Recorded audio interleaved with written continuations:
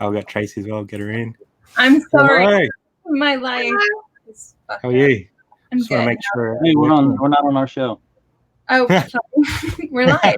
And we're live. Yeah. Sorry. That's all right. Hi. How's everyone? How you doing? Good. We got Bronwyn in today as well. Just another Australian reseller over in the Gold Coast. Yeah. And her little one is peeking behind her, like, what's going on? What's going I just on? fed him. Hi, Bronwyn. Nice Hello. to meet you. Is that your Paramore shirt from Look Mum? Yeah. Yeah. So I'm going to put it on. He's in the chat, so I'm sure he's good. pretty happy He'll be with very that. happy. How many hours are we aiming for today? I don't really know. You gotta go 7. You gotta go 7. 7. Yeah.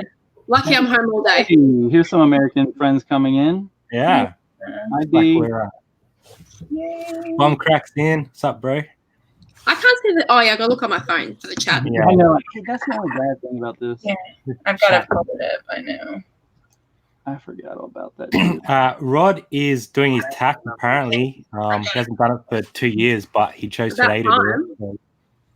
So. He's doing his taxes. Yeah. They finally Wow. found him. They Probably finally. so he doesn't get deported, I guess. That is funny. Bum crack, Kathy. We got a few American people coming in. Chick picker. All right. Nice. That is funny. Yeah, so I thought we'd just jump on today because we're trying to get a live together for a little while. And yeah, I was watching you guys yesterday while I was installing a new rack. It's always backwards. Aw. Yesterday, and there was all sorts of craziness because this room was packed. I don't know if you look at the live that I did with Bronwyn, it was from the other angle, and this wall on that side was like all ink. So I pulled that all out yesterday. Yeah. Which rack is new? Which one? This one up here. That one? Cool. Yeah. It's got some of the gaming stuff on there, and I'm scoping his vintage boombox up there. the Sony. It's a Sony. It's pretty sick. Sony no baloney. Yeah. Got my got some gaming gear in the top corner as well, but I watched that video last night. God, you got some good stuff. yeah, it's pretty lucky, I think. $700. Pretty happy with that. Yeah. Got to test it all though. Some of it's US, Tommy. So if you're if you're after me, You won't be able to sell it very easy over there. I can. I just have to get like the adapter and that. That makes it hard always. Send me, whatever you got. Like, just send me some pictures, whatever you want to do. I'll have to send a ship over. What does your outlet look like there? What is my what? Sorry. Your outlets. What do they look like over there? Like our thrift stores and op shops. Oh, no. Outlet in the PowerPoint. Yeah, Oh, plugins. it's got like 2 pins at the top and 1 at the bottom. So your guys is like 2 straight ones. Hey, ours is kind of like on an angle. Okay. Yeah. Like Europe. Oh, here. I was just trying to pull one out, and I realized if I pull it out, I pull out all my stuff. That's Yeah.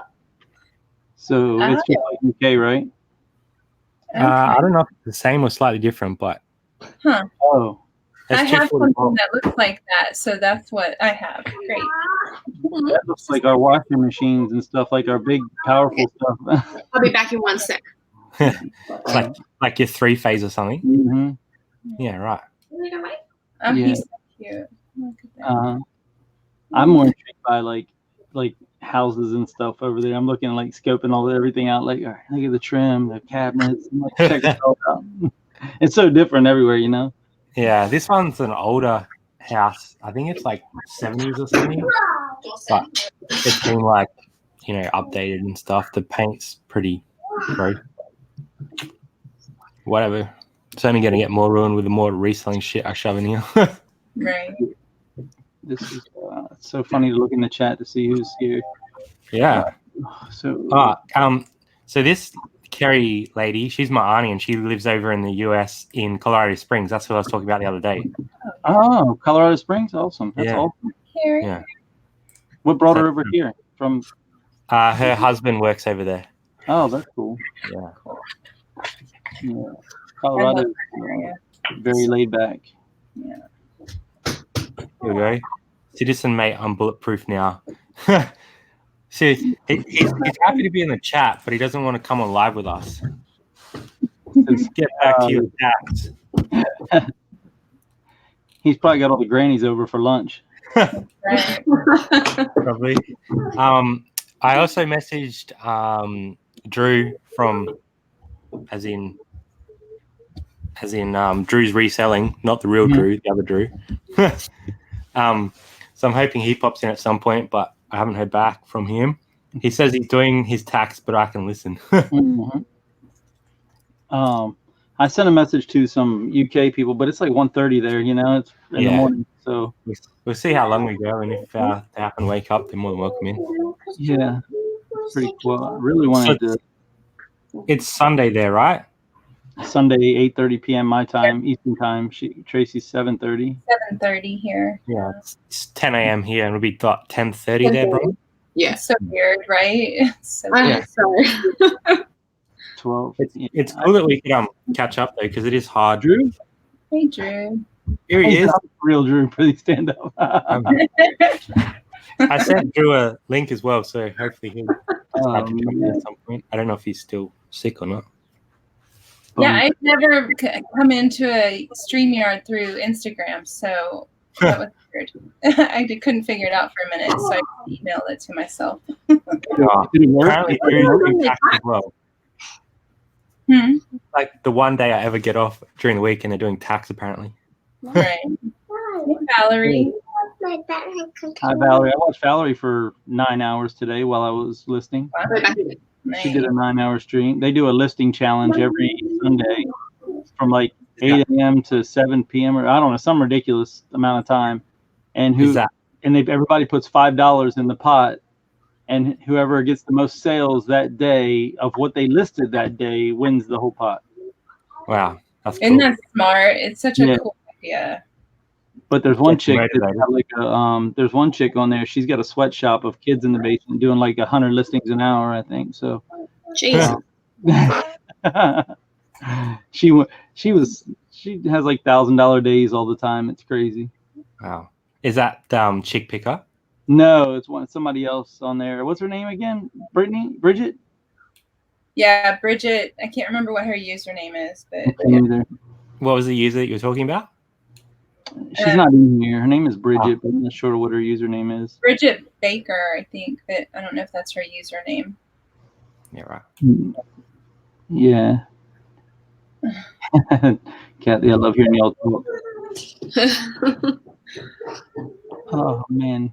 Yeah. So I now have Bumcrack Picker's voice. I know what he sounds like. What? Oh, you gonna narrow him down? You chase him down or what? Huh? How'd that happen?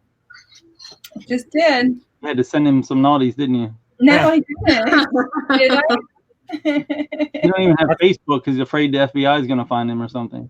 No, I did. That's what he asked me for as well, but I didn't get a voice message. I think I insisted last night when I was drinking or something, so he felt bad. And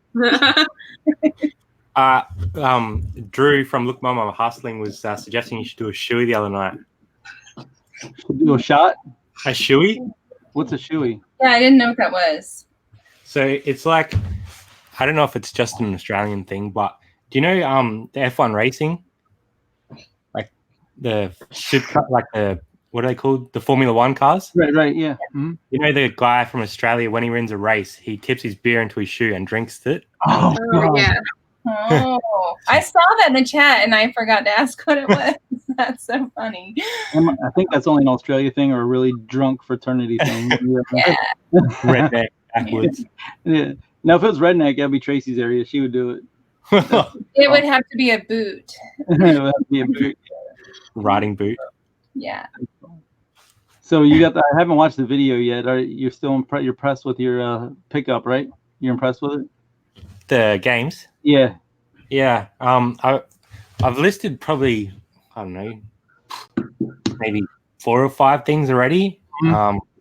And I'm pretty close to getting my money back just on that. So without everything else, I even like one of the Lynx Ataris was like not powering up, and I listed that for 80 like as parts. I got an offer yesterday for 70, so wow. I think that'll go pretty quick. And the other Atari had 2 games with it, and that one's working. So I should be able to get 150 plus on that. For a regular Atari? The Atari Lynx. Oh, the Lynx. Oh, I thought you. Oh, I'm sorry. I think you said regular. I was like, wow, I'll send you about 10. No, I'm kicking a football around my lounge. Give me 1 sec. But yeah, it was a pretty good pickup, I think. Like, just a local guy that was trying to get rid of his collection. And when we went there, he's like, "Oh, take this as well, and take this." Like, it was kind of more than we expected as it was. So, that's always a good thing. It's not going to be like 10x or anything like that, but I should be able to like double or triple my money. So, oh yeah, that's when you do big buys. That's the best part. I mean, you don't have to. You don't have to do that because it's gonna be so much more. Especially gaming, like coming up to Christmas and that, it'll fly. Well, that never stops. The gaming, it always goes year round. It doesn't have to be new. It doesn't. People buy, they gift that. Like clothing stuff slows down during Christmas because people don't gift used clothing. Yeah, unless you get like newer tags or whatever. Yeah, or vintage, something like that. But for the most part, gaming never slows down. The collectors will buy when it's in a depression or recession. They don't care. They'll collect anything collectible. Yeah, I sold one of the games this morning actually. The I think it was Super Mario. Let me check. Yeah, Super Mario 64. I sold this morning for $46.95 posted. So that's pretty good. Who's here? Bumcrack. Please don't share, Traci. I don't need the publicity. Okay, I shouldn't have probably said anything. If you don't know, have you ever seen Bumcrack Figure before you come into like?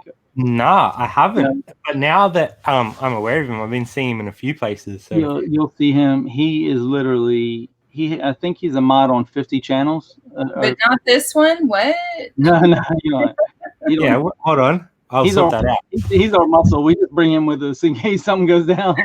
I know. I'll sort him out. Our protector, our bodyguard.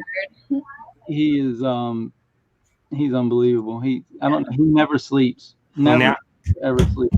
Now he's a mod in another channel. Nice. He that is funny.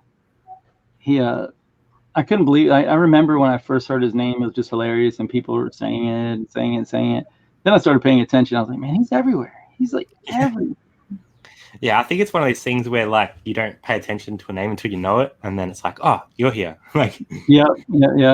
No, it's okay. I don't mind having a break. I'm not too late. Hey, whoops. He's probably run out of post-it notes for all the channels he's a mod on. If I had to guess. Once you see Bumcrack for the first time, he'll start to appear in your dreams. Yeah. Remember when That's something I want in my dreams. I used to call him Butt Crack all the time when I first saw. And I modded him, but he said it's okay. He wants a break. I don't really care if he mods or not. Take a break, DC. I just gave him the spanner anyway. He's got to have narcolepsy at this point. I mean, there's no way he doesn't just pass out randomly every 5 minutes because he doesn't sleep. It's just has to happen. You can't. Hit the thumbs up, please. Tommy, you're almost up as much as him, aren't you? You've been watching a few days. Yeah, I know. I sleep more than him. He's already awake and in chats when I wake up, man. And it's crazy. Oh, I really have to be on my best behavior now, Kathy. I'm watching you. Where is your fiance? Is she working right now? Yeah, she's working today. Yeah. She manages like a uni bookstore. So she can't really take any sort of like extra days off or anything. And I get one a month, so I usually use it to go sourcing and that because most of our sourcing has to be done on Saturdays because most of our op shops here aren't open on Sundays. So Saturdays is like the day we go out and pretty much thrift all day. And then Sunday we'll like list as much as we can, package up for Monday. Then during the week we get home about 6 at night and then list as much as we can, post, go to bed, start again. Yeah. Yeah, so you don't really take any time off really just to relax, either being part-time, right? Very little, yeah. So we try and put aside like a couple hours on a Sunday or something just to chill, because if you're always working, it gets a bit hectic. Like you never slow down, and when you go to bed, your brain's still ticking over. So yeah, I think when I first started reselling, it was the hardest thing to do to shut off that the eBay thought process. Because first of all, when you first start, it's exciting. Yeah. You know, every cha-ching is special. You know. I still can't do it. I don't know how to do it. It drives me crazy if I'm sitting still and not. Well, I'm doing something. If I'm not listing, if I have to sit somewhere dormant, I'll be going through old listings and just editing the whole time, or something. I'll do something. There's no way eBay will not be open at all times. I wish I could do that. I need to get there, and I'm trying hard, but you probably can't do that yet because you're in a major goal-oriented state of eBay. Like, you know, you've got somewhere you want to reach now. Mm-hmm. So do you work full time as well, Tommy? Or I do, but I took a leave to try and see if I could sustain my bills without work, like just on the fly. Like I didn't prepare, I didn't save, I didn't do anything. I just wanted to roll in like immediately and see if I could do it. And it's gone all right, or? Yeah, it's going all right. It's just. Bye, Drew. It's more stressful than I envisioned, because I'm also doing a store revamp too at the same time, which I probably shouldn't have done. It really wasn't a wise choice, but I wanted to make it a worst case scenario, kind of. Yeah. You know what I mean? Like if I had no stock, if I had nothing, like, can I do it?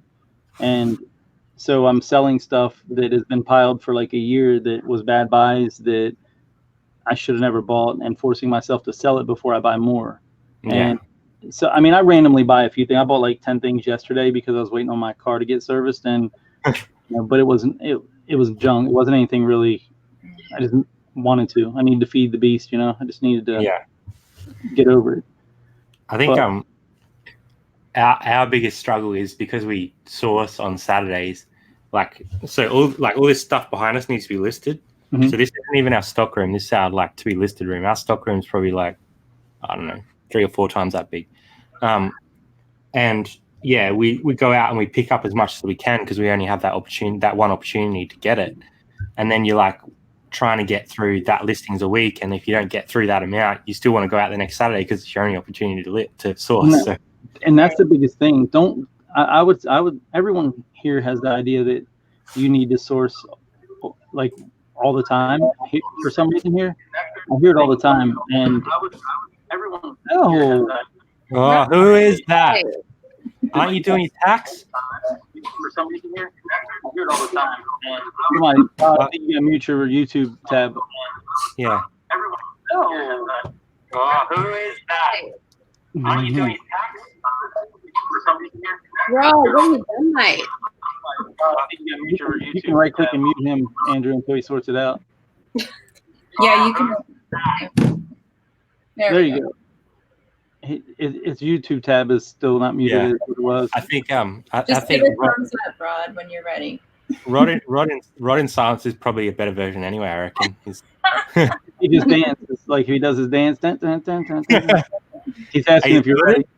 Just check your up the top, Rod. If you've got YouTube open, it'll play still in the background. Oh, phone. I think he's maybe good now. Struggling. Oh, Drew's here too. Oh, right. Go Reseller. Teach the rookie how to get in here without making all kinds of noise. Yeah, he's an idiot at this. How are you, mate? Yeah, good. How are we all? Well? Yeah, good. Yeah. How are you, Drew? Oh, yeah. Can I say? You still recovered, or? Yeah. I went for a swim at the beach yesterday just to clear out the sinuses. And it was a bit nippy, but it was good. Down at Noosa? Nah, just a Maroochydore. So. Yeah, water temperature was about 18 degrees. It was a bit cold. Ooh, yeah, right. Ooh. That'll wake you up. Yeah, that's for sure. How's everyone's sales been? Okay? Slower this weekend, but more clothing, where last weekend it was like all ink. So it's kind of done a flip. I don't know. How about yours, Tracy? Tracy don't play. I don't play. I'm not a reseller. I'm a fake reseller. Oh, you're a faker. Oh, Pay for the lies. the background looks the part. Yeah, she bought that at IKEA. It's my green screen. No, I'm working on listing shoes today. Ah, cool. Yeah. So the question was, how are your sales? Oh, my sales.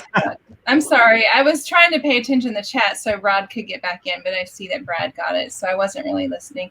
I only have 6 to ship out tomorrow. So they're crappy. I just had to, what do you call it? Grind the gears down to, no, what did you say? Ripping gears. Ripping, yeah, right. Down to the post office before I came on because I had an international to ship, so just sort that out. Yeah, when Rod comes on his videos, hey guys! I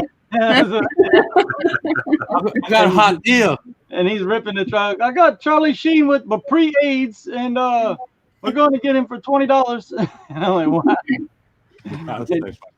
That was the funniest thing. Like, I was blown away, man. I still can't get over that what people will pay for American television DVDs over there. Yeah. I can't fathom it. It's funny how some stuff, it goes better here than there, and vice versa. It is, and it's also like you know, we're trying to compare, like, you know, comparing sales and stuff like that. You can't really compare, can you? Because we have like 50,000 times more people to sell to. Really, it's not really it's kind of hard to try to do apples for, you know, to try and correlate our numbers versus your numbers to see how eBay as a whole is doing. You know what I mean? Really hard. Well, and every part of the business is different for everybody. So you're comparing your sales to someone else that has a totally different business model and sells different stuff doesn't really make much sense anyway. What do you mainly sell, Tracy, or do you have a mixture? I have a mixture. I'm trying mostly for shoes, bags, and hard goods, but I have some clothes that I'm just trying to get rid of them, and I'll buy clothes if I see them, but I don't go searching for them. Yeah. Wow. I don't know what happened then because Rod just tried to call me and then. Oh, he's calling me now. Hang on a second. Good job. Phone a friend for some help. That's funny. Yeah. I don't mean comparing like numbers, more so like how your eBay is year over year, like first hour eBay, things like that, because you really can't compare the two. That's for sure. How are yours, Tommy? Are they good this weekend? Mine? Yeah. Oh yeah. You run a high enough sale, they'll be good every day. Okay. Because I don't have any really money in any of my inventory. It's just old junk I want to move, you know. Right. So I don't care if I sell it for 90% off. It's gonna move one way or another. It's getting out of here. Just listing that one up, Drew. Simpsons. What if we have? I've never seen that. It's just like Simpsons game for DS. DS. Yeah, sometimes you guys get some random stuff though that we do not get, or vice versa. This is going for like 44, so that's pretty cool. Yeah, I don't even know if we have a DS game that's $44. We might, but I haven't looked. I haven't picked up any DS in a while. The last thing I sold, every DS game I had in a lot I had like 50 games left, and I sold them all for $50. Wow. Yeah, they're hard to move unless they're really rare here. I sold a weird one recently called Soul Bubbles. Went for like mid-20s. What was it? Huh? Soul Bubbles. Yeah, it was called Soul Bubbles on DS. It cost me 50 cents, so I was like, whatever, I'll try it. And is that Simpsons? Is it just called the Simpsons game, or what is it called, Brad? Yeah, the Simpsons game, yeah. Wow. See, but then, Brad, tell them that like Hit and Run on PS2 goes for a lot.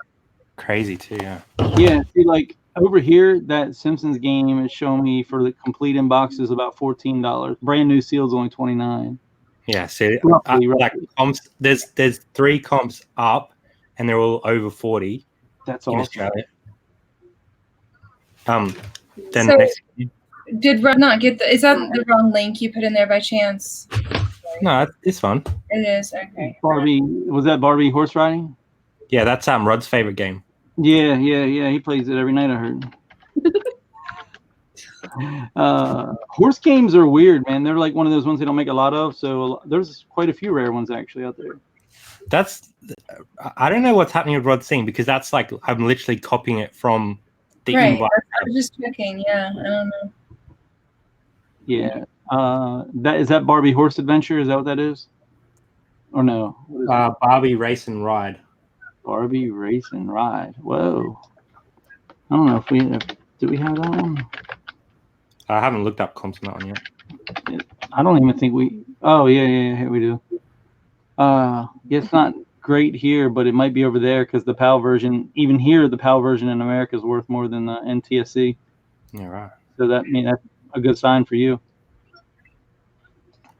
So when you say that version, what is spell it out? Because I can't understand what you're saying. PAL or NTSC? PAL. Okay. What does that stand for? Because she asked me the other day, and I know it's just the way the TVs connect or the lines or something. But what does PAL stand for? Drew might know. I just know that it's our standard.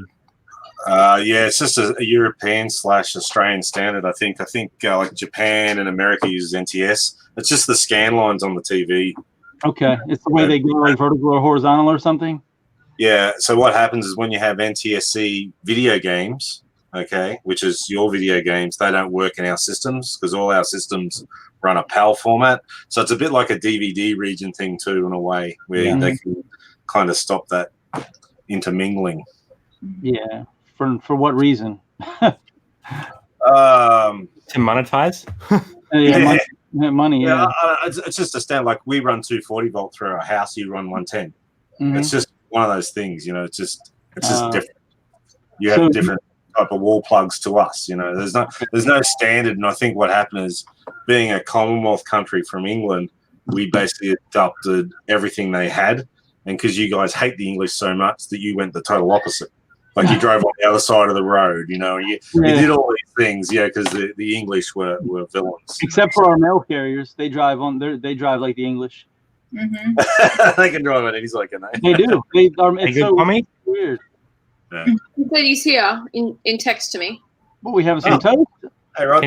Well, I'm not feeling much love. I'm a villain. I'm refused entry into the screen. I'm a villain.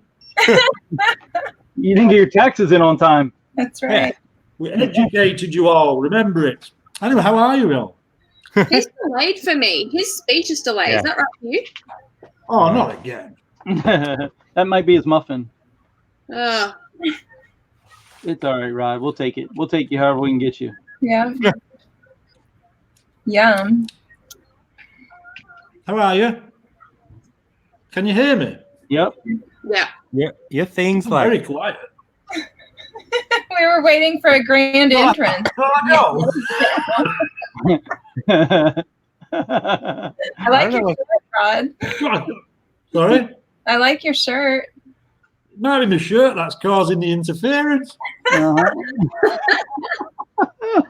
he's super delayed. Hey, like he's probably like 10 seconds behind for me, I think. It's just like pretend like you're watching a Japanese movie. It's fun. Yeah. You want to fight? Fight me.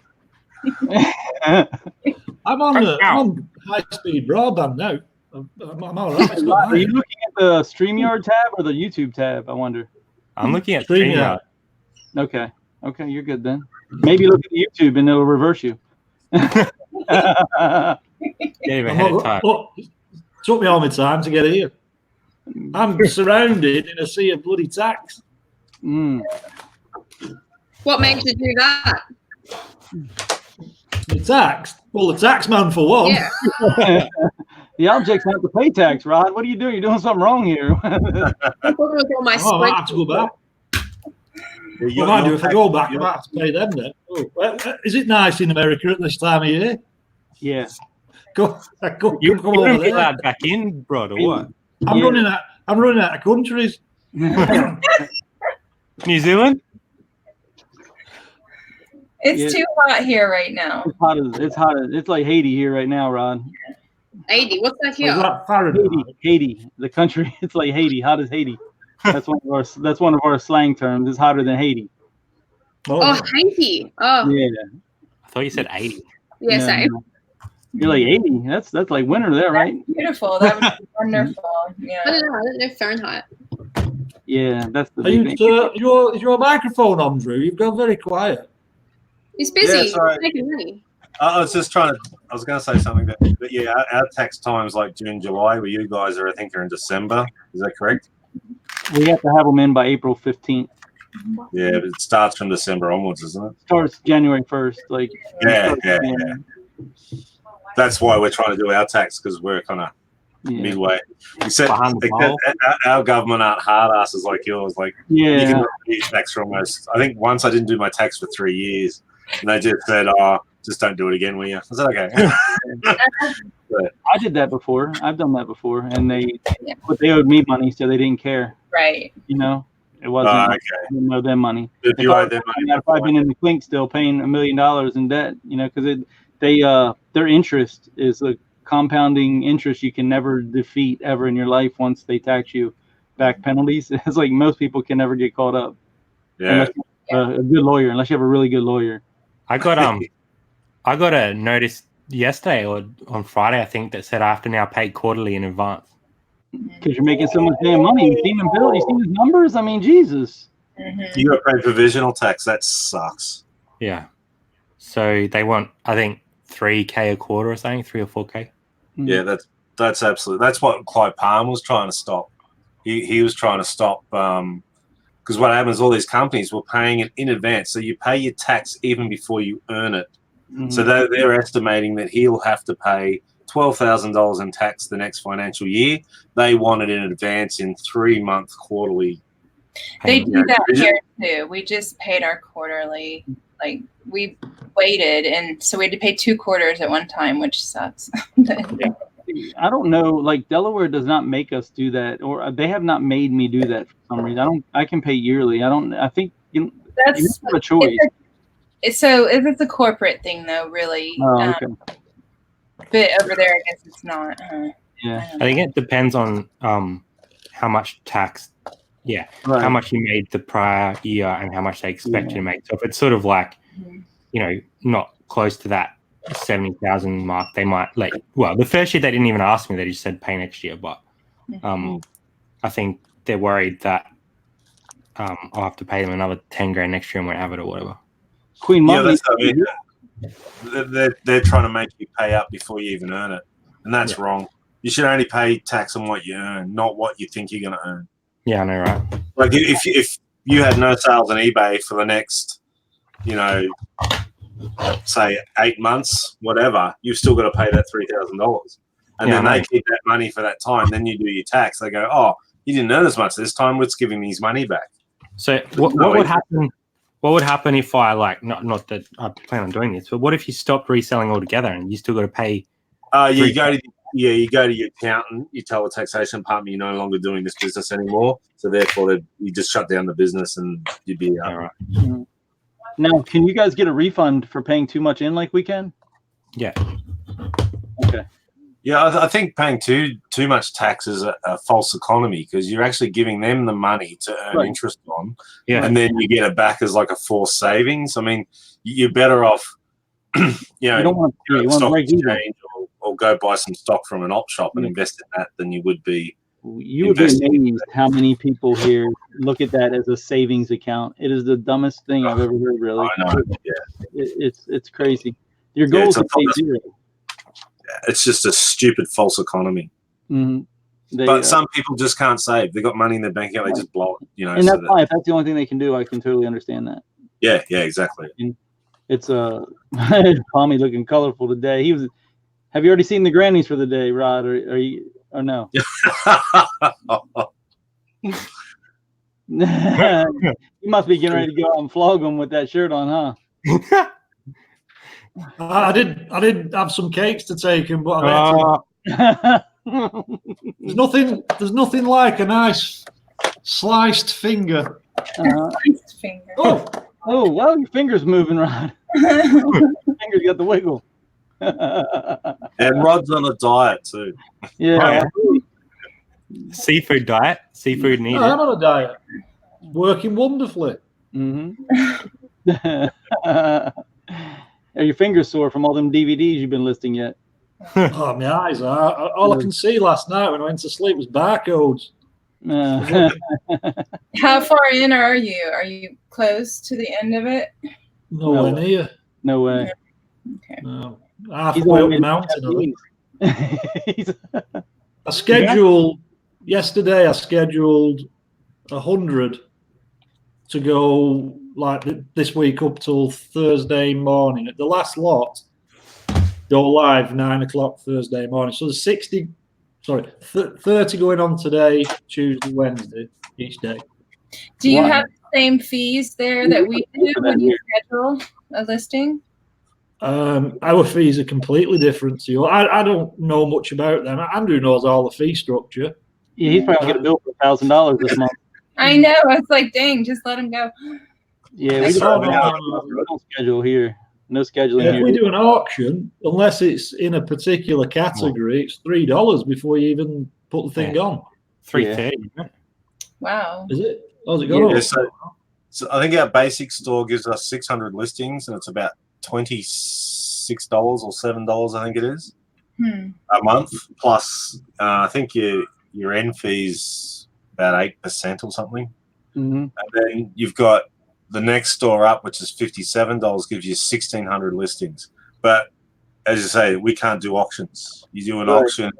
If you have a basic store, like with not even a store, just a eBay account, you can do auctions.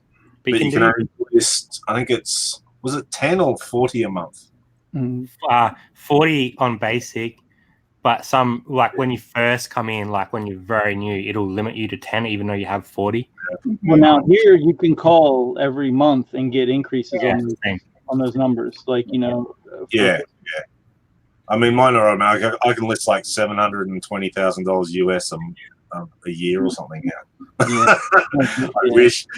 So you don't have to pay to schedule, though. Like if we schedule a listing, it's like 15 cents every schedule. I think 30 cents, something ridiculous. Wow. Our schedules used to be paid, but they became free. Wow. Do you guys know how many drafts you can have before, like, they disappear? You can have unlimited. They just disappear after 30 days. And the problem is you can't see them until you complete some, a little more up. You know what I mean? It'll look like you lost some, but as you complete the drafts, they'll come from hidden, miraculously just come out of nowhere again. Yeah, right. Sometimes I'll have like 100 drafts and they don't disappear until you get to 30 days generally. Because I'm just like, I usually the way we do it is we do 10 and then list 10. But I just worried that if I get through some today that they'll drop off, but hopefully not. You should be all right if they're not like real old. But there's people who lose them. Like I saw someone. Well, we lose listings too. They just disappear. They just totally disappear. That's the problem with having a big store. Like one of the ladies who's in your chat. Oh no, I'm sorry, not her. Bridget, the other lady we were talking about. She lost 200 listings the other day. They're just gone. They have no recognition, no way to find out which ones they were. That's horrible. No way to bring them back. No backup server. I mean, they have no backup server. Imagine that. I mean, go figure. Right. I lost 5 once all of a sudden, and then my ink was just saying, like when I would sell one, it wasn't taking away the quantity. I had that glitch happening. Oh, yeah. And I had to do an ink stock take. And then I found, I think, it was 3 to 5 weren't listed, like they'd just gone away. Was that I only had maybe 350 items in my store at the time that happened. So it wasn't even like good to cancelled? This was only a month ago. Yeah, right. See, I had that when it was the 30-day cycle, but I haven't had it since good to cancel. So I'm hoping they fix that because that was a pain in the ass. Because I had the same problem with ink as well. It said I had one, but I didn't. Right. Well, if you relist item, it'll keep the same quantity. But if you do a sell similar, it'll refresh back to day one, which you had originally listed. So if you sold 9 out of your 10, you're going to show that you still have 10. Even though you only have 1 left. If you do a sell similar, that's a big problem. You're saying relist. Well, no, sell similar is much better because it's a fresh listing. But if you had a quantity, you have to make sure you change it in that sell similar, or it's going to refresh back to day one. Which is probably why good to cancel not that bad, really. Right. Yeah. Goods were canceled isn't really an issue for. I've always done it, so it's not an issue for me. But there's some people that just despise it. Yeah, I don't like it. I think initially I was a bit annoyed, but now I'm like, it's actually better because I don't have to relist like 25 items, 30 items a day. Right. And once you just learn what eBay's doing and you think on their level, it makes it a lot easier. Like they're just it's fees, right? It's just pay to play. They just want promoted listings and that's it. That's all they care about. And as a business, why would you? Yeah. Yeah. More money. And that's what it's going to be. I mean, it's just going to be fee. They're not looking for new business. They're looking for more fees because they can't generate more business. No one, and you know, eBay's flatlined in the U.S. It's pretty much done. It's not going to get bigger. People like 20. The 20-somethings don't even know what eBay is. It's and they have no interest in learning what eBay is. It's too much, too complicated for anyone. No, I mean, the complication is to learn how to sell and list and the ship or and even shop. Like nothing. Yeah, I mean, you go to Amazon is just like 1,000. I don't even know what the size is, but it just feels like it's 1,000 times bigger than eBay here. But I don't know the numbers honestly, so I'm just spouting that out. But with you guys, it's totally opposite. Nobody wants anything to do with Amazon there.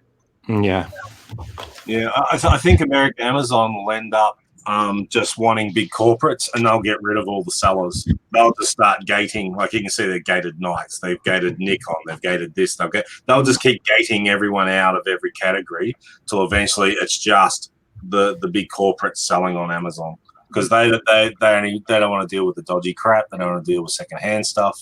That's why they did in Australia. You cannot sell secondhand anything on Amazon. It has to be brand new. Okay, and I think what they're doing in Australia is basically the model they want at the end of Amazon. So, I mean, you guys can go around doing your RA or your Walmarts and stuff like that. It's all brand new. You can ship it in, but then why doesn't Walmart do that? You know what I mean? Like, it'll happen away. And I think eBay needs to be eBay, not Amazon. And that's what eBay keeps thinking they're Amazon. They're not. Just be eBay. Even though in their speeches the first thing they say is we want to be eBay, not Amazon. They don't say Amazon's name, of course, but they say we want to be eBay, not anyone else. But then the next announcement is we're going to do pay per click like Amazon. We're going to do this. It's like what the fuck? What are we doing here? Exactly it. Yeah, they want to be like Amazon. Don't be like Amazon. So do you guys already have the premier listings over there, the pay per click listings that are coming out? Because I know you guys are beta testers for most everything. Yeah, we just get thrown under the bus. They're doing this new thing now. Another stage, even higher level of promoted listing is coming out called Premier Listing, where you pay per click instead of just a flat fee. So you can drive traffic in that they're supposed to be doing for you for your monthly fee instead. Yeah, I'll find one of them and just keep clicking on it. Yeah, it don't even make sense, does it? It's just so mind-boggling what they're thinking. I can't figure it out. Yeah, I think eBay has like these great ideas or these bubbles, and then they never follow through. You know what I mean? Like, I remember it was about 2 years ago, I got an email saying I had to put a barcode for every single video game. Otherwise, they'd pull my listings. So I went through 400 video games, and I put all the barcodes in. And now, like, I don't know when you guys, I don't know if it's the same in the States, but if I scan a video game, just hit the button, do not apply. It'll say 2 listed, 2 sold. All right. But if I type in the name of the game, there'll be 50 listed and there'll be 30 sold. Right. Yeah. It's two different things. Because those 49 people don't want to put that barcode in. But then eBay goes, don't worry about it. You don't have to put a barcode in now. Yeah. Now you can just hit does not apply on everything if you want, right? Exactly. Yeah. So they really bust you to get there. You know what I mean? But that's something that I think brought up to people, and I'm glad you did for the people listening, because it is 2 different total comps when you're buying something. If you scan a barcode versus type in the product, 2 totally different buy patterns. If that's a decision maker, the barcode might tell you to buy, but typing in the name might tell you to run as fast as you can. That's exactly. And that's where Amazon's good, because they only use barcodes. Right.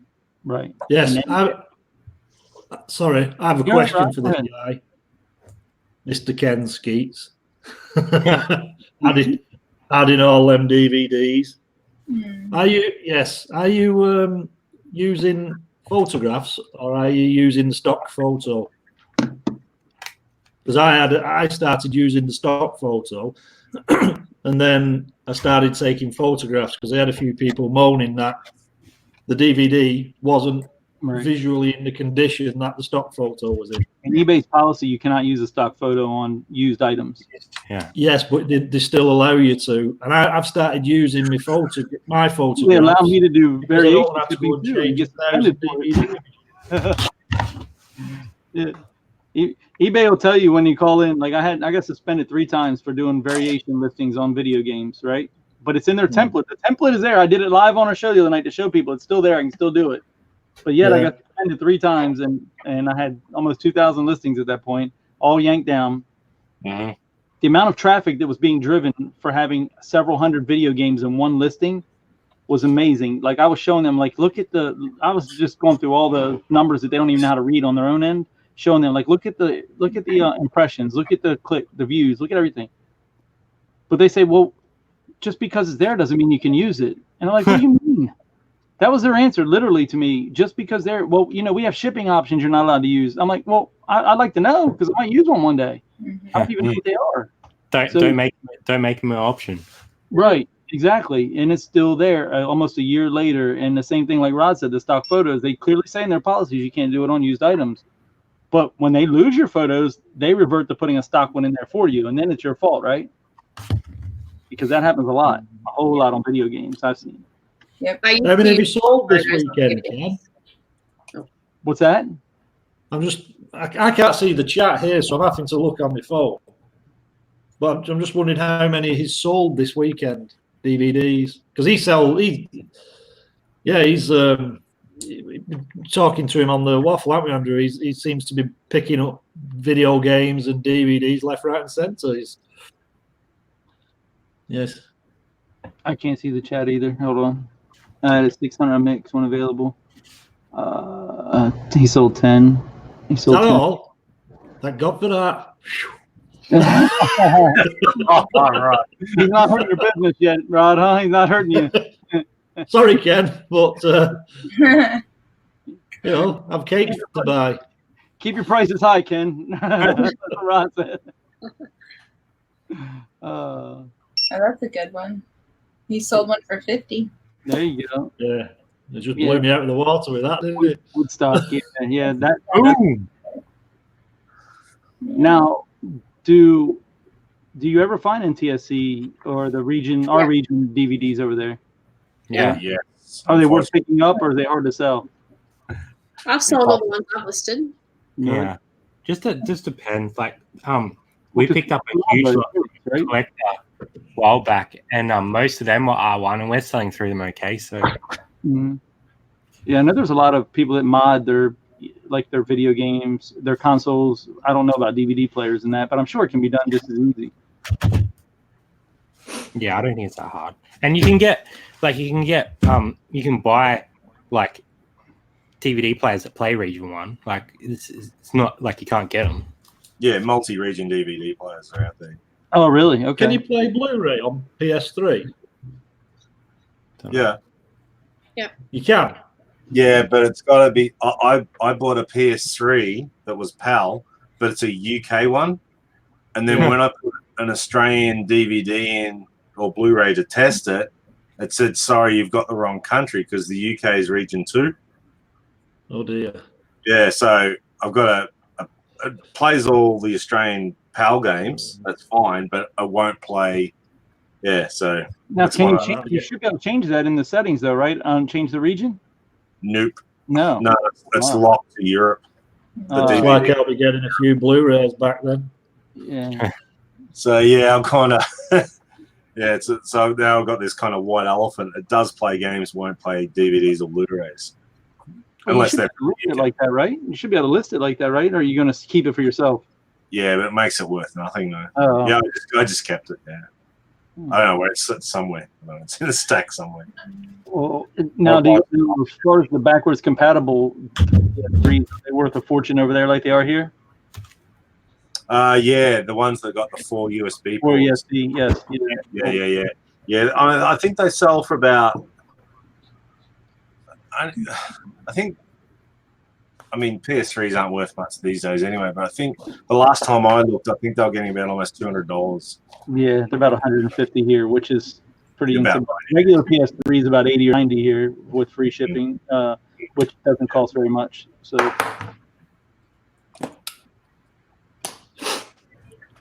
what are you doing, Rod? Are you? Sorry? I'm ordering lunch. Ordering lunch? That's What are why you I'm ordering? quiet. I'm like, the options. I just saw Bumcrack. in the chat or on the screen? Oh, and Drew walked away.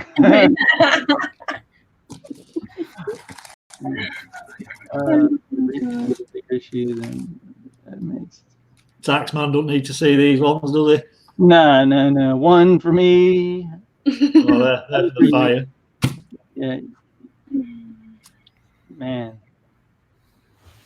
What are you ordering, Bronwyn? I don't know. It's a tough decision. I'm tossing up between. I sound like such a friggin' fatty. I'm tossing up between waffle fries and a milkshake. I suggest both. I'm just. Yeah, I was going to say, why not both? No, that's one store option. Or I'm thinking a kebab. But on the weekend, I've already smashed a kebab. Last night at 9:30, I had Nando, and Friday I had takeaways. And yesterday I went to Movie World. So I'm really blowing the diet just to the shit. So I'm really. The healthy thing keeps popping up. I think it's trying to tell me something. Yeah, go kebab. I think so. More bang for the buck with a kebab. There you go, Rod. Where are they based? Are they delivering it to you? Uber. You live in the country, man. Uber? You having Uber deliver you a beef? No way. Yeah. I've read stories of them spitting on it. Oh, I don't care. They can spit on it. I'm worse. If it's on Facebook, it must be true, right, Rod? Tell them. Yeah. No, don't trust the source. That's all I'll say. Anyway. Rod has Skippy service. Oh, man. Uber, there's been drivers found out just spitting in food and eating half of it. That's and why they delivering. I don't know about that. No. Well, last night my Nando's came cold, so I complained. Even though I just reheated it in the microwave and it was fine, but I complained, and I got a refund. So yeah. Anyway, just hot tip: if your food comes cold, complain. Yeah. Hot tip. That's good. Well, then that's when they spit in it the next time, right, Rod? Yeah. When you complain. Yeah. Oh man, did you see? Were you watching last night when Zahir came in, Rod? No. Or were you topped out at that point? It was probably. I was watching Zahir at the car boot. Yeah, I was watching your show. On our channel. Yeah, I was watching your show, and then Zahir's came up. So I was trying to watch them both, but I had all sorts of issues going on with sound. So I know we had reports that you had left and went to that one. We have spies everywhere. Yep. yeah. We only need one spy, really. Yeah. Bumcrack. Bumcrack's got 40 monitors running, right? So he knows who's in what chat at what time. Yeah. He can tell us. He must have like 87 screens going, I reckon, that bloke. It's two people. I'll let you in on a secret. It's two people. He says that he's only got one monitor or one laptop. That's it. He claims, but I can't figure it out how he does it. It's two people. It's got to be. He cannot.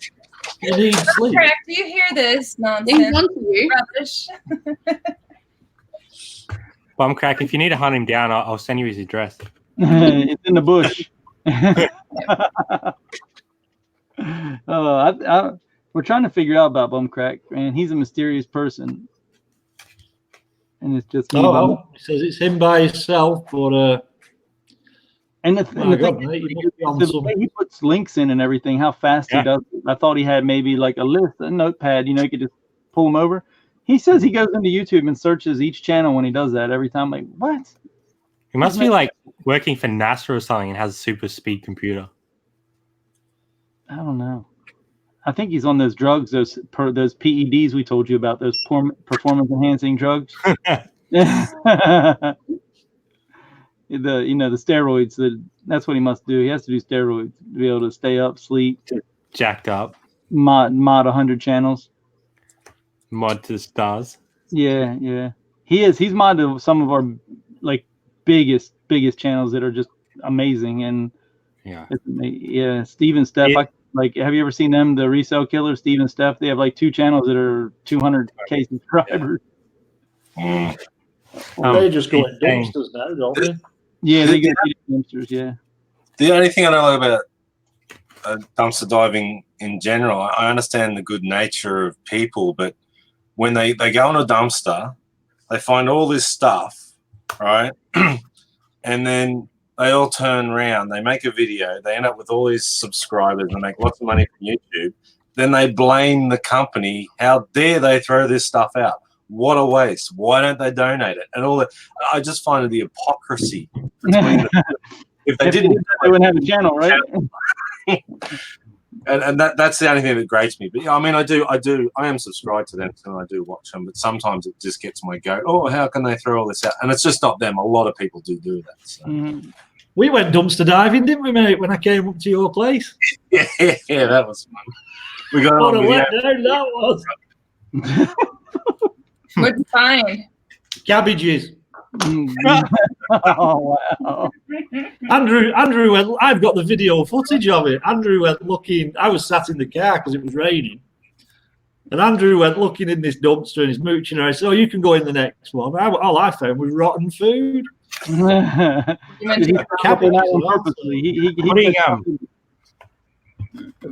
Putting bodies in a dumpster isn't called dumpster diving, Rod. Hey? Right. It's hard to watch. He's so far off. He's so far behind us. It's funny. He's cracking me up. You can just see me looking at the screen, just trying to work it all out. Well, I'm sat still. I'm not trying to work it. I've got a sore back. All that dancing you do, man. We see you. Right. Well, too much granny flog. Too much granny flog. all my I can cut a rug on the dance floor. Is it a kind of square? Oh, hang on. Whoa. Hey, you have any watchers on your M&M pants? Whoa. The Pac-Man's here. Yeah. Rod's keeping them to drop his new MC video. Mm-hmm. Everyone saw the video where he was dancing in his truck, right? They put that techno music behind it. Oh. Yeah. Oh. Rod. Jesus, Rod. Is that your root, Rod? I do impressions as well. That's for my next trick. So, shut up. No, two people have just gone past the house on horses. And was that your Uber delivery? Yeah, it's at the back end of the car, though. That's the milkman. I'm not milking that. No, there's 2 horses just walking past with their owners, and they're walking on the turf, the nature strip. And well, you're quite high up on a horse, aren't you? A little bit. Yeah, but I've got 2 bull terriers, and they run along the fence line, and I don't want them darting at the fence in case it throws the riders off the horse. That's all. You sound like you're just back in time. He does. I can't even relate. Almost Amish. Yeah. No. Well, it's the bloody countryside. You get horses, won't you?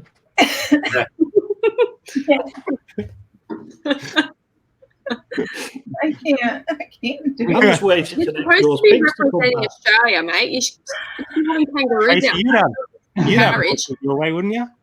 What? Traci, you'd have horses out your way, wouldn't you? We don't have horses near where I live, no. No. I mean, you have to go out to the ranches. To the country. Yeah, I'm in the suburbs. Mm-hmm. They don't have suburbs, do they? Do they call them suburbs there? Yeah. Yeah. Huh. It's amazing. Oh, sorry, bum cracked. Sorry, the missus says I shout a lot. I'm half deaf in this ear. and deaf in the You're other one. laughing at my deafness for? I know. Oh God. Not be afflicted, why don't you? It's all in love, Rod. Everyone loves you. Mhm. Yeah. Hey, Ricky sells stuff. Half deaf and a brass hip. Anyway.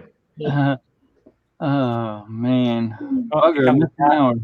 You probably Ooh, just what's that? Ricky's just sells stuff. He was in Yeah. our chat all night. Did he just wake up from our chat? Probably. Right. It's so funny. You can rewatch it in 2 times speed, Ricky. Oh, D. Sorry, D. I didn't have the chat open. Another great day for D. Yeah. Awesome. Yeah, I've been neglecting the chat. I know. It's such a pain with StreamYard. Gotta figure something out. I've been told that before, Bumcrack. Why have you still got the duck at the top right? That's $20 a month to get it taken off.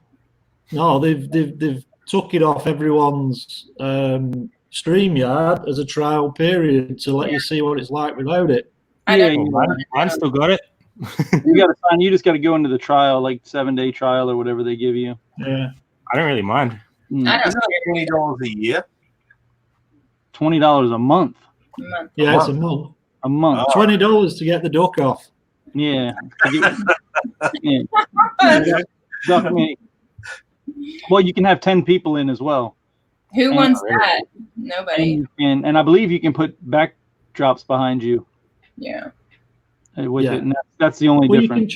you can change the color of this one. Instead of it being black, you can actually go in and change the different colors. It's still the same, whatever image it is. It looks like a flower or a leaf or something, but you can change that from black to all the different colors. See, none of that seems important to me, really. No. No. Mm-mm. Not at all. But Rod, you're very Sorry. colorful. You like the colors. Rod likes the colors. We can see. Just putting it out there, you know. Yeah. Right. All we're saying is they don't make it really interesting for $20 a month. I don't think. I just don't. What's the point? Yeah, where's value?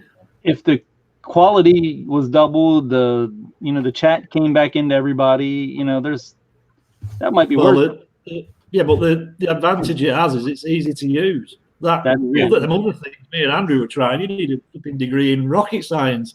Yeah. It's incredible. This is like McDonald's right here. You just press the button, just press the picture. Yeah. Yeah. It's I think plug and play. What's that? McDonald's is coming. That's the one I chose. Horrible Wow. thought. So I'll be doing a mukbang on my screen Okay. All right. Nice. because I've run out of stock to list. Well, who's getting arrested? Rod? No, That's my area. wrong alarm. Last time I ran away from a blue flashing light. 15 years ago. Then he came. That's how I got to Australia. No, Yeah. I was asked that to. explains the shipping container. That's what you came over in, right? No, I was asked to come by Her Majesty. That's where he hides. Yeah. So he tucked away in a shipping container and popped out in Australia. I made a promise to myself I wouldn't mention them 2 words. What shipping container? Steve said it twice now. So. Are they now? You can only have one because you're out in the bush, right? Yes. You can't have one we couldn't have one in the city or the towns or anything. We can't even Andrew can have one, but he has to pay $600 a year for the privilege of it, don't you? Yeah. The council says there's such an eyesore, and a lot of people in the community complain about sea containers in residential areas. But for a fee of $600, you can keep it. Yeah. We'll make it not an eyesore to us for $600. Isn't that amazing how money can buy anything, right? It's crazy. It's just stupidity. Are they building houses out of them yet over there like we're doing here? But they're a bit fancy. They use like 4 or 5 and join them all together, and They look good. Really amazing. Like B&B I used places. to unload sea containers, and in the sun, you don't want to be in a sea container. Trust me. We have some bars downtown that are built out of them, and then I've seen shopping centers built out of them. It's interesting. There's one in Vegas down on Fremont Street. It's called the Container Yard or something. It's cool. I like it. I've got a piece of rope attached to the door on mine, which I tie to a tree when I go in it. Didn't get locked in. Laughing at Bro. This is serious. Country. No, it gets windy, and I'm just feared to death of being in the other end of it, and the door shutting, and then I have no signal on my phone. Trapped in a secret for all eternity. Drew's sitting here waiting for you to come back. Rod, you all right,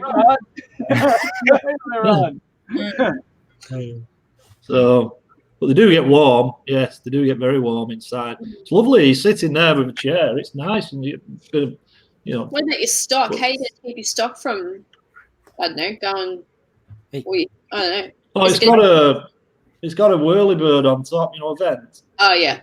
Yeah, but it leaks. When it rains, but the guy who I bought it off, he fitted it with these 4 screws, but he didn't put any silicone on them screws, and 4 little drops. It's like a tune, but it's really heavy. It's just tup, tup, tup, tup, tup, tup, tup, tup, tup. And I've got a plastic tub underneath it, so it's all right. Go to the plant. That's valuable space you're losing, though. Yeah. Can't you just silicone it then? Like, just silicone it now. Yeah. I would. Oh, yeah, I can't be bothered. You get some grannies around to sort it out for you. I love the honesty. Just yeah. I don't have time for that. Can't climb. 2 years. Let my range on. I can't climb on top of it. It's too hot to burn my hands and my knees. Yeah.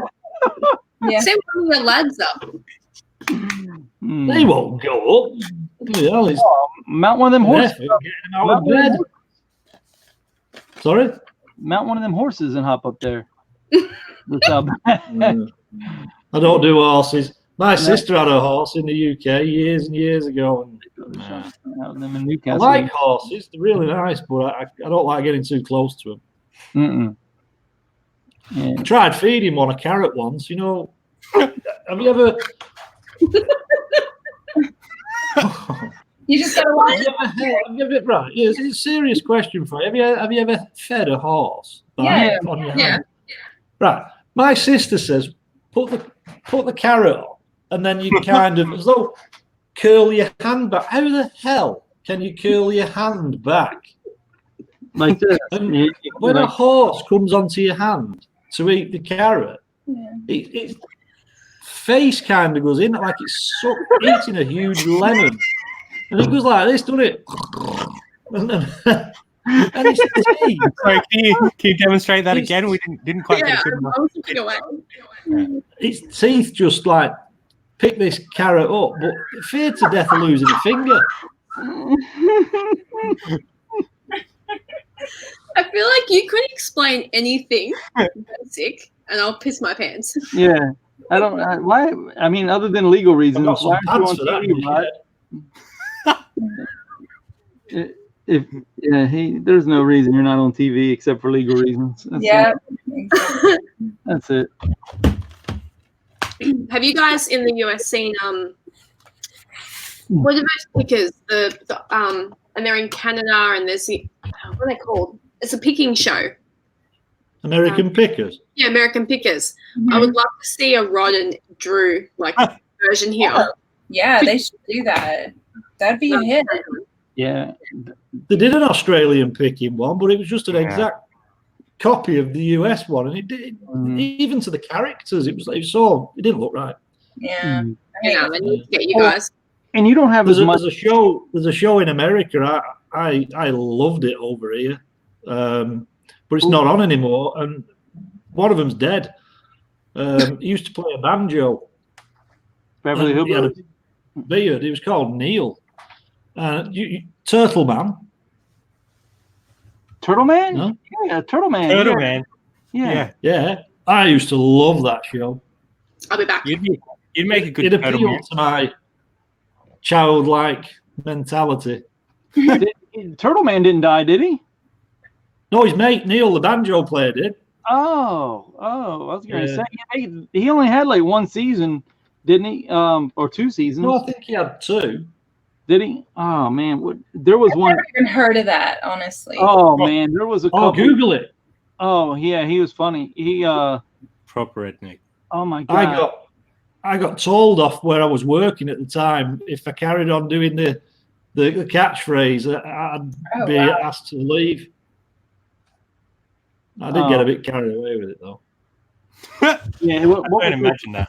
Oh my god, Rob, what was his live action? Well, yeah, live action. There was one, man. There was one I was hoping that they could have done really. We went through this phase with all these moronic TV shows where they made idiots for us to laugh at, like Turtle Man, and there was another one they did, and I cannot remember what it was called. Get back to work. Who's that? Dynasty. Who? Is that Call of the Wild Man? Is that Yeah. He's only got like a couple teeth. Yeah, he's missing quite a few. Yeah. There was one they did, and I can't remember what it was called now, but it was something. I thought it was like Potter something. There was this crazy family, like they were all related to Turtle Man, and they had a hot like cashier that worked in their junkyard. Guys, when I've drafted like 12 things. And wow, McDonald's delivery, that's the first. And man, they were so funny. I was hoping they made a series that kept it going, but it only lasted like one season. It's called like Porter Ridge. Look at that up and watch Porter Ridge. If you like watching the Turtle Man, you'll like watching them idiots. You do realize, Bronwyn, that's just the height of sheer laziness. Yep. Pretty much. Have you got Dawson, son? To be specific, it's a combination of laziness and emotional eating. So I'm really doing well today. So you fed your son a beautiful lunch, and then you ordered yourself McDonald's. That's good. That's the right way. I gave him a nap, so now I can be the bad influence when he's not watching me. He'll get these privileges when he's older, but not now. Yeah, fruit salad. That's good. Mm-hmm. And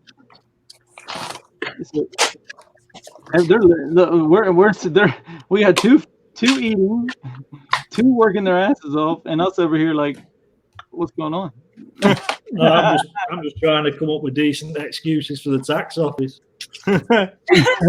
Decent excuses. Is there a code? Just tell them you don't have computers out in the bush, and then you'll be fine. Tell them you'll get up with them next year. Say, I'll talk to you next year. Told them that last year. Oh, well. Tell them third time's a charm. That's our saying. Third time's a charm.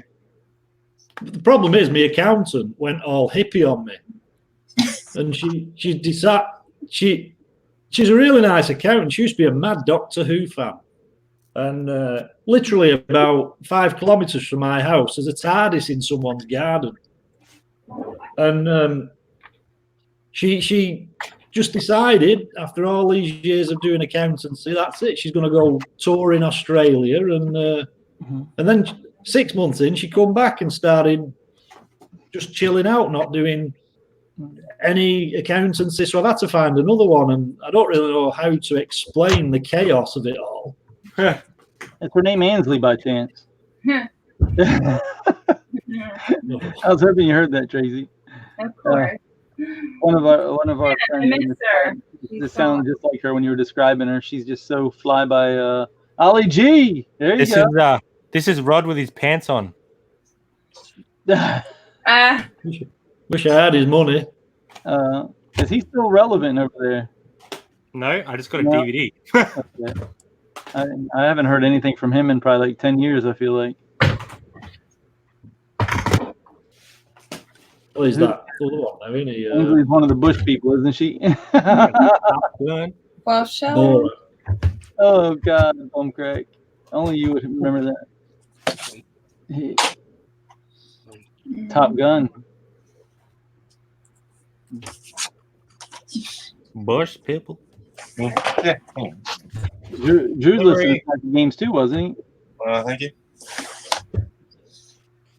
With that? Look at that. His waitress is coming. Oh. No, she's doing the tax. I'm doing the listing. All right. That is awesome. Well, I'm going to make a coffee now. You're all eating and drinking. Mm-hmm. It's time for us to start drinking heavy drinks over here. It's nighttime. I'm on iced coffee. Yeah, it's 10 p.m. 10 p.m. here. We have sale. Yeah, I hate Mondays. Can't see. How many do you have to ship out tomorrow? So I don't want to talk about it. Come on. Are they easy at least, or do you have? No. Sorry. What'd you sell, Brad? I have 44 to ship. Pair of firefighting boots for $194. That's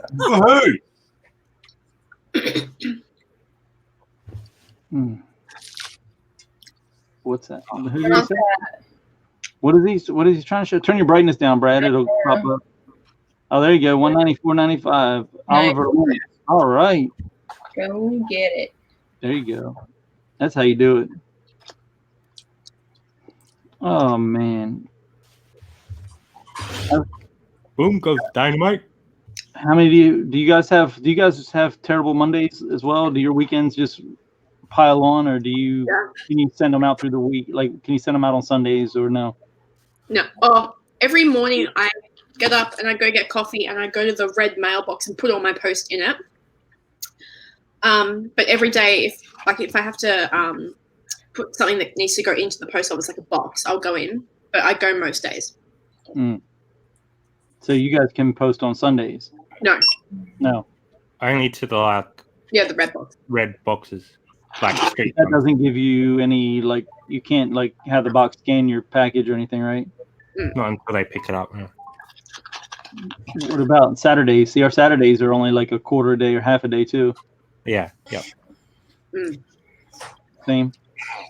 Yeah. Same. Now, eBay doesn't require you to ship on weekends. You know that you won't get gigged even on one day. You don't have to ship Saturday, Sunday. So I never do because it's such a rush. And then on Monday I'm like, man, I got to start doing that because I'm an asshole. I'm wasting. It takes all day to ship on Monday. Drew wants to do a reseller house swap. What? Not you, other. The real Drew. The real Drew. Please stand up.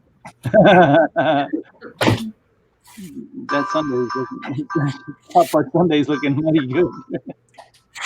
I could eat a Sunday right now so fast. Oh god, I'm gonna have to get some birthday cake. Are you working, Tracy? Don't say you're working. I've been listing this whole time. Whoa, let me check. I didn't list earlier. I did other. Let me check your store. Oh, shut up. I've only got like 4, maybe 3 or 4. I don't need a hovering gotta keep you accountability. I don't need you to keep me accountable. Rod, let the granny out. She's screaming. Don't plug the grannies. Let me out of the shipping container. I thought it was Tracy knows who that is. So does Andrew. Is that a dog thing? Oh. Yay! Walter Jeffrey. He's my spiritual animal. I told you Tracy owns him, didn't I? What? Tracy owns him. I told you that, right? I think that person wants to cancel their order because they didn't realize it was at 11 instead of an 8.5. Oh my god! Was that your boots? In the fucking title. Yeah. Easy, monetize. Those boots weren't made for walking. Hey? Those boots weren't made for walking. No. Brad. So annoying. You know what I do when people ask to cancel an order? No way. I had one once say to me, "Oh, can I cancel this order? I didn't realise how much it was. I'm a bit short of cash. Can I blah, blah, blah?" "Yeah, sure, you can cancel it. I'll let you wait for 5 days. That'll teach you." You let them. You'll do what? I'll let them go out to the max. To heck with it. You want your money back, you wait. Oh. I block them. I block every person that returns or cancels. Yeah, then I add them to my account. If it's not my fault, if it's my fault, then I don't. Andrew knows which accounts I'm talking about. Yeah. His My accounts of retribution. Retribution account. Yep. He stalks all these people, and when they got something really cheap, he buys it, so then he can like ask for returns and negatives, and he's so vindictive. But eBay usually can catch on to that. Like here, they can. It's easy for them to find out. They just check your IP address and ban both of your accounts. No, but you got to.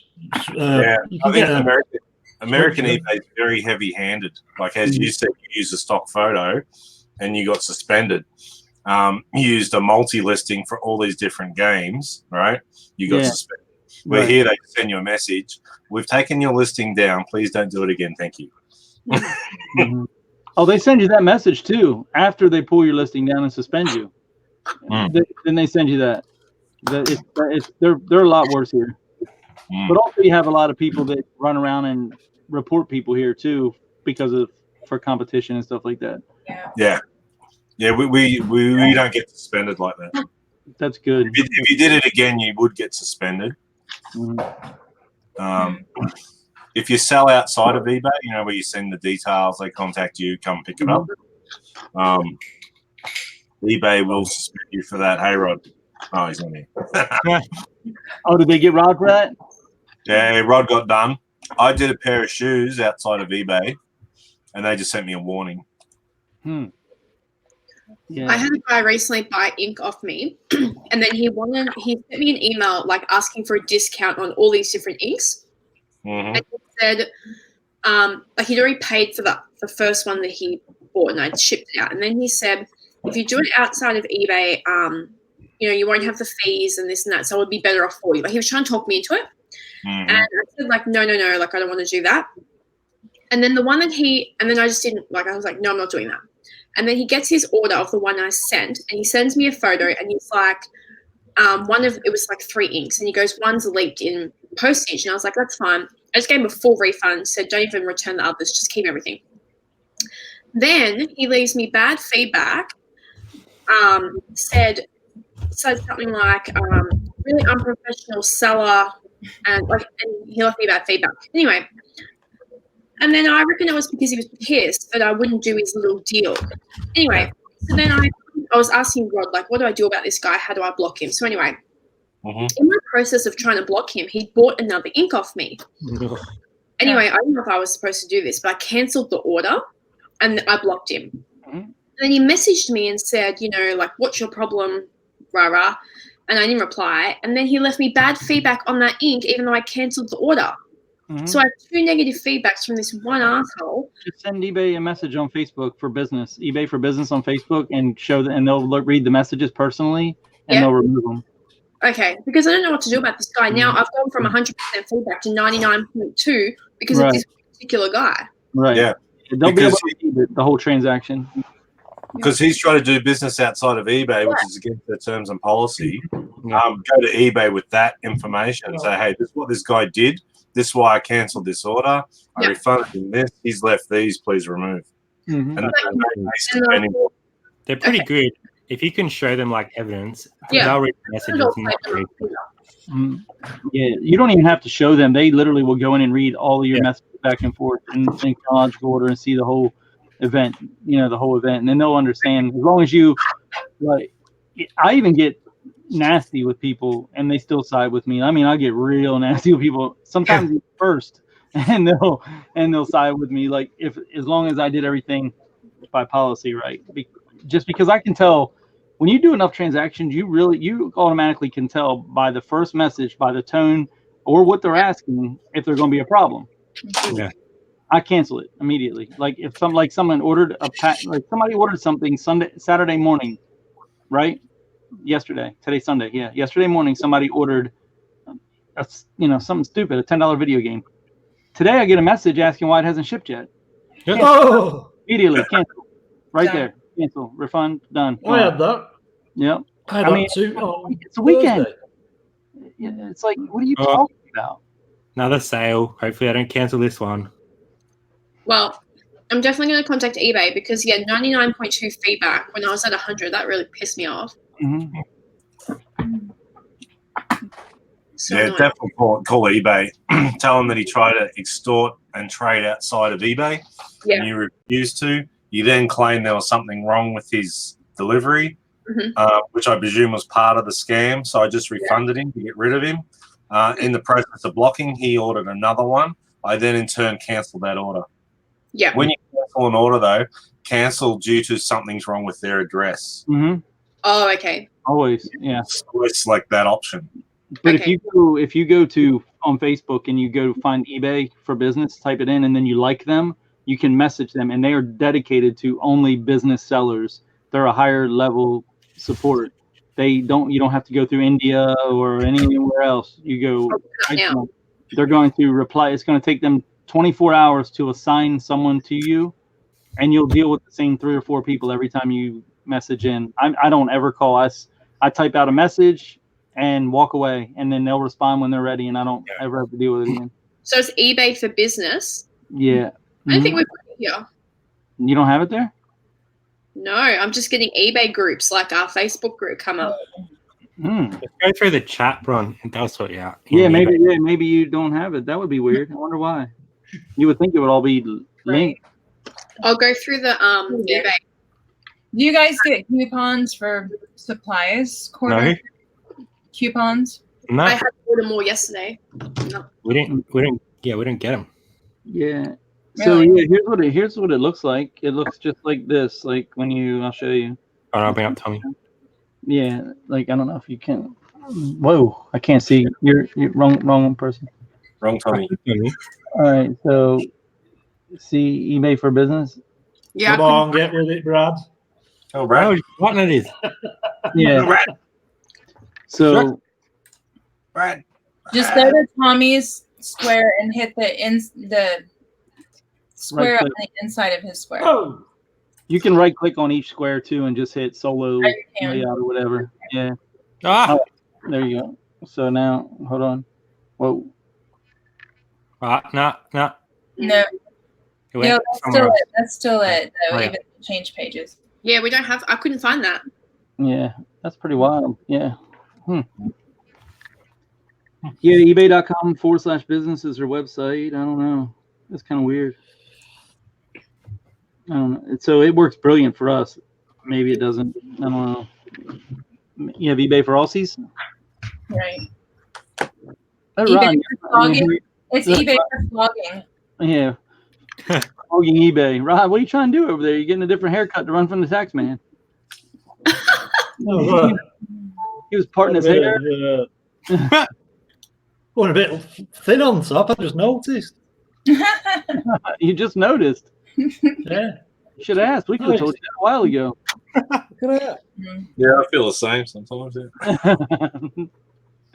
Oh God, it's so weird looking at Brad wearing a heavy coat, Tracy, isn't it? Like it's like I know. I'm kind of excited for winter to come around. not me. Well, yeah, you shouldn't be because we can still wear shorts into our winter for My winters are brutal. I hate it. I'm miserable. I want to lock myself in Rod's shipping container for the whole winter. With the grand. You can move into my attic. Where are you, Tommy and Tracy? Texas for me. And I'm in Delaware. Most people don't never heard of. I know It's the best state of America. I've only ever heard of Delaware from a song by City in Color. Do you have that band? Do you know that band over there? No, but I've heard of Delaware. What movie was it in that they were talking about the other day on the Real Drew show? Oh, I don't remember. They were saying it was in a movie. That's all you ever heard of. I can't remember. It was like one of the funny movies, like "Dude, Where's My Car?" Like one of those like type movies. I can't remember. Comedy type. Yeah. One of the important ones. Yeah. Yeah. It's more like, dude, where's your enemy? Like eBay now about this guy. Well, it's on my mind. Mm-hmm. Yeah. Get them to ring you. Do they have a chat over there for you guys like on regular? Yeah, there's a chat on the phone. BCP. What's he saying? Not to be confused with Tupperware. I like that. What was the? Oh, he's in here. Drew's in here. What was the? I think he. Oh, what was the? I'm not sure if he's still in because he was on a break. He just typed something. What was the movie that Delaware was in? He says he listens with his earbuds in. He was talking with his boss the other day. He said he has his earbuds in while we're on listening at work. I'm like, wow, we're gonna get people fired from work now. Yeah. Do you know where they get the name Tupperware from? What's that, Rod? Yeah. Sad fact. But do you know where they get the name Tupperware from? No. What? Go on. I was just asking. Oh my God. No, it's the guy who he was called Alfred Tupper. Tupper. Yeah. Do you want me to go now? I'm always looking for some good random knowledge. Oh man, this month has been. I've been waiting for this month. My June was terrible. Did anybody else have a bad June? Not really. I think mine was self-inflicted. Rod, you all right, Rod? Hello. What time's the grannies? No, not today. You taking your nana? You taking your nana nap? Yeah, they've got to rest, haven't they? Can't, overexcited. You can't flog them every day, huh? Oh no, they'll be worn out. Your old moccasin. Oh my God. Oh. I love the way. No, I don't go there on a Monday. They don't have any food on a Monday. Oh. So you're eating your fingers. No, they have morning tea. I used to go. I don't go as much these days. Well, not since I had to go back in full time, and now I'm back out at full time. So I've kind of lost my rhythm with it. Really? Ham radio, huh? Yeah. What's that Rod's version? Do you guys watch the here, Malik? I watched that. I watched his knowledge bomb. That one he put out yesterday. Was that awesome or what? Yeah. He's like, you have to buy at a lower price than you need to sell. He put out a video, and the title was "This may be the most important video I ever make." It's like a minute 30, and he's like, "You just have to buy low and sell high." Yeah. And did you see the bit on his car boot stream where he was talking about comparing stock to women? No, I didn't. No. Is that why he lost the stream to back it out of his hand? Well, he was talking about stock, and he was saying, you can't love your stock too much because you end up getting attached to it like a good woman, and you don't want to get rid of it. That's kind of Traci does over there. Okay. With a green screen. Yeah. Oh man. Oh, Zahir's funny. He's one of my favorite. He's so just. He's good value. I don't know what it is. It's just it's not about reselling because he don't care about it. I think it's just a smooth voice. He's smooth. His voice is like iconic. It's like it's almost like what's his name? Morgan Freeman. When you hear Morgan Freeman's voice, you're like, oh, it's the same. Welcome to Chinwag number 137. We turned over 185 pounds this week. Or even like David Attenborough, he's like, the young lion approaches its prey. And then you hear him moisten his mouth. Like you hear like moisture in his mouth, like click, because he's got a real high end microphone like right next to him. You can't hear the noise. Like ASMR. Mm-hmm. He could do ASMR for sure. 100%. Rod, you all right over there? You got mute. Yeah. He's allergic to the tax man, I think. Look at him over there, having like a sneeze attack. Sweating bullets. Sneezing. Oh man. Allergic to something. Mm-hmm. Work, I think.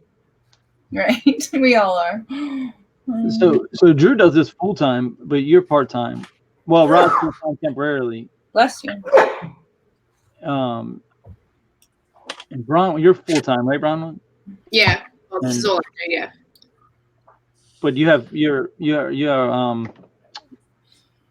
I guess whatever you guys call each other over there, other half works full time. Yeah. And Brad, the ultimate hustler, they have 2 full-time jobs and 2 part-time jobs. Jesus. Yeah, I'm trying to get some stuff listed while I'm talking. So if you notice my head down, that's why.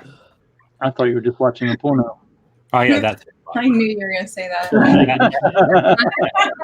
That only lasted about a minute. That's what I'm doing, actually. Don't worry. Oh god, sorry. I keep forgetting we're on your channel. No. Fake taxi. Yeah.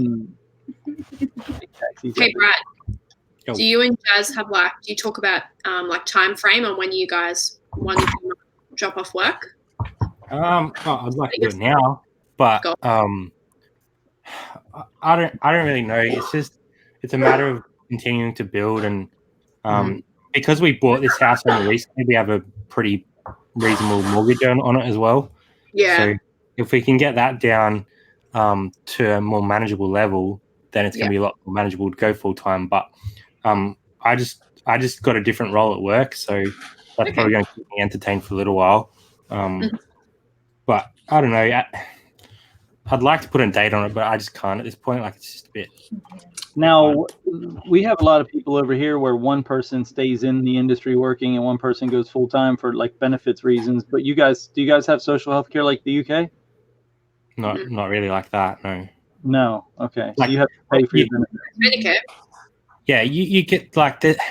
You can go on Centrelink and stuff, but you have to be earning under a certain amount to get paid Centrelink, and so it's kind of like it's not. There'd be no point. Do you know what I mean? Like there's right. Yeah. So you're more like us then, where if your company doesn't offer benefits to you as a package, then you have to purchase it through a like a marketplace or something. We have either private health or public health. So you either pay like an exorbitant amount of money to go on the private system, and most of the time you still have to pay overheads anyway, or you use like the government's health system, which is sort of partly funded by what they call Medicare. So if it's like an emergency or something like that, you're covered. But if it's like elective surgery, then you have to pay for it. Do you know what I mean? Okay. But that's only if you are like in a lower income bracket, right? No, not really. Really? So say if your daughter breaks her arm, she's 15, you can call an ambulance. They come for free. They'll pick her up. They take her to the hospital. The hospital then x-ray her for free. They'll put a cast on for free, and they'll send you home for free. So now that's only because she doesn't have health care. No, an adult. Same thing with an adult. You're at the beach and you break your ankle. Same thing. Free ambulance, free everything. It's like our emergency system kind of pays for that way, because I mean, I know with the American system, when I was there, I had to have travel insurance because they said if you go to a hospital, they charge you like $200 for a Panadol. Wow. We're here free, like painkillers were free. You're not walking out of the hospital, out of an emergency room for less than $1,000. And run as many tests they can. Wow. So we pay a percentage of our wages in a Medicare levy. So if you earn, say, $100,000, you'd pay probably $700-800 to the government, right? And then every Australian contributes. It's kind of a socialist way of doing things, but that way then everyone's covered. Like I've seen videos on YouTube where some guys come off a motorbike and he refused to get in the ambulance, even though he's severely injured because he couldn't afford the emergency care. Where in Australia, it's free. Right. Well, we pay into Medicare too. We just can't use it. We pay into all that shit. We pay Social Security, Medicare, Medicaid, whatever it's called, and we can't get it unless we're. What, Traci? What do you get it at, like 72 or 62 or? I think it's like 68 or something weird like that. Now they keep changing it. Yeah, it's like the same. When you're dead before you die, yeah. And I guess the other thing with Social Security too. See, you can be long time unemployed, and you get $300 or $400 a week from the government. there's certain criteria you have to do to meet that. Like you have to apply for so many jobs and so on and so forth. But that stops the crime because you don't have all these people that are desperate for money. If that makes sense. Right. We have unemployment here as well, but I think you can only be on it for a certain amount of time. Then you got to revisit it and go through training courses and all that. Yeah, and I think you got 9 months in the States, I think, and then it runs out. I date someone that ran that here in Delaware, and she was like always talking about how they could beat the system. They're supposed to get them off of it within like 2 years totally. We have generations of people that are unemployed. Like their fathers never had a job, their sons never had it, their grandfathers never had it. It's just, and the trouble is, what they don't understand, by not having a job, you're not contributing anything to the Medicare, to the roads, to the water and sewage, all these things that you use frequently, and they're just like scabs on society, you know. But they don't care. They don't care though. That's how they're raised. That's how they know. Yeah. But okay, fine. We'll turn all their water and power off and tell them that they've we have something called welfare here. I'm sure you've probably heard of it. I don't know, but it's the same way. It's generational. And I'm all for helping people get on their feet, but there has to be a time limit. There has to be. I don't care. Or at least something in place. I'm all for helping any family get a fresh start. Something happens, divorce. Divorce where a white stay-at-home wife has never had to work. The husband bails, something like that. I'm all for help her as long as she needs. Do whatever, but there has to be an end game, or at least a plan. A plan of some sort. And not just using women example, because theoretically here there's more stay-at-home moms than there is stay-at-home dads. But I want to be a stay-at-home dad. That's me. That's what I want to be. I need a sugar mama. Yeah. So like your storage, our storage units here, like that come up for auction and stuff, what they do, there's only basically one place that does it, and it's online. And what the facilities do is they pull every single thing out and they photograph every single individual thing. So you know exactly what you're getting. With yours, they kind of just lift the door up and bang, you can buy it. Yeah.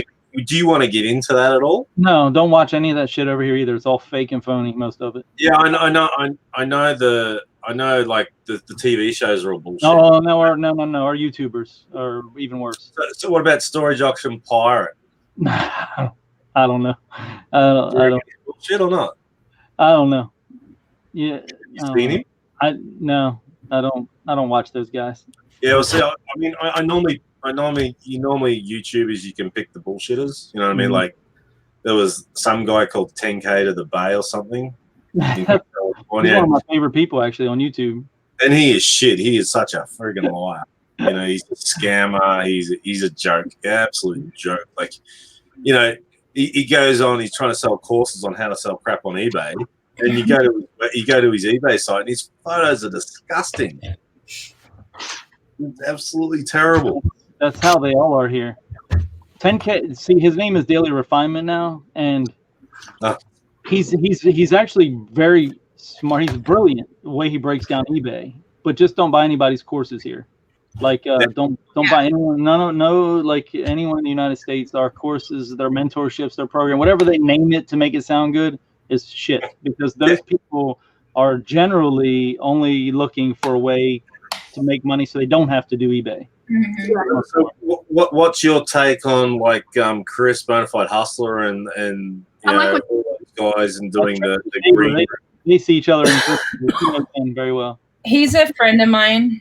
Yeah, that's all. But I know. I'm subscribed to him, and so I couldn't stand Rake and Profit. He got annoying. He has good knowledge. Like he has good knowledge. That's all. Chris is smart. He's very smart. Yeah. Oh yeah, totally smart. And then, but some of the blacks. He has like 130 items in his eBay store. Yeah. But that's all he says he has. Like he's not. Yeah, he don't hide that. I think he's more focused on his bodybuilding stuff, isn't he? To me, he seems it's really taking off. Actually, he's about to do something big there. Yeah. I think he's smart enough to know where that group is going. Yeah, because the green room was like a closed paid community on Facebook. Right. I'm actually in it. Yeah. Oh, you're in it. Yeah. What do they charge now? You don't mind me asking. It's like $200 a year. I'm not suggesting anyone do it. I did it for my own purposes. And, yeah, and I understand why you guys did it, because you had inside track on RA stuff at big department stores. You don't, right? though. You don't. No, baby. They don't. They claim they do. They don't. No one that claims to give you inside stuff is ever give you inside stuff. But that's not why I joined it anyway. So, you know, Okay. it's, I don't have a lot to say, honestly. Because we had a guy in Victoria in Australia, and he joined. His name was Cody Orgel. And him and Rod likes him, I heard. College Picker. him and College Picker went on a bike ride or something in the States after the meetup in Texas. Mm-hmm. And they become really good friends. And he was talking about, I've joined the green room. There's so much great information in there, da-da-da. And I said, but how does that apply to Australia? Like, there's no point getting a bolo on something at Walmart when we don't have Walmart. You know what I mean? Like, I couldn't understand the logic of paying this. I'm just going to say it. They let a lot of people in for free, okay? Mm-hmm. Okay. Yeah. That's how they grow it. They make the numbers jaded like everything. But yeah, Rakin doesn't even sell anything. He's full of shit. No, because he's selling a book on how to sell suits, and then he doesn't sell suits, and then he tried to copy Resale Rabbit, where he was trying to travel around the country, going all these different op shops and doing Amazon only, and he failed at that miserably. And then, he just, I think psychologically there's something wrong with him where he just can't pin himself down to one thing. He has to swap. He just got too full of himself, I think, and wanted to be a YouTube star, but you can't really balance YouTube and eBay when you get to that level that he was at, Mm-hmm. He was very big in the beginning, him and, there's several of them, and it becomes an issue. Some of our closest friends, Traci and I's closest friends, they just went through that issue, but instead of doing what they did, they dropped YouTube and went back to eBay, because it's real, now they only do pop-up shows and they didn't really drop YouTube. They just reconfigure YouTube. Right. Yeah, back right off or something. Yeah. Right. Yeah. They were doing a live show every single day, a working hangout every day where they packed all their orders, and it became to where they weren't getting done. They were falling behind. Their eBay sales were slipping. But the people here are very transparent. The real ones are. They'll show you their sales. They'll show you their packing and shipping. If they don't, you want no parts of it. And that's the thing. You look at these people at these storage buildings, right? Okay, they find all this fabulous stuff. Show me your sales. Show me where you're packing it. Show me where you're shipping it. Show me. You will never see it. I've been watching this storage auction pirate guy for a long, long time, and he's just too raw for me. Like, he's too genuine. You know what I mean? Like, he tells you financially where he is. He tells you what he's done wrong, and he's just straight up cut and dry. There's no grey area. Mm-hmm. And he just bought a storage unit for $7,000, and he showed you what he pulled out. He pulled out like Civil War stuff. He had Native American blankets and all these type of things, and then he reckons they've roughly estimated it'll be about 110,000 by the time they sell it all. And then what he did is another guy called Grimes Finds, who runs his own auction house in Texas, right? Mm-hmm. And he drove up or flew over to California, then drove back to Texas in a U-Haul with all the stock from this unit, and some of it's like real old, the decoy ducks and stuff like that. And so it's still going through the throes of it. So it's still emerging, and like they haven't run the auction yet. They should have the catalog finished on Monday or something to go up to auction and everything else. But it'd be interesting to see what he does actually gets out of it. He had Louisville Slugger bats and all these type of things, and all vintage stuff and good stuff, and thousands of these cowboy boots. And so why wouldn't he sell on eBay if he was for real? Well, because he's too busy. As he says, like, he buys 3 or 4 units a week. Normally what he does, he cherry picks the eBay stuff, takes the rest to the market, the flea markets. Mm-hmm.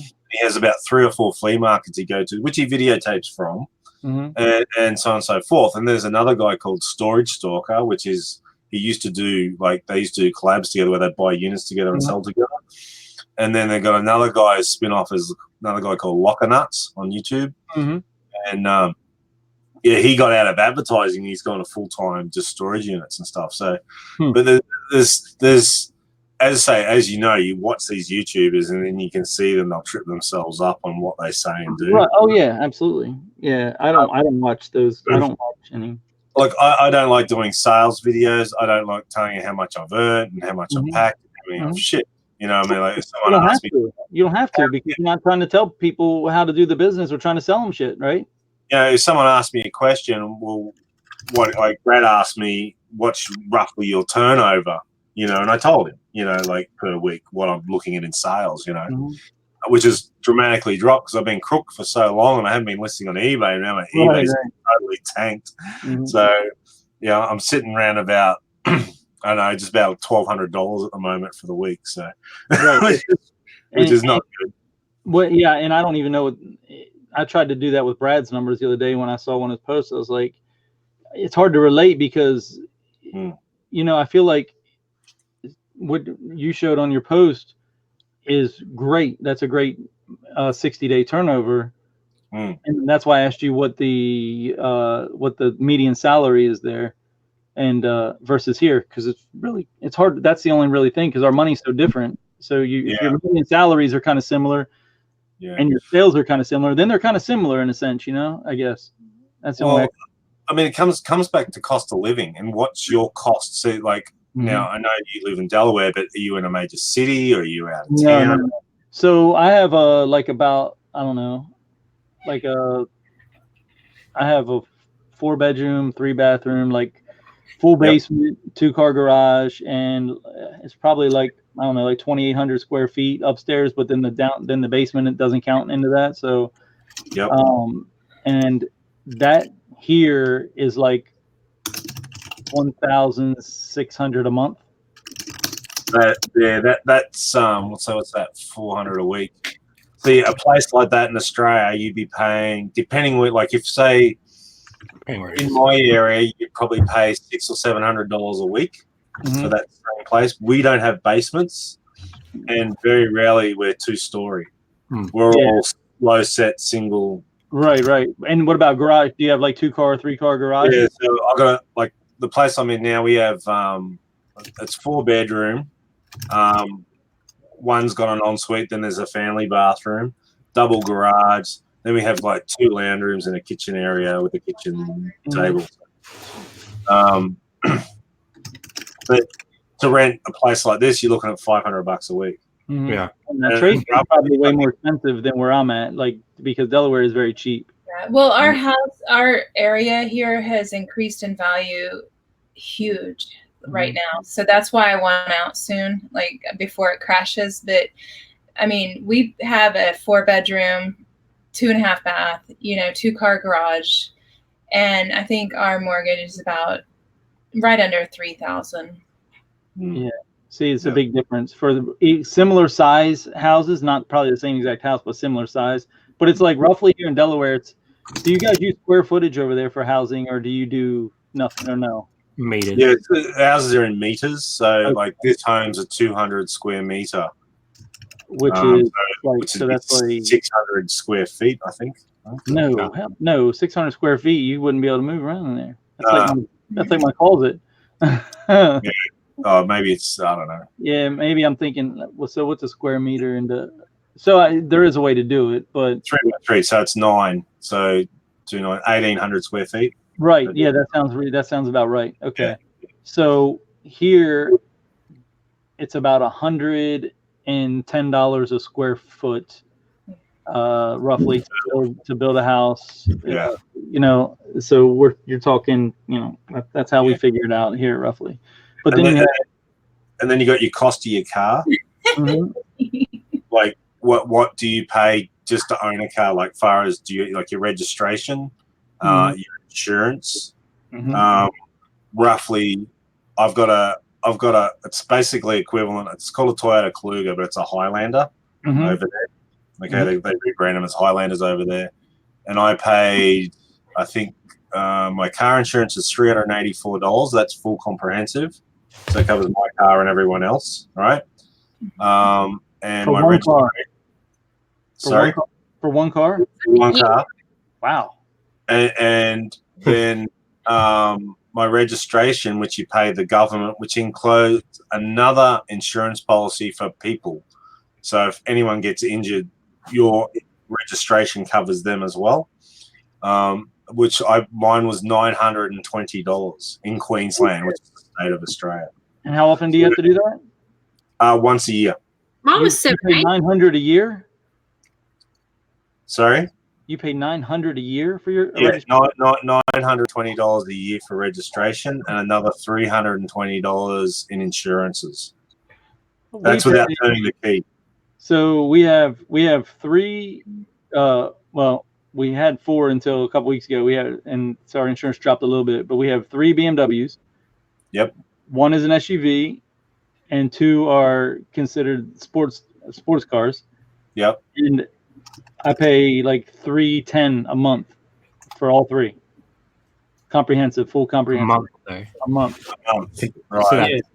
Yeah, but he said he paid $300 a month. No. That's for the $900 a year. For your insurance? Yeah. Oh, wow. I was like, yeah, but my car's only worth like $6,000. That's why. Okay, but let's say it was worth $30,000. It would be. Yeah, it wouldn't be much more. Probably maybe $700-800 a year. Yeah, a year. We pay. Well, I guess I don't know. I pay like 3 or 4,000 a year roughly for all 3 cars. So that's not crazy. But then you have your electric. We have electric bill, which is like mine's like $250 a month. Then we have trash. Because of all the greenies and climate change over here, that they've jacked all the prices up. Mm-hmm. Our electricity, and like we pay, I think 3 times what you guys pay. Right now here, if you in like Delaware where I live, there's a main electricity grid, right? Mm-hmm. And it's all brought in by 2 companies. One is a union company, one's a non-union company. Then all the municipalities buy it and resell it. So if you live in a municipality, which is a city, it's 3 times higher for the same electric because they're buying it and reselling it. Where I live in like what is called like a suburb, county instead of a city, mine is very cheap. So that's one good thing. It's I consider it cheap, but my guy 3 roads down is paying triple what I pay for the same electric. Yeah. And the other thing is petrol, or gas, as you call it over there. What you pay for it, like we around where I am, we pay about $1.30 a liter. Now I think yours is in US gallons, which is 4.2 liters to a gallon. Yeah. So technically it'd be $5.20 a gallon that we would paying in Australian dollars. That's high. What do you pay for? What do you pay for a gallon? $3.30 a gallon. See, $3.30. So even if we took the exchange rate out of that 30%, we'd still be around the $4.40 a gallon, roughly. And now I have to use super unleaded, so because of the car. So yeah, if we use regular unleaded 87 octane, or you guys call it like 91 RON or something. I don't know, what is it? 91, I think. Yeah. So you have like 3 different tiers here. You have 87, 91, and 93. And then so 87 is like it's like $1 cheaper roughly, but you get way less gas mileage. So everyone that I know uses super, the 93. So that's part of us was saying, why do you have 3 cars? Does your baby drive? Yes, she does. We start them early here. She can barely walk, but she definitely drives. Yeah. Well, I mean, why do you have a ruckus in a car, D? Yeah, D. Tell us that. Can't see that. You guys want to know how I'm going with eBay? Sure. Okay, they're not being very friendly. So they're saying, I'm getting a bit pissed off over here. So I explained the situation, and then they said, the buyer is unhappy with the way that you cancelled the order without notifying them first. Okay. So go back. No. Before you tell them, before you waste your time and my time, go back and read what happened before this order. I did. Start from day one. Yeah. They all they've said about that is that we have read this, but we are not removing the feedback. So they are admitting that they've seen the threat, to give me bad feedback. They've seen the trying to do deals outside eBay, and they admitted that I have responded well. Right. However, they're saying, they say, unfortunately, in this case, we will not be removing the feedback. No. They said, I shouldn't have cancelled it without telling them first. And I said, well, you'll be able to see my account. It was my first and only cancellation of a sale. So is there any leeway for that? They've said no. And then I said this person's dropped me from 100 to 99.2, affected my eBay business. And you can see that I refunded them fully and let them keep half the product. And now they're saying, I just hate when people talk like this. I am saddened to hear that you've had to go through with the buyer. Right. You're talking to India. You need to get off of that. You need to get on at the same time, you cancelled the transaction. That's what they're replying to me. Like, has to speak to a supervisor, go over their heads. Yeah, so evidently you're not comprehending the situation. And they said to me, you need to speak with your buyer and come to a mutual agreement and then send them a feedback review or like a redo. And I said, no, you'll see that in the messages the buyer was threatening and I shouldn't have to be put in the position to speak to a threatening buyer. eBay should be stepping in on this matter as I'm requesting. And then they just said, we'll place a note on your account. No. So, do you remember the keynote that your CEO just gave a couple weeks ago about seller protection? Right. Evidently, you didn't get the memo. Give me your supervisor. That's exactly what I would type. 100% exactly like that. Okay, I'm going to say your CEO just did a keynote a couple weeks ago about seller protection and how they're elevating it and they're going to make it much stronger. Did you not get that memo? I need your supervisor immediately. Rob's saying he had a similar issue a while back.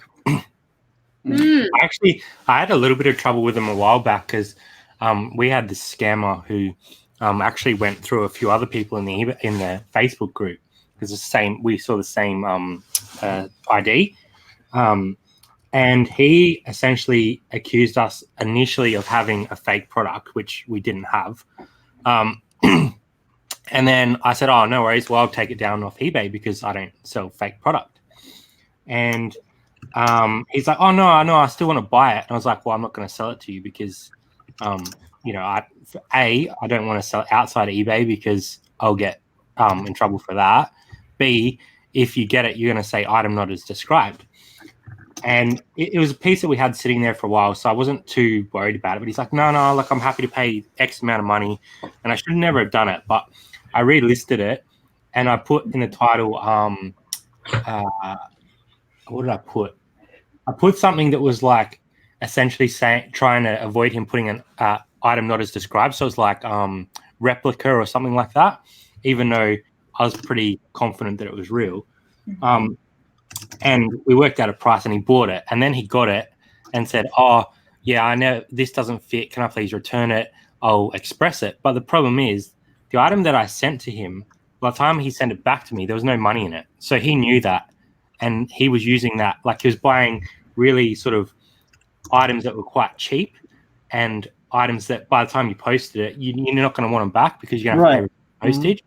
So I went through and looked at, there's this app called, I think it's Tool House or something, and you can check all the feedback that's been left for them and that they've left.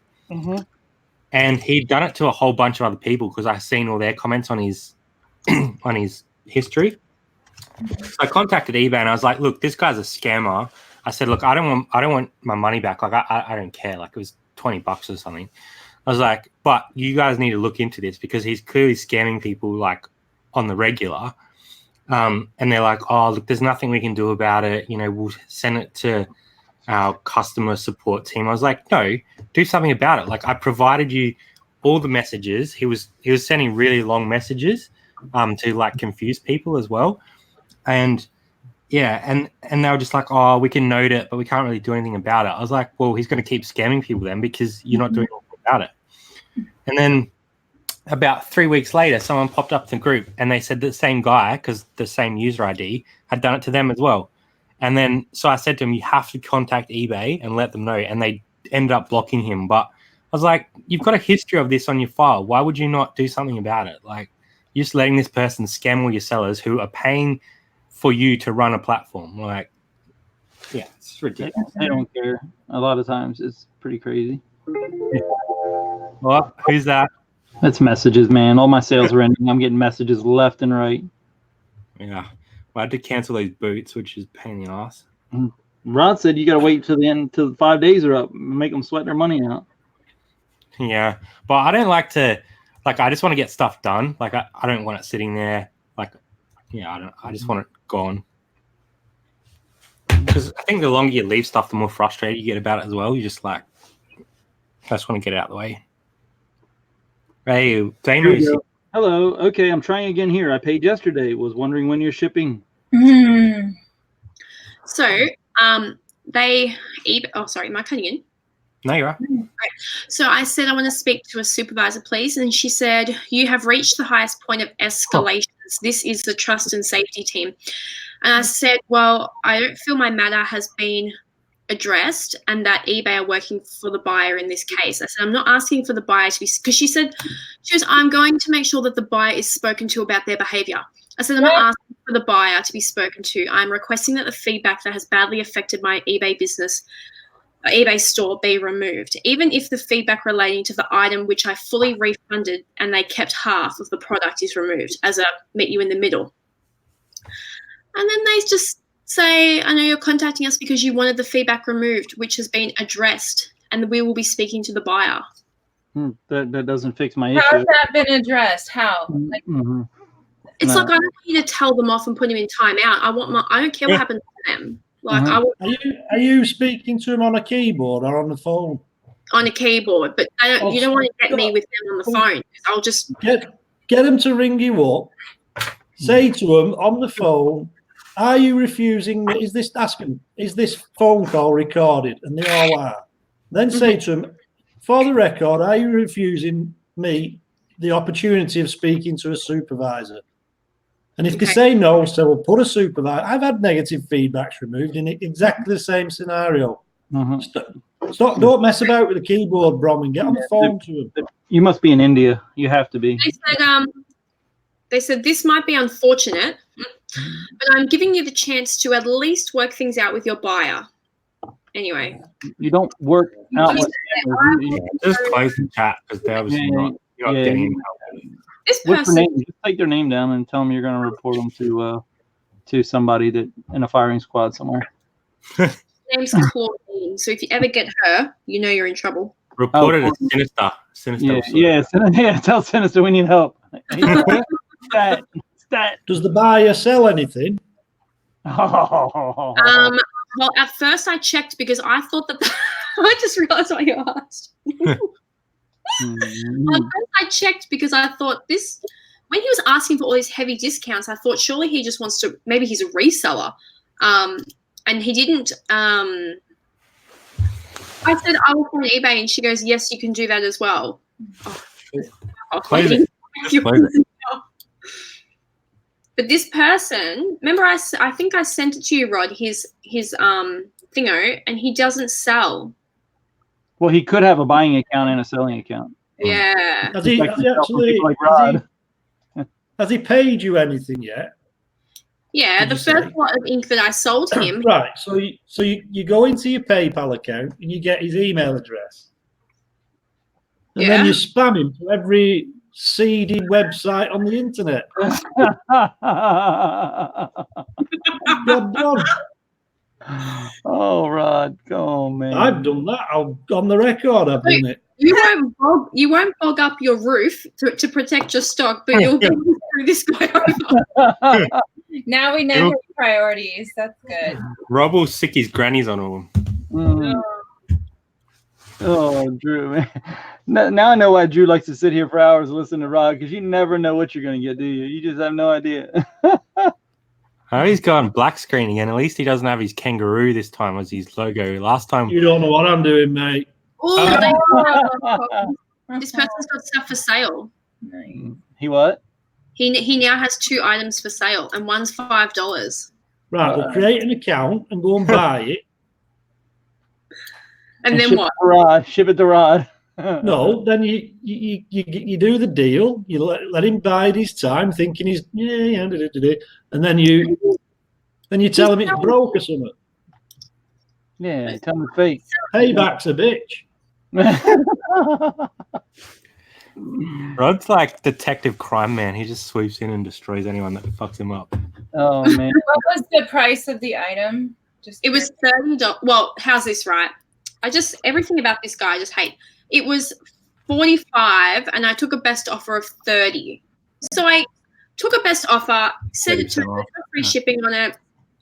You know, it was a trio, so it was like a blue, pink, and a yellow in different boxes of ink color. And I think it was like the yellow or something leaked. And I just said, just keep everything.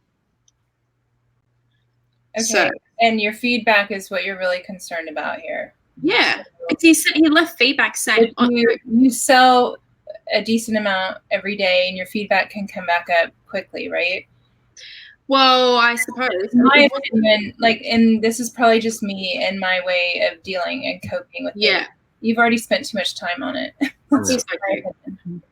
don't know. Yeah, but then we don't know how eBay and over there, like they don't really look at feedback here, but we don't know about over there. When we look at it, I don't know. Like it don't matter. I don't care about that feedback. Yeah, it's annoying, but 99 is still. No, it's not 9. Oh, it's 99.2. Mm-hmm. You see what Bombcrack was saying? I only contact about the phone these days. I use. But I only knew one tune on it. Just he's playing the keyboard. Oh my god! Yeah.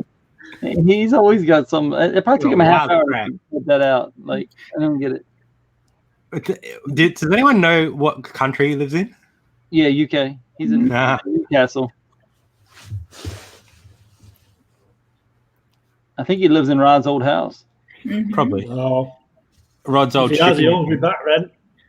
Rod, I'm going to send you a photo of this guy's listing because in his title he says $0 postage and handling, and then he's charging post. I don't know why. This guy's just upsetting me. Send away.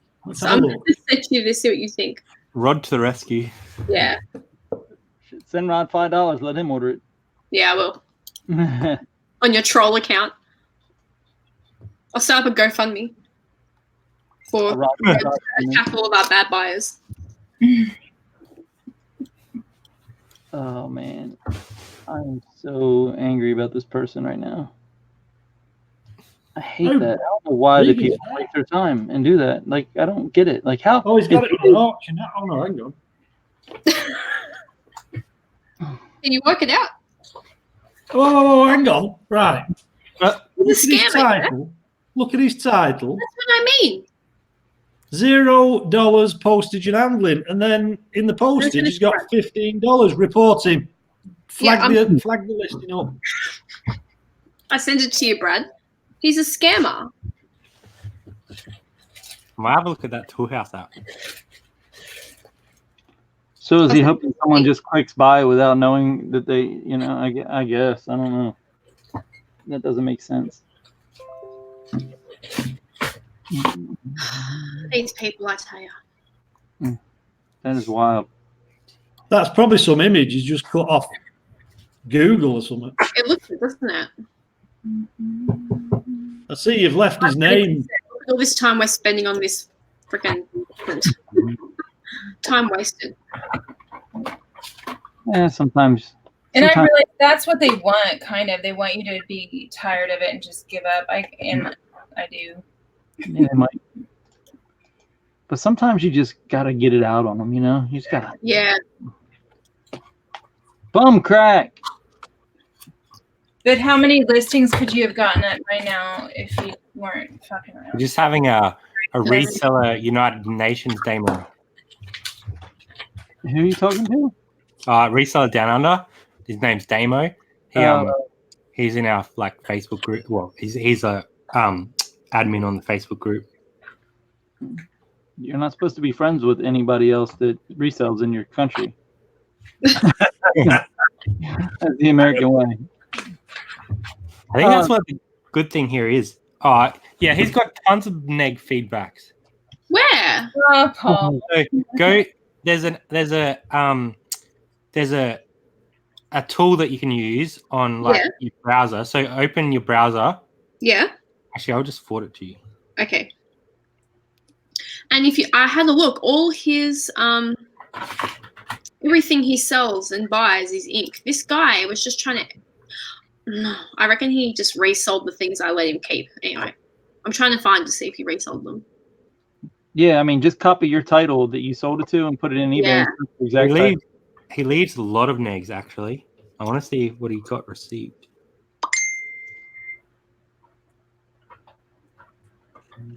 What is the tool that you're using, Brian? I don't think I've ever heard of it. It's called toolhouse.org, TOOLHAUS.org. Look how many he says. Oh, wait, is that me? Yeah, two of those are yours, but I'm just scroll reading down. around and I'm thinking, someone said the same thing I did. So that's what he's left for everybody else.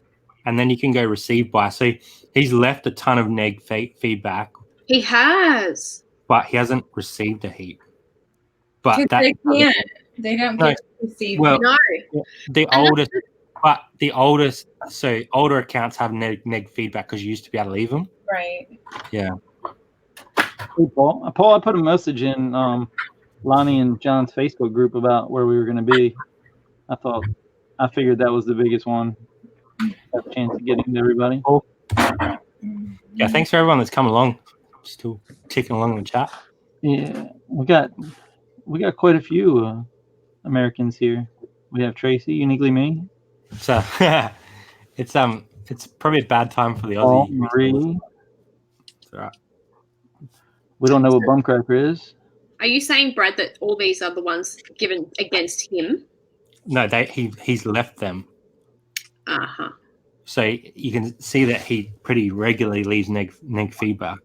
Yes. So there's even replies saying that they've refunded the money in full, postage and handling charges, price was clearly listed. Mm-hmm. Yeah. That's wild. I can't believe how many, and they're so similar. Yeah. Hey, what's up, Barb? Well, I'll contact eBay again about him on the phone. Which suburb does he live in? I'll complain about Claudine and her condescending attitude. And then, yeah. Where's this guy live? He lives in Sydney. Oh. Well, that's where I posted it to. Yeah. Who's in Sydney? Yeah. Drew. The real Drew. Zach Brown. Yeah. We need to get Look Mum, I'm hustling, and he can go knock on some doors. Mm. He'll be like, look, Mum, I'm hustling you and taking you to jail. That's funny. Send these round. I'll be watching this later. Legend. Never heard of it. I Am Legend. Will Smith? Isn't that Will Smith? That's I Am Legend, I think you're thinking of. Legend. Tom Hardy. Mm-mm. Name and shame. I'd gladly name and shame. I'm a name and shamer. Throw it up on the Facebook group. I will. Yeah, why not? Yeah, because then we can all block him too. Yeah. Especially if other people are selling ink, because he's obviously targeting ink sellers by the looks of his feedbacks. Yeah, we haven't had him yet, luckily. He's probably not even in Sydney. He's probably in flipping China. Well, yeah, there was a feedback left about how they got an invoice from China. Mm-hmm. Well, there's dropshipper. You might have what we have here. They're called freight forwarders. We send all the stuff to these locations, and then they forward it to overseas to avoid. I don't know how they do it. I guess they avoid the taxes that way. Oh, okay. Yeah. That's the only reason I can understand. Like, I don't know why else they would.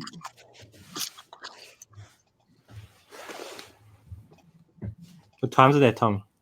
10:50 p.m. It's still early. Do you just work through the night? What's that? Do you work through the night regularly? Well, we usually stream through the night and work through the day. Usually on until at least 2 or 3 in the morning. Yeah. Especially lately. Yeah, it just depends. It depends, how we feel. We've never gone live. What are you talking about? Depends on how. Do you work at all outside of eBay, or are you fully eBay? I'm just a MILF. That's what I'm going for too, but it's not working very well. Yeah, that's a Same. gilf. No. And I'm a bilf. That's a gilf. It's a gilf. Oh, guilt. Yeah, Granddaddy. No, I've worked plenty of jobs outside of eBay. I'm done with that. Yeah. No, I hear. Yeah. How long ago did you go full time? Excuse me? How long ago did you go full time? I'm not full time. How long ago did you stop working? Well, I took the summer off pretty much. I stopped working about 3 years ago, and I started eBay about 2 years ago. Okay. She married a gilf. No, I didn't. I made a lot of money and I saved it, and I lived off that for about a year till I figured out my life. That's good. Oh, you got it figured out now? No. Okay. But I'm happy. So That's the main thing, I'm on my way. I don't know. Mhm. No. And Tommy, you've been doing it for a year, right? I can do full time if I wanted to. I just don't. I'm doing other things that I want to do. So Yeah.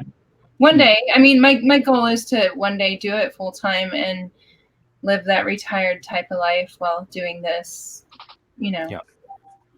You're supposed to work now and not work when you're old. Well, I'm hoping it won't feel like work one day. Yeah. I don't know. I'm just hoping. I know that's not going to happen that way, but You're waiting for eBay to bring up their platform to 2019. I don't know what I'm doing. Everything. Okay. Let's just be honest. I don't know what I'm doing. I was waiting for that. Okay. Okay. Yeah, I started like I mean, I sold stuff, sporadically through my life, like iPhones and stuff that I didn't want anymore. Yeah. Stuff that you didn't have to worry about. It didn't take any skill to sell an iPhone. You can list an iPhone with the worst title in the world and absurdity, and it'll sell. Yeah. So you kind of get a false sense when you do start that you can. No, I know how to sell shit on eBay. Yeah. You don't know how to sell shit on eBay. Not at all, unless you're selling more iPhones. But yeah, I started like last July. So Sometime. Yeah, like last July, like the first week in July or second week in July, just started setting everything up, going through the motions, and then finally got the nerve one day to sit down and post like the end of July, I think. Bronwyn, where's your little lad? Having a nap. Yeah. All right, okay. I've not seen him for ages. I haven't sent him up out the back. Don't worry. And Put him in a shipping container. So he's having a nap. That's where I'll be going soon. Yesterday, you know how people listen to ASMR to go to sleep? Well, we took him to Movie World for his birthday, and I came home, and when you're so exhausted, tired, but you can't quite fall asleep in that state. And my partner always says Drew on the screen. This Drew, his chill videos are very and he even jokes sometimes they'll put you to sleep. He's like, just watch one of Drew's pickup videos, and he had just listed one. So I'm sitting on the couch in my recline, this one, and I'm watching his video, and I literally just drifted off. 2 hours later, I woke up from the best nap. Thank you, Drew. You put me out to. You're talking about this Drew right here. That's the one in Drew. Yeah. Oh wow, that's funny. Is it here? Sleep. How does that feel? What's that? You put people to sleep. How does that feel? Yeah, your excitement puts her right into shock.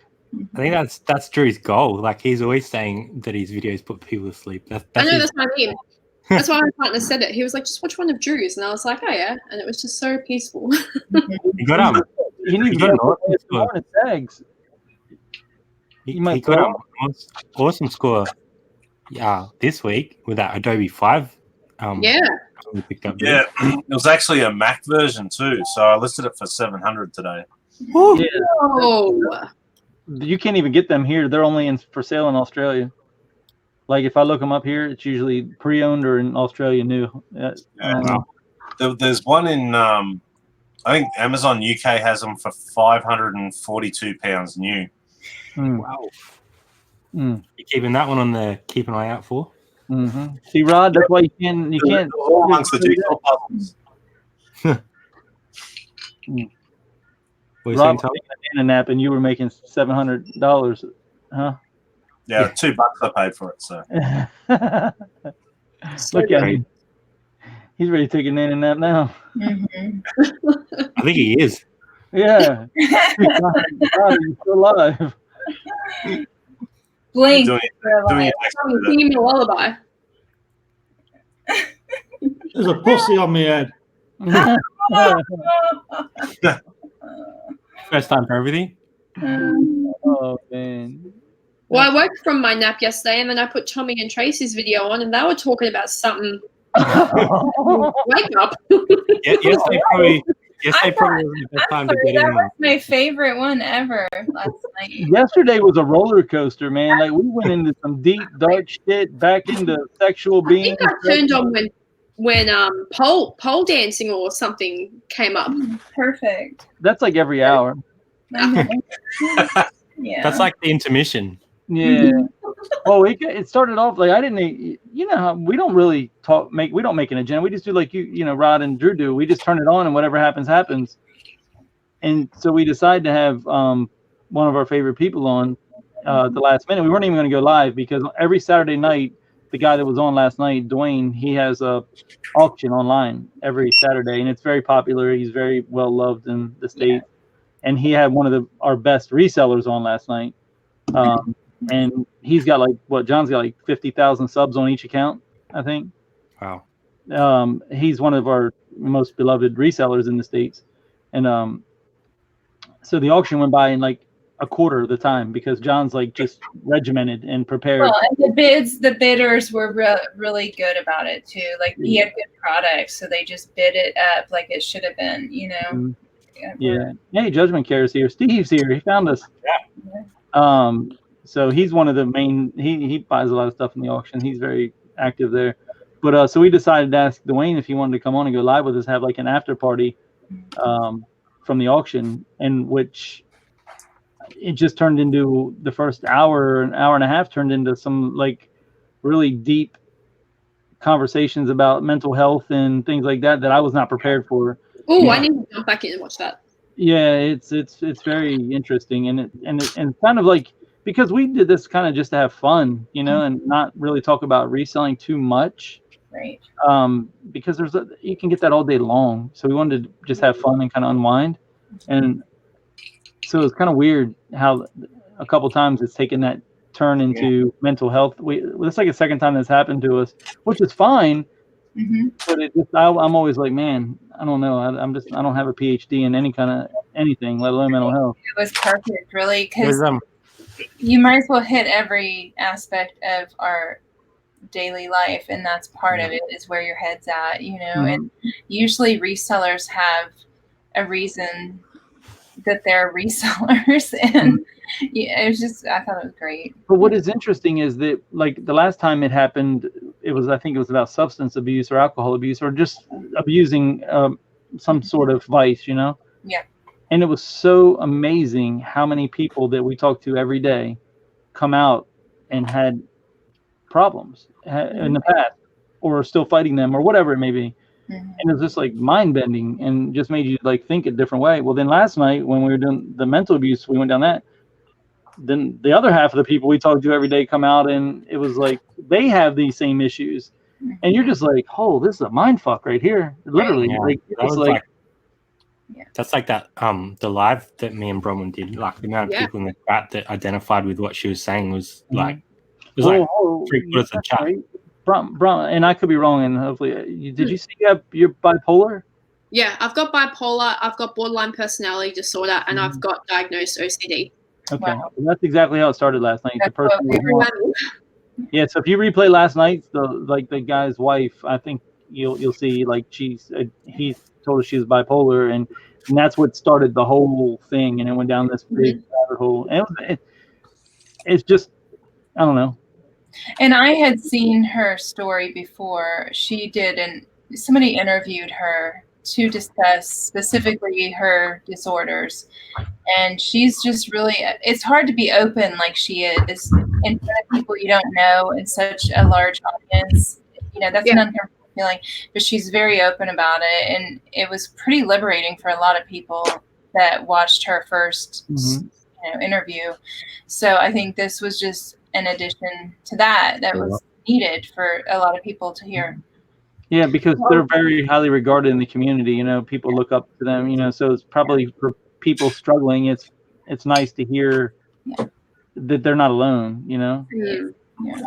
A lot of people in my own life didn't even know about reselling or that I had the diagnosis until they watched the video with Brad. And I think it kind of helped me too, because it's one of those things, like, how do you sort of say to someone that you've known for a long time, like, hey, I've got this full-on story I have to tell you. It's like you just kind of avoid it, you know. And then people, you know, when you meet up with a friend and they'll say they've been going through this or that, and then you're like, oh, now's not the right time to bring it up. And then that video kind of like went out, and then they were messaging me like, oh, how come you haven't told us? And I was like, I don't know.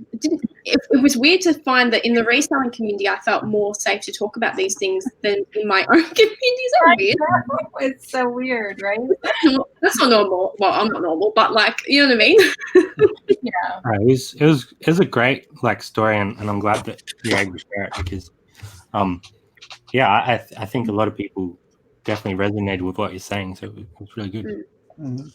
But yeah, if you have the time to go back and watch the beginning, I don't care about views. You trust me, it's very eye-opening, and sometimes I'm not very good at being serious. I don't like to be serious. I hide everything with jokes and like humor, and I don't know. I'm not good at it, so it takes me a while to really get through it. I'm just like, when they're starting, I'm like, you know.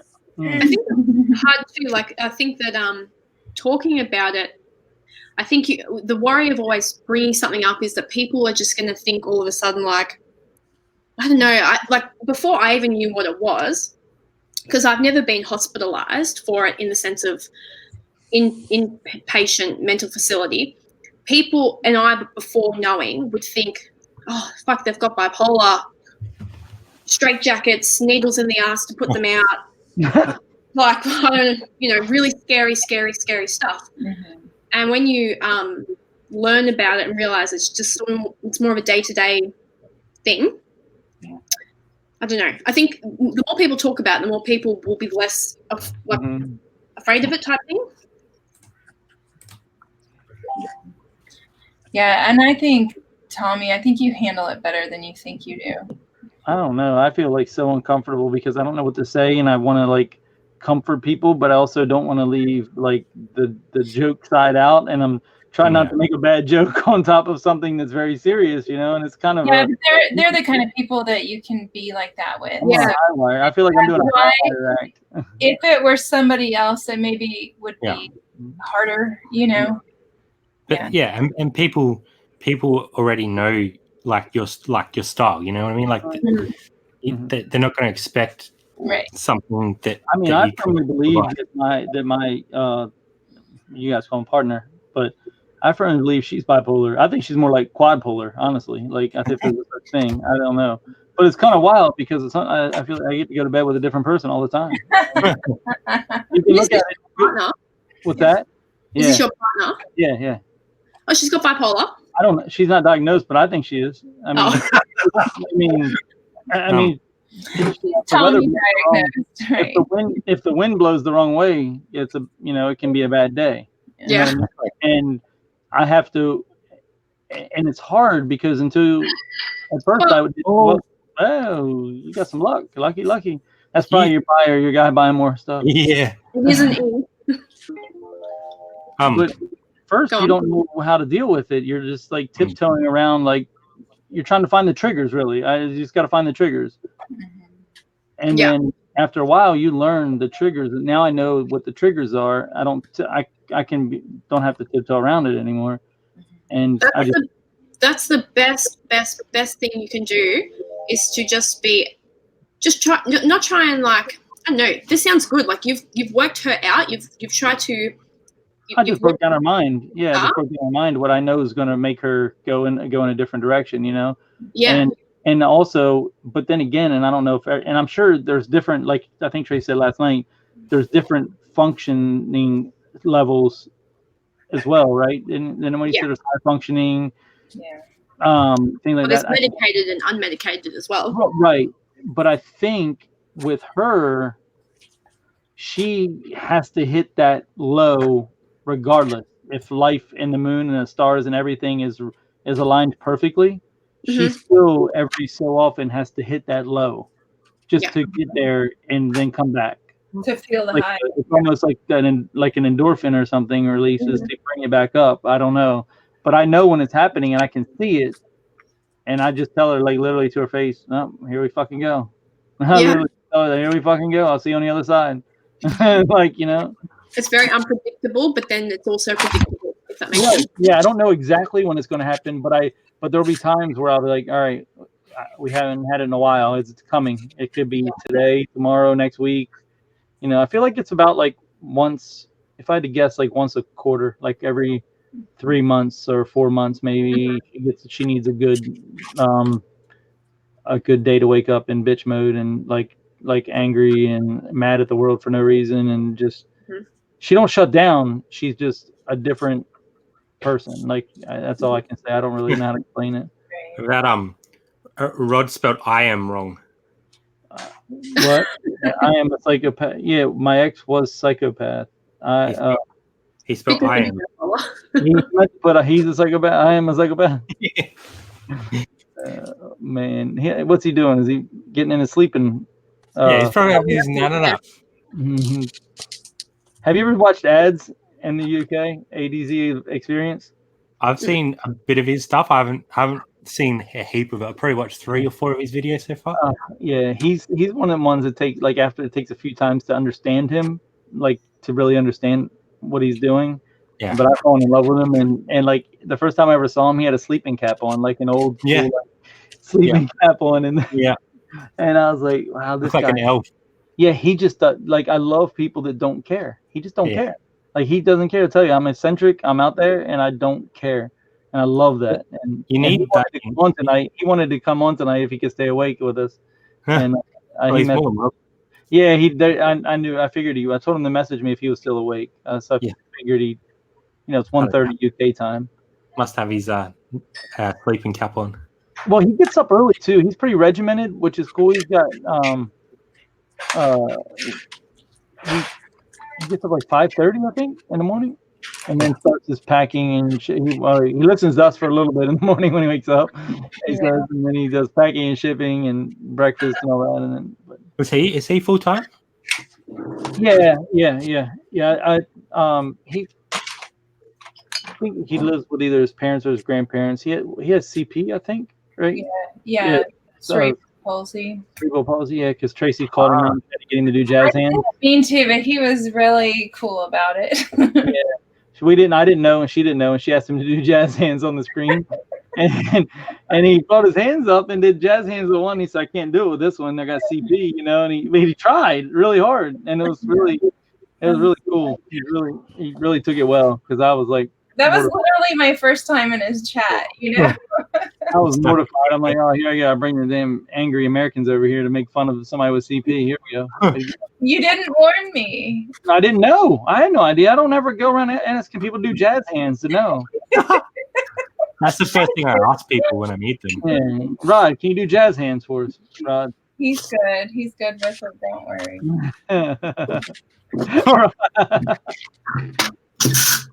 But yeah, no, he was a good sport. Very good sport. Very, very good sport. But I think he tells you, his life, he wants to do YouTube for life. He's very open about it. He don't want to really do reselling for life. Yeah. Have you ever heard any of his songs? No, I haven't. I gotta listen. No, you haven't. No, don't. If I can give you any bit of advice, don't. You'll be singing them forever. I've still got one stuck in my head. Does he actually make them up? Yeah, he's put a few songs out now. I hope he doesn't mind me saying this, but they're bloody awful. Well, I mean, you want to give us a rendition, Rod? I don't think he cares. I think it's just how. No, he doesn't. He's not bothered. No. Now let me ask you this: is one of them the song that he plays at the end of his videos? That real slow, deep song? Is that him, like in a different tone? I can't remember it now. I kind of remember it, but I can't remember the tunes. Well, if it was so bad, how did it get stuck in your head? It's like that Kylie Minogue record. That can't get that beat. Oh, I'm so lucky, Black. All right, No. ready for you to do a rendition? No, that one that goes, can't get you out of my head. Yeah. You know what I mean? Well, hello, jazz hands.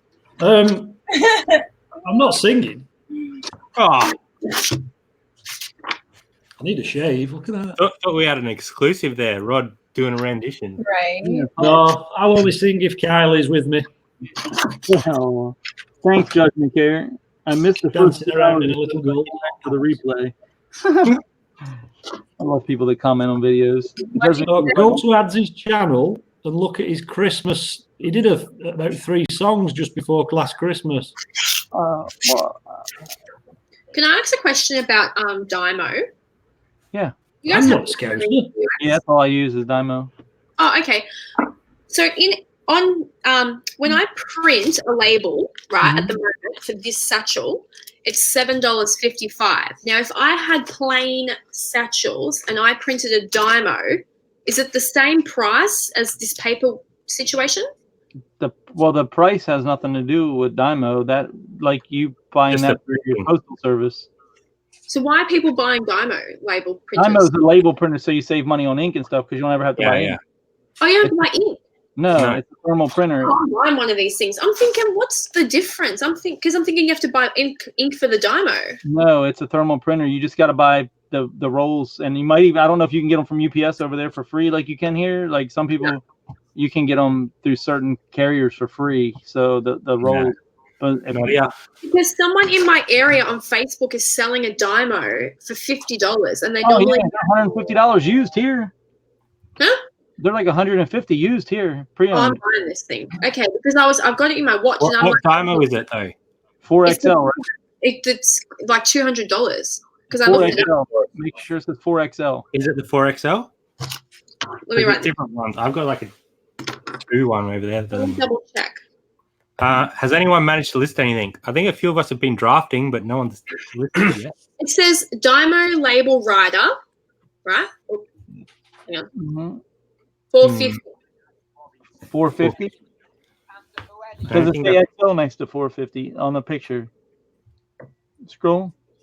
I don't think it. I think you can still use it though. I'm pretty sure it's just I don't know what the difference is. Because I'm chewing through ink. Yeah. The 450 XL maybe does 4x6. Maybe the 450 doesn't. Looks like it only does this smaller one. Yeah. This is not good?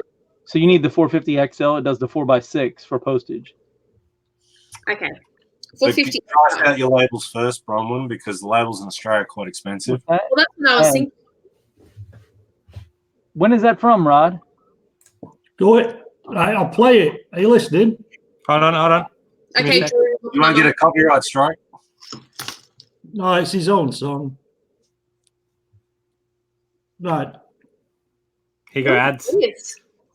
Hang on, I can't see it on the lucky camera. Just press a button.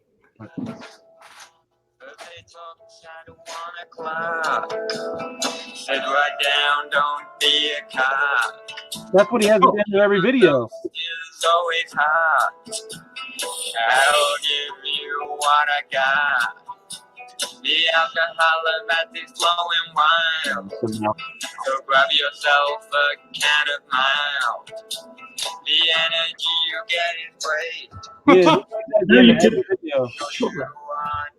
Does that person have a mental disability? No, you know why. It's Someone with What's that? Do they have a problem?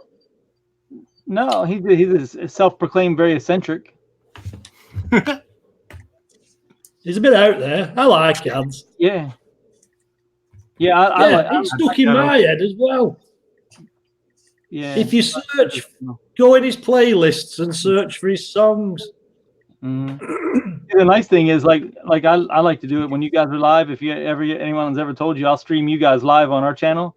Yeah. I did it last night with Zahir at the car boot. I put Zahir's car boot live on our show and send it on. I love doing that, man. It's like my favorite thing in the world.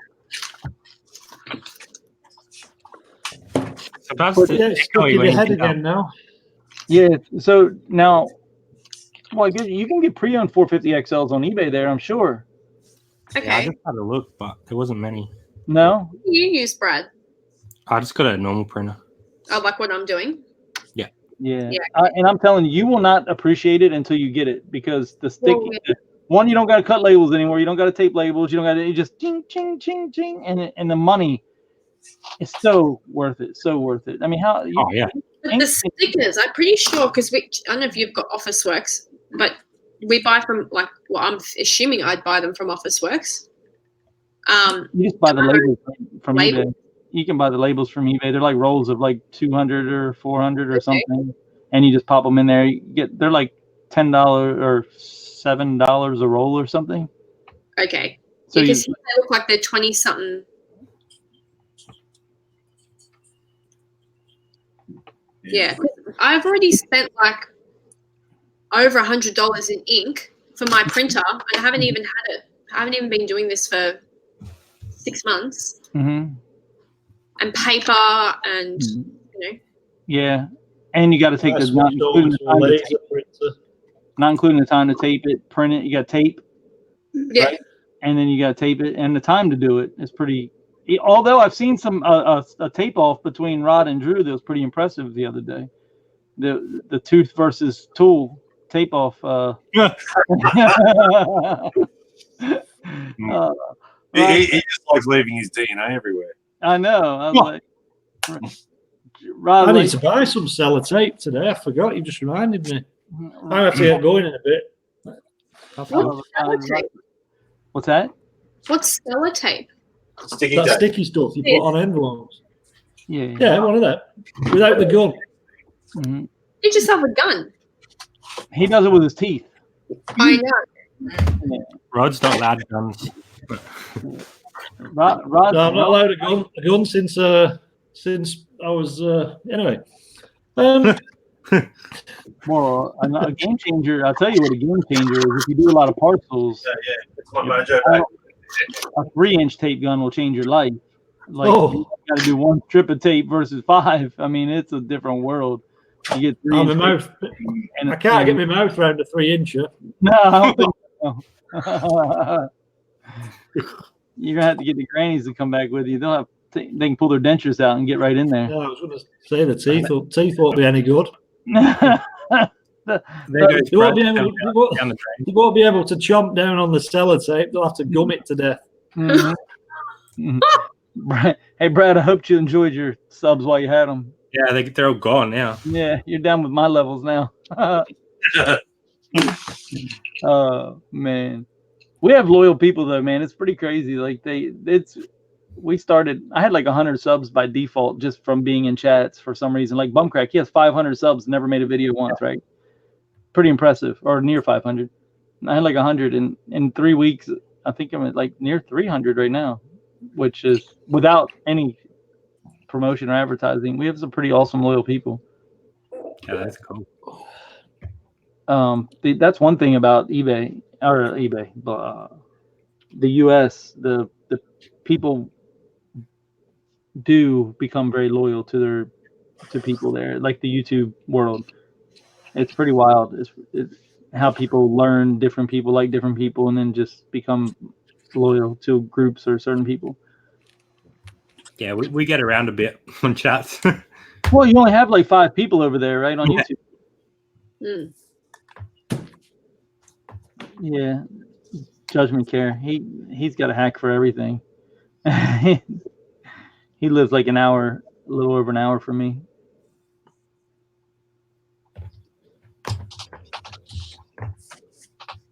But Traci, she's here. She's just probably doing something we're not allowed to see right now.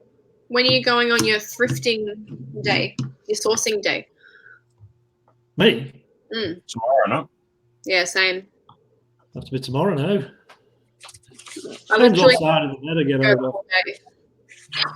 Oh, killing it over there. See? Look at that. Hold up. Who was it? That guy wanted more ink. No, it's a Sea Heritage women's top. I'll show you. How many listings do you have, Bronwyn? Hang on. I have 199 and 10, 198 and 10 scheduled. I don't know what happened. I went from 400 to 200 real quick. Things were just selling crazy, and I just couldn't keep up with the purchasing. That's the goal. I want 0 listings. That's my goal. Everyone thinks I'm crazy. I want 0 listings. I want everything to sell every 60 days. I don't want to be a storage facility.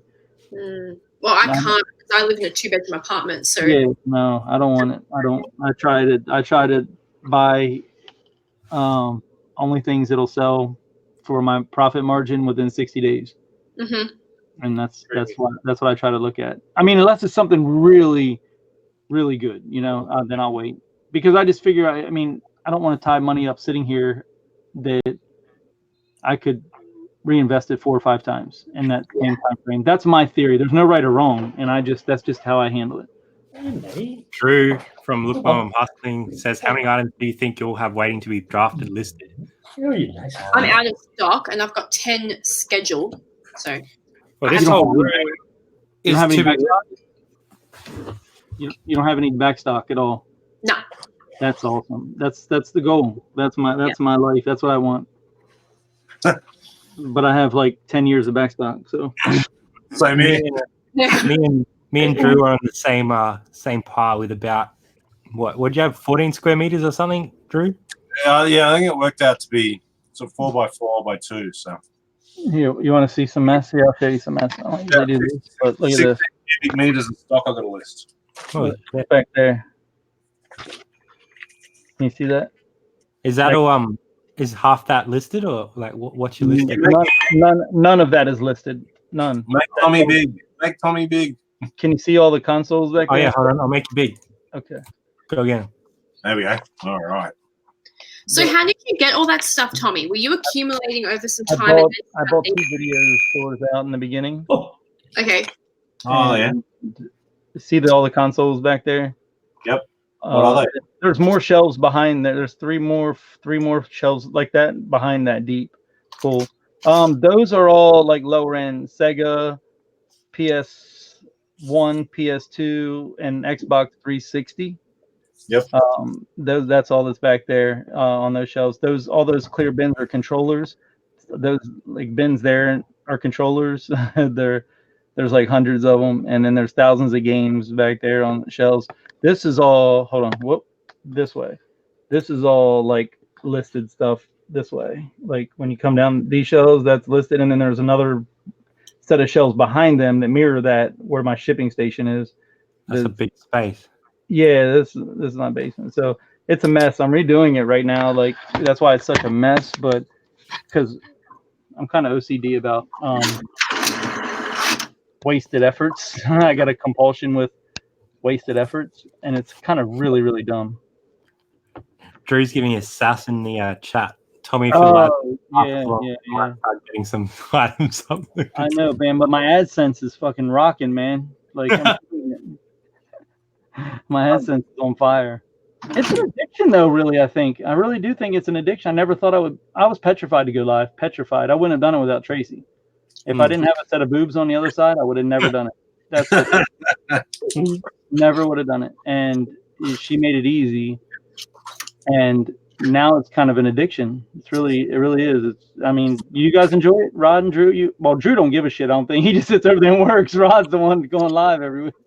Yeah, no, I think like you sit at home by yourself, like your wife's work, your kids at school, whatever, and and then 8 hours goes by, and it's like you got no social contact. And this is like having workmates, I guess, while you're sitting. Yeah. Just chat in general. It doesn't have to be anything relevant, you know what I mean? No. Yeah. But it's kind of, but it'd be hard to do by yourself, though, wouldn't it? Like to just sit there 8 hours and let people watch you without Rod or you guys to banner back off each other? Yeah, but what I do is I'm subscribed to 320 people on YouTube, so I just watch YouTube while I'm listening. Right. But that's what I'm saying. But you to go live by yourself and let people watch just you without one or the other, having that second person makes it so much easier. Is what I'm saying. Yeah, and I think just having you, because then you got to concentrate on the chat if it's just you and. I find you get distracted too much, and like I see a lot of YouTubers that like I don't know how long it takes to edit his videos, but someone said, "Oh, why don't you do videos, do live shots at the op shops you go to, and all these type of things?" And I thought, yeah, but then I'm going to come back and edit. It's going to take me another hour, and time's the most precious thing I don't have, Right, especially if you're not monetized and getting paid from YouTube. Totally. I mean, we know Casey Neistat, that's for sure. So right, yeah, and the reseller space only gets so big with YouTube. It doesn't. There's not millions of followers out there that are going to come no matter what, unless you can find a way to break into out of that wall somehow, which is no one's been able to do yet, really. Well, like into a different genre. Yeah, cool. Like yes. What do you say? Drew hates genre. He hates French words. Everyone uses all these French words. You got genre and you got niche and all this other crap. Like I was watching Taco's Text the other day, and he couldn't call it genre. He called it genre. Yeah, well, he has a different language. Nothing against Taco's Text, but it shouldn't be used. Just what type of music is it? You don't need to. Genre is a silly French word. Leave them alone. You don't like the French, Drew? No, I love the French. Love the French. I just don't think that it's an English word that should be used in English. I mean, no. I wonder. So it's actually not an English word. It's like something that doesn't appear in our dictionary.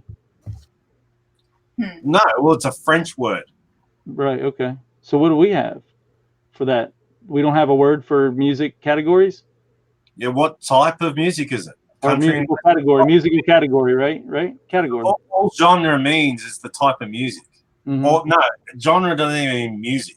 Genre just means a type of something. What genre in clothing, you could say.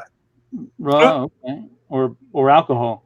Yeah, exactly. Where it comes from. It's just a stupid buzzword by these. How about fragile? TP. I think it's short for generalization. Well, yeah. Well, you're from England. You know a bit of French, don't you? Ooh la la.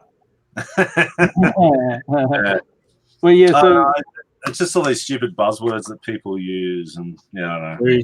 Drew's saying editing is time consuming, but he's creative at heart and loves putting them together. Well, then that's fine. You just have to go that way from the beginning, because you're going to really suffer on your eBay if you wait and you build your eBay. It's going to tumble. I can promise you. We have very good teams that are doing it. You got to start. Yeah. Like I did my pickups video that day. I think it was like 13 minutes, and basically I just transferred it to YouTube and I wasn't doing other stuff. No editing. Like Traci kind of does that. She does very minimal editing to get hers out, which is really a lot easier. But it's still an hour or two a day. Yeah, but I don't upload every day. Right. But And I like doing it, even though I don't like the result at the end. I still enjoy the process. So I figured it's not going to get worse. It can only get better, right? Yeah. What I was doing was just getting a high-end dash cam in my car because I see so many idiots on the road doing stupid things. Mm-hmm. It's like my day out today. This is the idiots on the road video. Just do like a 5-minute video of just all the day. Yeah, that'd be cool. I enjoy doing it, but it does take a lot of time, especially with our schedule. So I don't know. Yeah. It's a bit of a hard balance, but I'm trying to.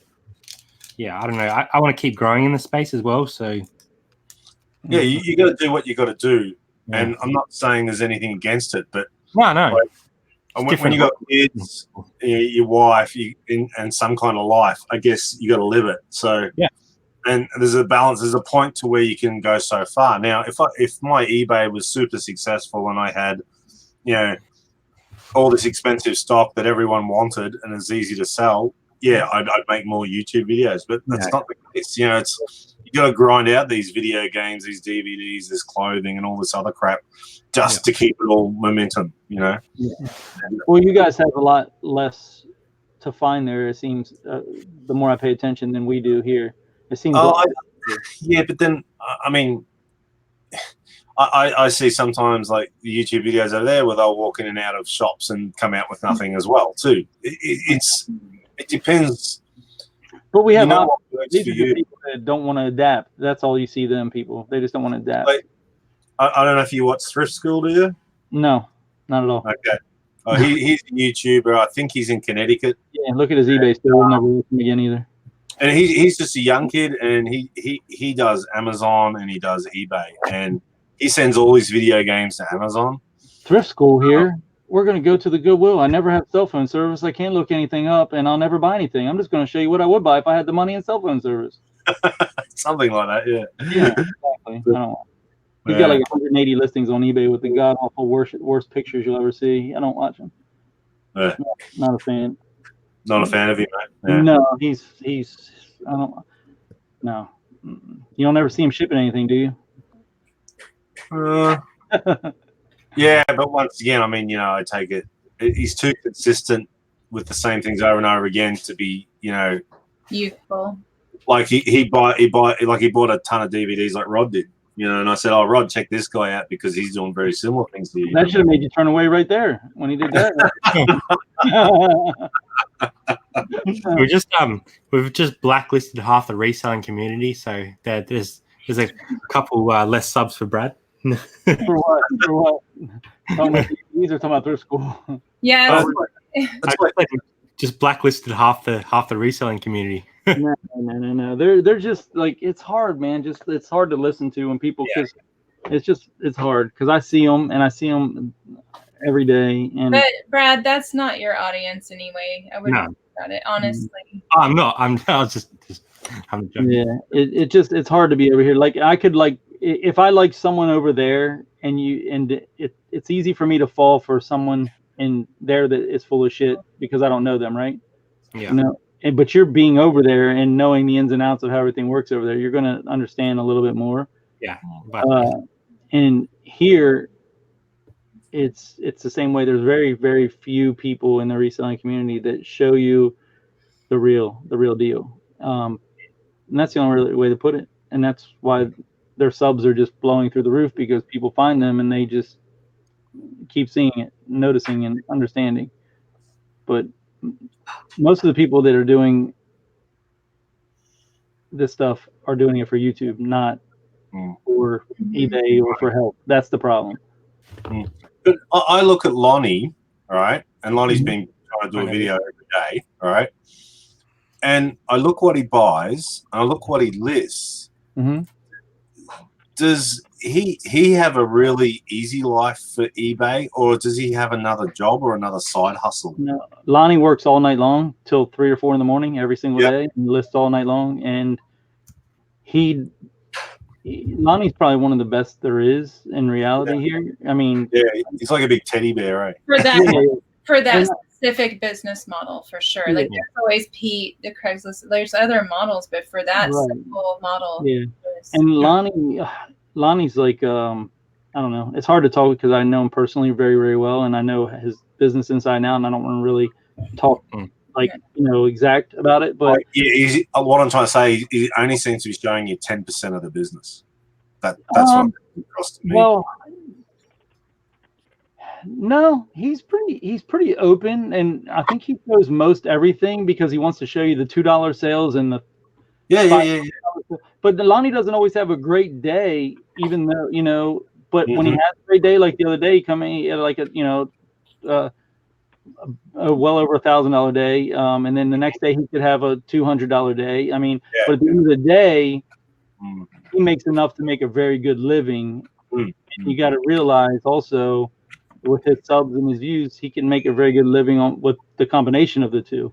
Yeah, I mean, like he's totally transparent, and I really like the guy. It just seems like, from what I see him pick up, I'm thinking, okay, well, I could list all that in 2 days. What's he do for the other 3? You know what I mean? Like, well, he definitely doesn't show you. I don't think he makes it look easy. Let's put it that way.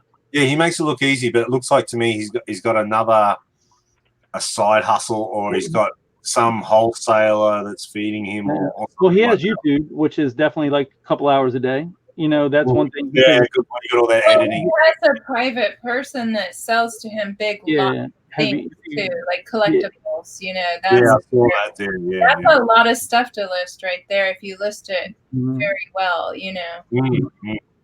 Well, and he's got 2 stores and he's got over 1,000 listings, and but Lonnie also spends a lot of time responding to viewers. Yeah, he does. You know what I mean? Like that's another thing. Yeah, I I see when you put the video editing in, and then as say responding to all the viewers, and he's got his, he's fundraising with his coffee mugs now too. And right. Yeah, and he also has a family to hang with. You know. Yeah, exactly. Yeah. That's what I'm trying to say. That's why I don't. But if you were in like Traci knows, because he comes in our chats when he comes in around dinner time for a few hours with his family. When they go to sleep, you'll see him come into our chat at night while he's listening for the rest of the night. And him and I used to probably just talk because we were the only ones up that late. We would probably talk all night while we're,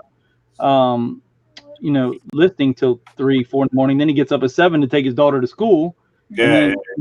But I don't know how to explain it other than he makes it look easy because I know he works his dick off hard as anybody that I know. Like, and one of his best friends, John, do you watch Cincinnati Picker? Yep. They're really close, and they're probably two of the most genuine people you'll ever run into on YouTube. And they might not be the most, say, entertaining, but they're the most real. Real. Yeah, exactly. Yeah. Well, I was watching Cincinnati Picker.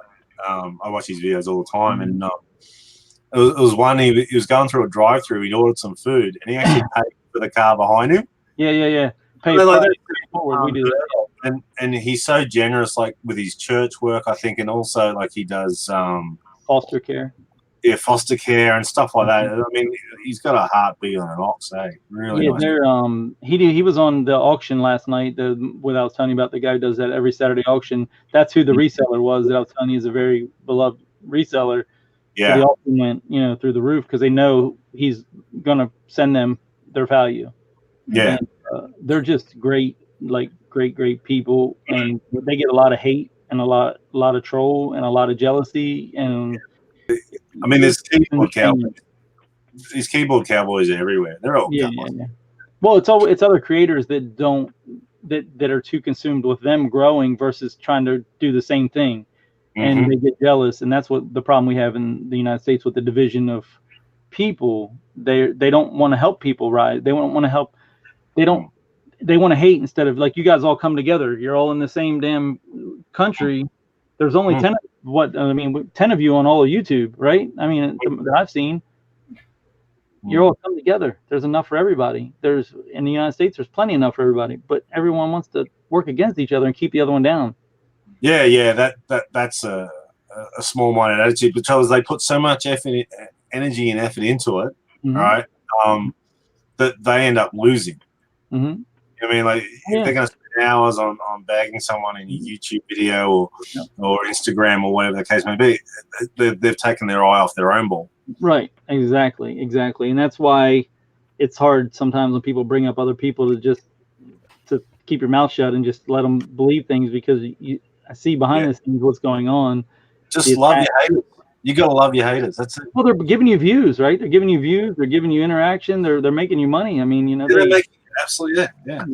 It's damn good money in YouTube when you get to that level. I mean, damn good money. Full time. It's a full time income for doing an hour or two video every day. It's pretty crazy. They just, but it does take a toll on your eBay. It does do that. That's the thing. But yeah, Lonnie does make it look easy, and you're like, damn, how does he make a living doing that? And if you really, he shares his souls. You can go look at his store. You can add it up. You can do the math. He does. And he bought a mug from me last night. When I watch him pick his stock, like when he's picking, he always says like, "Oh, this sold to a viewer," or "This sold to a viewer." His viewers buy a lot of. Yeah. And that's another thing. He doesn't have to do really. You don't see Lonnie doing what I do and running crazy promoted listings and sales. He don't have to. He doesn't have to, because he's got 50,000 people that watch him daily that love to buy his stuff, and he's bringing the crowd to his store. Really. Yep. And he didn't do it on purpose. He didn't have that. I mean, who would have thought? He's in Louisiana, in the middle of nowhere. Well, I don't know if it's the middle of nowhere. Is that in the middle of nowhere? Kind of. Sounds like it. I mean, they do have Mardi Gras there, but yeah, but he's not in that city. He's not far from Baton Rouge, though, is he? Right. Yeah. But you know, you got alligators and turtle man running around. That's what you play. Play Rod. I'm He's gonna have done. to go now. So I'll All right. see Thanks, you. Rod. He actually is. Oh, bye. See you, Rod. Bye. He actually encouraged me because I was like, no, Lonnie, I'm nobody in this space. I'm not a big seller. I'm part-time. And he was like, no, that's refreshing. And there's a lot of people out there like that. And I think you should go with what you're doing. Like, not everybody will reach out to somebody and say that, you know? So he didn't have to do that. That was cool. And he did the same to me long ages ago. It kept saying, you need to do it. You need to do this. You need to do this. You need to do this. And I wasn't ready, and I really wish I would have, but it's just... You hadn't met me yet. Yeah, I hadn't met you yet. But also, here's the thing. Lonnie and John, Cincinnati Picker, are powerful enough. This is how powerful they are. In one day, in one video, mention you, the next day you're monetized. Wow. And I can't tell you how many times they've done it for people that they know are good people and deserve it. And you can go back and watch his videos and then go to Social Blade that monitors all the traffic and just look at someone turn into from 1,000 subs. Well, what KP Trainham had like 150 subs when he went to sleep and woke up to 1,600 or 1,800 or something. Wow. Yeah, in like 6-8 hours from Lonnie, shouting him out instantly, just instant. And that's... How long has Lonnie been like on YouTube? 4 years, I think. Okay. Is Bronwyn coming through real glitchy for you guys as well? Is who? Bronwyn is. Yeah, her sound. Oh, her earpod. Oh, she had earpods in. Just like a bit odd. Yeah, I don't know what happened. Is she still there? Oh, yeah, there she is. Oh, she's muted. You're muted now, Bron. Can you hear me now? Yep. Yeah, You're back. But yeah, like they have that kind of power, which is amazing to be able to do that. And you just don't even... He did it recently for Matt, Part-Time Pickers. How many did Matt, I think, just had broken 1,000. Matt had already... He grinded hard, and he got there, and then Lonnie shouted him out, found him, shouted him out, and he went from like 1,000 to like 4,000 subs or 5,000, something ridiculous. Yeah. And meanwhile, scratching around the 400s. Yeah. With that? Meanwhile, scratching around the 400s. Yeah. But, and the thing is there's a lot of people over there that try to do it the wrong way, and they'll want to buy stuff from Lonnie's store and put notes in. They have a YouTube channel. He goes through that battle every day too.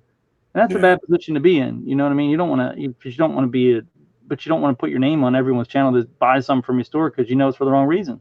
Right. Exactly. Yeah. It's like self-marketing in a way. Right. And that's what they do. They do it endlessly to those guys. And, that's a grind. Ollie G. There's another one of Rod's videos. Mm-hmm. That is Rod right there on the cover. Worth nothing. Rod, what the hell is that racket? Whoa! Is Drew running 900 numbers over there? Right. Drew's It running. costs like $10 a minute. Watch the numbers you're dialing. He's providing some cool boy services. Yeah, we got an escort service over there or something going on. I'm wondering. You can't live on the beach selling $2 Wii games. I mean, I figured he had something going on, right? Hey, you gotta do what you gotta do. Yeah. Man, that's but that's, if you found those guys, you found the right group. That's who you really have to I mean, for truth and transparency. Like I said, they don't go out of their way to make it purposefully entertaining. John does sometimes. I mean, him and Lonnie get at it. Did you see when they went to that Highway 127 when he took the megaphone out? He took the megaphone. We were having a private conversation. He will swindle you out of your money. Yeah. That one. Yeah. That's so good. You know how bad I wanted to super chat Dwayne last night and say don't buy anything from John. He will swindle you out of your money. I've done that. But I know some people in that group would know how to take it, and it could have been detrimental, so I didn't want to do it. True. But yeah, they're funny, man. They're great. They're great humans, man. They're awesome. And Taco, I don't see anything wrong with Taco. He's just not my type of. I just don't enjoy watching. It's just slow to me. But he has 100,000 subs and kills it. I mean, you can't deny what he's done, and he does it. He's genuine. But I watch him when he buys storage units. Unless it's got to be $40 and under, else he won't buy it. Taco, I don't even know. I didn't know he bought storage units. Yeah, he bought 2 recently. And, okay. But they're just like, you see one will be full of totes and boxes, and they're all sealed and all stacked up, and it goes for 300 or 400. He won't even bid. He'll bid up to $40, and that's it. Yeah. So then he buys one that's got rubbish and crap spread out everywhere for $40 and goes through it all. Yeah. He don't spend money, right? He don't like to spend money. I think he doesn't like to spend money, but I can't see him growing. Like, I know his YouTube's fantastic and it's providing a lot of income, but yeah, I mean, he makes more on his YouTube than we all make combined on eBay. Yeah, from what he's making from his Etsy or his eBay or his markets, you know what I mean? That's child's play. Yeah, it's all nickel and dime stuff, you know what I mean? Yeah, I mean, I don't know Taco Stacks like personally, but I know like how eBay or YouTube works, and he's probably making 10 grand a month on eBay on YouTube. Yeah, like that's pretty big income for just putting out. He don't do a lot of editing, you know. No. It's all pretty live. Really. You know, he's got a loyal fan base. He goes live. If you ever see him go live, hold your ass and watch his chat. It's just like it is. Super chat. Yeah, well, yeah, and then he gets all, you know, people that are beloved like him. He gets a lot of fan mail. You see the shit he gets in the mail for free. Yeah, I know. But he's humble. He's very humble. He's not a smart ass. He's not a show off. He's not, you know, he goes, oh, I'm not sure. You know, he shows that humility where, gee, I'm not an expert, but I'll give it a go. You know what I mean? Yeah, and that's exactly what Paul said. Exactly for me. He just doesn't work into my, and I think he does. I think he's brilliant at what he does. Because I believe he works a full-time job too. Does he really? No, I don't think so. No? I don't think so either, but I don't watch him enough to really know much about it. I thought he had a day job because you only see him out on like certain days. I don't know, maybe not. But he used to be a full-time marketeer. Okay. But he does he goes to the flea market and he literally don't care what it is. He sells the shit for $1 every day. He don't care what it is. He just puts it out there, $1, you know, because he don't need to hold it. And he's probably, in all fairness, got a shit ton of crap that he needs to get through because we only see what he shows us. He don't show us every day he goes out picking. You know what I mean? Exactly. So we don't know what he's really got and all together. But yeah, he's an amazing guy. It seems. I just don't. Does he have a big space? He's got. I don't know much about him really, other than I just know he's legit. He's genuine. I know people that met him. Have you watched some of his early videos? No, Steve, I probably watched like 10 of his videos ever. And I don't dislike the guy at all. I think he's brilliant. I just don't have the time to watch things that don't work into my world, you know. Unless you're looking at go picking like that and scrapping, then right. Because you can learn if you're going to do stuff like that. What things that make you think outside the box, but it's not what you're doing. So it's no. But and people who are doing it, there's nothing wrong with that at all. Yeah, I honestly don't watch much pre-recorded stuff at all. Like I don't. I watch Lonnie. I watch John, and I watch Heart Pickers, Ronnie Hart for clothing. He's one of the most. He's very legit. I watch Alabama Pickers for a whole different business model. Dusty does like a long tail business model. Like his videos are bloody long tail. 3 hours, yeah, I love them. That's what I just stopped watching him because him and his monologues in that car for an hour and a half was just still my head in it. I just, for some reason, he's like my favorite to have in the background when I'm working because it's 3 hours, right? I don't have to worry about a playlist. I don't have to worry about anything. He does a 3 hour recorded video. It's over a month. It's over a month. Like it could be a whole different season when he's done with it, but it's like. Hi, welcome to Alabama Pickers. I'm Dusty Bob Billy Ray. He's a good I talked to him recently a couple times on Facebook about videos and just some stuff that's going on, and he just seems really down. I don't really know him. I just know he's legit, though. I know that. I know he's legit, and that's what I care about. And I just don't want people out there taking advantage of people like they tend to do here. I'm trying to, who else, Tracy? Who else do we watch? I watch Mike the Scavenger. He goes around, does like curbside dumpster diving and stuff like that. So I don't know him. You know him, Tracy? She's muted and gone. So whenever she pulls her female toys out, she has to do that.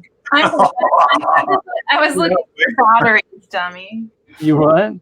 I was looking for batteries. What's And that? I told you. What I tell you? She's looking for batteries. No, they're tiny. What? Did Mike you say the Scavenger? Do you know Mike the Scavenger? no? I know. Why? What's one?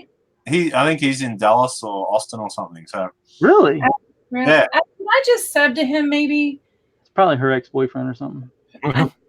Mike the Scavenger, he goes around. He does a lot of scrapping, curbside scrapping, and dumpster diving and stuff. You know. I think he just started following me on Instagram or something. I've seen the name. Well, you really like the scrapping stuff, right? Or is that Drew? Is that what you're? Oh yeah, well, I just like how he makes money out of it. You know what I mean? Like he makes pizza money by just spending an hour picking up steel and stuff. Hey, Brahman, welcome back. She just popped on like. I might have to go in a sec. That's cool. But I'm gonna make my kids some food, hang out with him, play some Lego. And give him some more NyQuil, put him back out for a while. No, I don't give him anything out of my stash. No, oh god. I'm trying. All right, well, good chat. Yeah, thank you. Good to meet you. Yeah, we'll have to bring everybody over to the other side of the pond. Well, that's not really a pond in Australia, is it? It's more of a big body of water. What is it? The dip. The dip? Is that what you call it, the dip? Oh no. What we call it with UK? We say cross the pond with the UK, but I think it's a ditch here. Ditch. Okay. New Zealand's across the ditch. Yeah, New Zealand's a ditch, I don't know what we call it to USA. Well, anyway, I'll meet you over there. What's that? I'll meet you over there, anyways. Whether it's that's a long swim. Don't try and swim. Yeah. I think just the Hawaii's 10-hour flight from here. Wow. So are you closer to you're seeing this again? I'm a terrible person with geography, but you're closer to the West Coast than the East Coast, right? Yes. Yeah, the other way, we're going to go past Africa to get to you. Yeah. I think it's like a 16-hour flight to Texas from Australia. Is it? I think it's 24 for me. Like it's a whole day, 24 for me on the East Coast. Yeah. Oh. Yeah, because it took me 11 and a half to get to Hawaii. Yeah. Straight nonstop flying. Wow. Yeah, when I went to crazy though. Bye. See you, bro. Thanks for coming. Mind blowing. The Earth is that big, isn't it? Yeah. So considering how flat it is. Yeah, But look, you got look at him, man. Look at this cat. This cat is getting busy. Oh my God. I didn't even know it was there. So what time? So it's like 2. No, it's almost 3 there, right? No. 1 here. Be 2 o'clock your time, wouldn't it? It's 12 our time, 2 o'clock your time, right? Yeah, about that. Yeah. Is there there's 2 time zones in Australia or 3? Yeah, there's 3. 3. So where Brad is, it's 1:30. Yeah. In Queensland or the East Coast, it's all 2 o'clock. And then we have WA, which is the other side of the country. They're an hour difference. So it'd be 1 o'clock. All right. So are you guys in the same time zone? No. No, half an hour difference. Oh, half an hour different. That doesn't even make sense, does it? Why? What's the point? Wow. Because you got to understand too, Australia is about as wide as America. Yeah, we just figured that out. I had to show Tracy that. She didn't believe me. I know, no one believes me. When I was in the States, I was telling this guy who was his executive or something or other, and I said, "Oh yeah, Australia's about the same size as America minus Alaska." Mm-hmm. He's going, "No, it's not." I said, no, it is. Mm-hmm. I mean, it's facts are facts. And in my passport, I had like this little world map, and I kind of put my fingers over Australia and I put my fingers over America. And I said, see, they're the same. Oh, that's not to scale, he said. Yeah, inches are different in Australia and America, right? But it's so bizarre. Think about the UK, how small that really is, though. Not the UK, but like England specifically. Think about how small that and how many people are there. How do you think it is to get stock there? Yeah, but they're all jammed in. Yeah. And the trouble is they don't have big houses, so they can't store a lot of crap. Right. So therefore there wouldn't be that much stuff, I guess. You know what I mean? And that's why they have to have car boot sales. How does Bumcrack feel about that statement? I'm just curious. Well, Bumcrack's got all the stock, I think, stored. Okay. But, so because their houses are so small, they don't actually have garages because they're all terrace type houses. So they're going to have car boot sales because they can't have a garage, so they don't have a garage. Yeah, and that's why car boot sales are massive over there. So you take all your stuff in the back of your car and sell it in the back of your car. Mm-hmm. No, but I mean, I'm just thinking about the amount of stock that are purchased for resellers has got to be drastically less than because of the amount of people they probably. And I don't know the math, but you think they have as many people as you do in Australia and just England? Well, we've got 25 million people that live in Australia, and many of them are transients or they're doing university here from Asia and stuff like that. So we've got a million people that are kind of not Australians, but they're here at the moment. So there's roughly 24 permanents and a million in transit. I think the UK has 68 million people. The UK? Yeah, the UK has 68 million, including Scotland, Wales, Northern Ireland, and England itself. But I'm just thinking. And you got to think that there's only 24 kilometres between there and France, and then you got the rest of Europe. It's another 770 million people, including Russia. And same with you guys. You guys got like 325 million people in America, plus all the illegals, right? Then you've got north of the border. You've got Canada, which has another 70 million. And then you got Mexico on the other side. I don't know the population of Mexico, but it'd be pretty high. So, wow, England is 84% of the UK's population. 84%. That's pretty. That's. I didn't think that's a lot, right? So 68 million, 84% of that. So, oh my God. So, like Wales and Scotland are kind of more rural, and a lot of Scotland too. I think is very mountainous. So 57 million people in just England. Just England, and now think about how many times England can fit in Australia. Yeah, heaps. Yeah, I mean, because it can fit in Texas like 5 times, I think, or some shit. Like it's crazy. Just the state it's in. I mean, it's very small. But that's what I'm saying. So how much inventory is feasible in that country for the amount of resellers? Being there's that many people in that small of an area. Yeah. You think they might have it real rough. I think it comes back to, I think you got to look at it this way as a ratio. So every million people, there's 10 resellers. So if your country only has 25 million people, I mean, this is not for real. I mean, just an idea. So in 25 million people, you'd have 250 resellers. 100 million people, you'd have 100 resellers. 200 million people, and so on and so forth. So I don't think everyone's a reseller per se. It's a percentage of the population are. And therefore that then scales the dynamics. That's why, people, a friend of mine, she wanted to sell on eBay, sold 2 things. Then someone wanted to return something. She threw her hands up, that's it, I'm not doing anymore. And walked away. And there's so many people that try it that it's all too hard, or they get so offended by a negative or a comment or whatever, and they just throw their hands up and go, I give up. But yeah, so I think like you got to look at, you guys yourself. Like I just look at your storage units and I just sit there and dribble, my chin, go, I'd love to do that, But also it's a much more competitive market, I think, because of the amount of that's on our eBay.com versus And I could be dead wrong. I don't know. I just it's relevant to the population. Mm-hmm. Like, say we got 25 million things listed in Australia on eBay, where you guys have probably got you're 10, 12, you're about 13 times the population. So 13 times that. I mean, I remember I went to Chicago when I was young. I was only 27, I think it was. And the whole population of Australia living in one city was just such a mind. I just blew my mind, eh? Just couldn't fathom it, you know what I mean?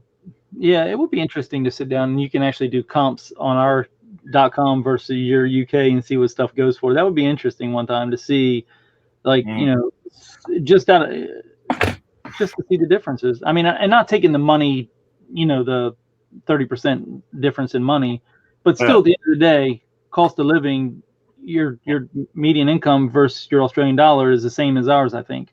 So if you make, you know, say the average is 50,000 a year median income in Australia, roughly. I think it's a bit more, but it just 75. I think the average is. So that must be like, there must be so many people that blow that out though, because mining and defense is pretty big in Australia, and they get paid a lot of money. Yeah. So, because my mate, he's a paramedic in one of the mines, full time, employed by BHP, and he does. I think it's a week on, week off, fly in, fly out. So he works half of the year, and I think he's on about 150,000 a year. So that's what I mean. Like, your everyday person, like, there wouldn't be too many people at my work that would be any more than, like, except for like the CEOs and that, there wouldn't be too many people on more than 80,000. Like, most people at my work would be on between 50 and 70. And see, our school teachers in a primary school, right, straight out of university, are on about 75,000. Ours are about 30,000. Yeah. They can't. You can't live. You can't go to school and well, I'm sure there's certain areas that pay more, definitely. But I know the last time that I had talked to someone coming out of college, they couldn't afford to work as a school teacher. Going to college to be a school teacher. And see, the other thing is, because what we do in Australia with university, we have what they call a HEX fee, which is a loan from the government. Now, you know, you guys have to take student loans. Once you finish university, you got to pay it back. Otherwise, they charge you interest and everything else, right? Well, in Australia, they call this HEX fee. Until you earn over 65,000, you don't have to pay anything on it, and there's no interest. So if you make 64,999 every single year, you're good. You're good. But if you earn over that, they take a percentage of your wage out from the taxation office. That's kind of fair, though, right? That's kind of fair. What happens is you have all these kids going to university, doing nothing degrees, end up working in a bar or McDonald's because they've got a tree hugger business degree or something like that. You know, it ends up as a nothing degree. Now, I think university should be for doctors, nurses, lawyers, engineers, where you need a specific skill set and need to be trained to do something. But what happening is they're offering all these silly courses. Do you have trade schools, like just trade schools? We have what we call a TAFE, which is a technical and further education. Okay. Where you can do like a course in it. So it's, but what it does, it creates a false economy. The trouble is, though, the government now has billions of dollars in debt for all these university students. They're never going to earn over 50,000 in their whole life, right? And never pay it back. That's horrible. And that's where it should be. Okay, well, pay back 10% in the first year, then 5% every year after that, regardless of what you're on. You know what I mean? That's the way it should be, and that makes it fairer for everyone. Yeah. Because and that way, then these people would only go to university if they knew they were going to get a job, but they're all coming out of university with no jobs because it's a nothing degree. Like my niece, she has a degree in animal what do they call it? Husbandry, exotic animals to do with lions and tigers and all these things that you'd see in a zoo. And then she's got a doctorate in this and a doctorate in that. She's been going to uni for close to It looks 7 really years on cool on paper, and it does nothing for you. and she works on a German show called I'm a Celebrity, Get Me Out of Here, and that's shot in Byron Bay, right? And where they put like all these, and she looks after all the animals like the snakes and all the cockroaches and stuff they pour on all these people. Yeah. And but that's only a job she has for like 3 months, you know. So, but she can't get a job anywhere. She's so qualified. She's been to like Sydney Zoo and Melbourne Zoo and all the outback zoos and everything, and just can't get a job. Right. Then you got like Australia Zoo, which is Steve Irwin Zoo, which is only down the road from me. Right. And what happened is, because it's got such a big name, all these people come from overseas. They work for nothing, right, for 2 weeks. Right. So they end up with this massive,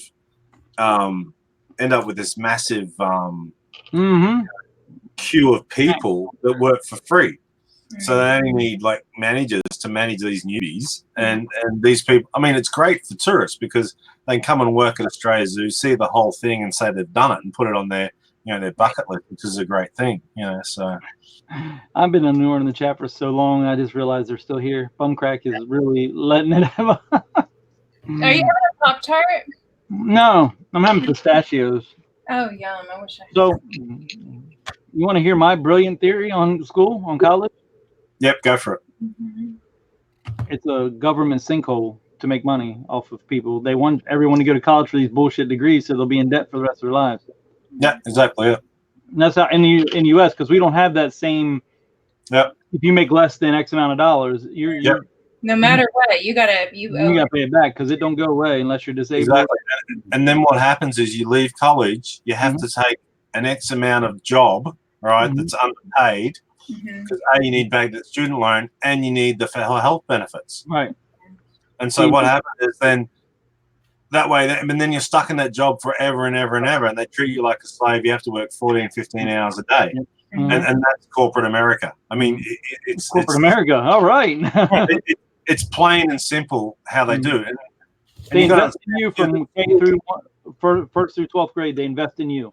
You don't pay. They invest pennies, develop a curriculum, tell you what you're going to learn, how you're going to learn it, what you're going to do, and warp your mind into you're going to go to school, get good grades, go to college, get good grades, and you're going to work for someone and pay taxes for the rest of your life. They'll never tell you one time you can work for yourself in the U.S. Never. You'll never hear you can get a job. You can work for yourself here ever. Yeah. And I think what happens is, like, no offense on your education system, but from what we see here, well, this is my opinion, is when you leave high school in the US, your standard of education is about our year 10. Right. So we've got another 2 years of education on top of that. Right. Well, you think about it this way. Think about it this way. It's all government mandated. They have a curriculum they design for us. Because think about it. If we're smarter, that means we stand a chance to be equal to them, right? But the thing is, what happened is, so you go back 200 years, right? The workers didn't need an education. Right. Because they were using hammers and plows and sticks, right, to turn up the soil and plant things. Then along came the Industrial Revolution. Oh, these people can't operate the machines. So they created a school from, I think it was grade 1 to grade 5 or 6. So they could do simple mathematics, spell and do certain things. Then they could operate the machines. And as the machines got more complex, they had to open up high schools to give these people further education. And that's why you hear, like, I don't know, your father's generation, or, oh, yeah, I left school when I was 14. And, you know, I worked in this and that and whatever, you know what I mean? Because those jobs were there. And now what they're trying to say is, okay, well, let's create universities and colleges so we can train people really high up for courts or juries or you know, reality has nothing to do with that. Yeah, but what they did is the universities saw, okay, well, that's the chunk we're going to service. Let's add all this other crap in. We'll get all these other people sucked in, make shitloads of money, and they'll walk away with nothing, but they don't care. No, because you can't get away from government-backed college loans. You can't get away from it. Except for one guy, Steven here, he told me that if you're disabled, you can get out of it. But and that's it. But if you can't go bankruptcy, we have a thing called bankruptcy here to wipe all your debt free and get a fresh start. you can't get away from taxes or student loans in that. Yeah. Kind of weird. Yeah, no, it is. If you really break it down, it's just a big ruse and a shakedown to keep you in debt and paying taxes for your whole life. And then you have to stay in that job because you need the health benefits and you got to pay back the debt. And you're in debt. Yeah, and you're in debt. Well, And that's so the thing. That's what I was going to say about the UK. Is it easier for them to be a reseller because of the socialized healthcare? Well, I think the UK is very similar to us in Australia. Like they have the similar, I guess the similar welfare system in a way, similar education system. I'm not sure what happens with the university fees over there. I got no idea. Yeah, I just was thinking because it seems like, I don't know. I guess they don't really talk about it because it's different. In the U.S., you hear a lot of people talk about their fears of going full-time because of benefits. That's like number one generally. Money's easy to make. Anybody can really make the money. It's the benefits on top of the money. Someone always told me you can't go broke paying tax. Okay, so if you think you're going to get $200 or $300 welfare off the government each week, then if I earn $50 on eBay, I can keep all the welfare. So they think I've increased my income by $50 a week. Mm-hmm. It's a false economy. You know, it depends how motivated you are. If you want to get off of welfare, get away from the benefits, and you want to be free. I know Australia, what they're trying to do, they're making it harder and harder for people on welfare. Now they're bringing out what they call a welfare card. So the card can't be used to buy cigarettes, can't be used for alcohol, you can't use it for gambling, and you're only allowed like 20% in cash. Yeah. All the rest has to go. EBT cards. They're called EBT here. So you guys got that too? Yeah, but the merchants can get around it and ring it up as other stuff. Yeah, we'll see if they did that, that'd be fine here. Oh yeah, well they don't know. They have to come. They can't check on everybody, right? I mean, you're just rolling dice. And now what they're saying now, you have to apply for 3 jobs every week. You have to go in for courses. You got to do interviews and so on and so forth. Really put the pressure on them to get off their ass and get into work. And I think plenty of jobs there. There's plenty of jobs. We've got 2 different governments. Our liberal government, right, is like Democrats. No, the Republicans. So they're all pro-business, pro-freedom, small government, right? Then we've got Labor, which is the left, right? They're all, we'll take all the money, we know how to spend it better than you type thing. So they're what they call social justice. They want everyone to be the same. So there's no ducks, there's no eagles, all right? You want to be an eagle? No, everyone's a duck. So where the other side is like, I mean, Trump, you can be an eagle or you can be a duck. It's up to you. You know what I mean? Like, you've got that freedom. You're not being dictated to. I don't know. That doesn't sound like our government, does it? Ours wants all ducks. They don't want any eagles. They want all sheep. They do. They literally the Republicans here are not about the Republicans, which is our right. Yeah. They have no liberal standards at all. They want zero liberal. They want to control everything. So it's opposite of you guys. It sounds like they want to control everything. They only want the 1% to prosper. Well, that's kind of I think it depends on what level you look at, because a lot of people look at liberal and say that they're for the top end of town as well. Yeah. But it just depends on how deeply you look into it and how. Yeah, I don't think we have the same. I think that they're just different terms. Same. You don't have 2 parties like we do, though. We have a right and left. You have Labor and. Yeah, that's right and left. Yeah. The Liberal right, Labor's left. Yeah, that's polar opposite of ours. We need a strong third party to really put anything in balance, and it will never happen. There never will be. There never will be, because they work behind the scenes to keep that third party out. But when our Labor Party gets in, all they do is spend money. So last time they got in power, they had $50 billion in the bank. Right? So that's it. We had no debt. Right? After 6 years, they ended up with $360 billion in debt, and they racked up another $200 billion in pre-spending. when they left office. And the government now has been in power for 6 years, and they've just got the spending under control, and they're coming into surplus. Now, we still owe all that money, right? I mean, I think our debt's around about 500 million, but now they're starting to pay it back down again. What people don't understand, it is your money, and these people will rack up the credit cards. They leave town. Now, would you want to live in that house? Would you like it if your wife just booked everything up to a credit card and say, hey, you work it out? You know, it's not on. And you got to run an economy like a business. That's it. There's none of this airy-fairy, well, you know, this person's a squeaky wheel and, oh, we've got to make a new law for them. You know, like, it's crazy. Like, yeah, someone gets injured or killed or hurt, they pass a new law. So it might not happen again, or someone can be blamed for it. You know what I mean? Like, it's called natural selection. You know, people have accidents and die and do stupid things for a reason. You know what I mean? Like someone might jump off a bridge, so then they put barbed wire all over the bridge so no one can jump off it. You know what I mean? There was a really bad car accident where a grandmother and 2 twins died, right? Now, the guy that hit her was speeding, on drugs, no license, no headlights on, right? What? He died in the car accident. Now, the speed zone used to be 80. So they dropped it back to 70 and put a speed camera up. Wow. Now, who's that going to affect? The only people that's going to affect is all the people doing the right thing. You know?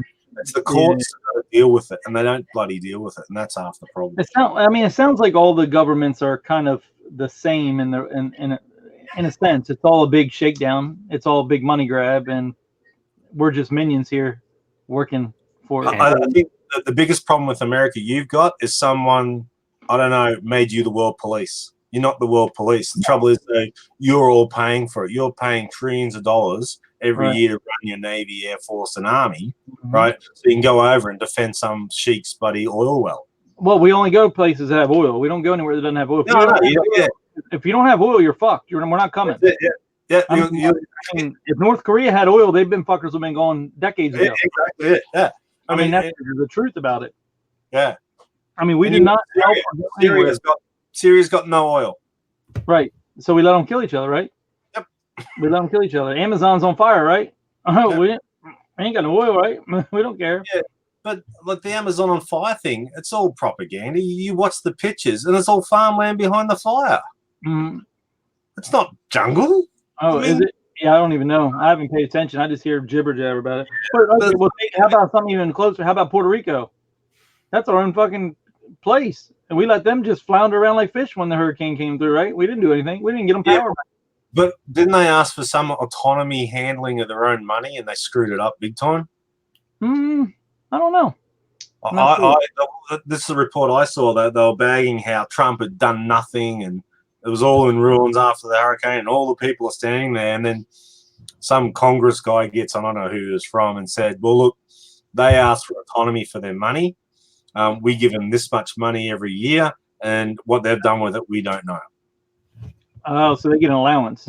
I mean, they get enough funds to run that right. State, but then they should have emergency funds like the rest of the country, right?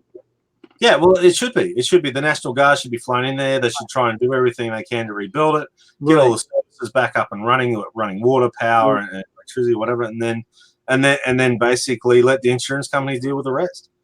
So, because they asked for autonomy, which stopped the U.S. from shaving money off the top, probably they're pissed off and they don't want to help them. I mean, who knows? But it's weird because who knows? That's the thing. Everything's propaganda and manipulated. Oh yeah. I mean, even the news is like we get bullet point. Yeah. What's that? It's all controlled by someone that tells you what they want you to know. Well, the news gets bullet points from the White House every day. The right and the left, they send bullet points to every news agency. What today's talking. That's why it don't matter what news channel you'll see the same key phrases repeated daily, over and over and over all day long that day. The same key little punchlines all day from every news agency, and then you'll it's so bizarre. I think it's just nothing is real here. I don't think, in my opinion. I hope I'm wrong, but I don't have faith in anyone's government, honestly. The government's there to control its people, really. Like, Right. regardless if they do that well or poorly, they're controlling you. Like, there's no doubt about that. Well, it's just like our we call them senators here. Our senators are every one of them. I make more than every single one of them a year, right? They get like 100 and I don't know, I forget what it is, 30,000 at last check. At that point, I made more than all of them. They retire multi-millionaires because they're not subject to insider trading. Our senators are not subject to insider trading. How about that? How fucked is that? But Martha Stewart can go to jail for 3 years, get ripped out of her cooking channel, for insider trading because she got a phone call.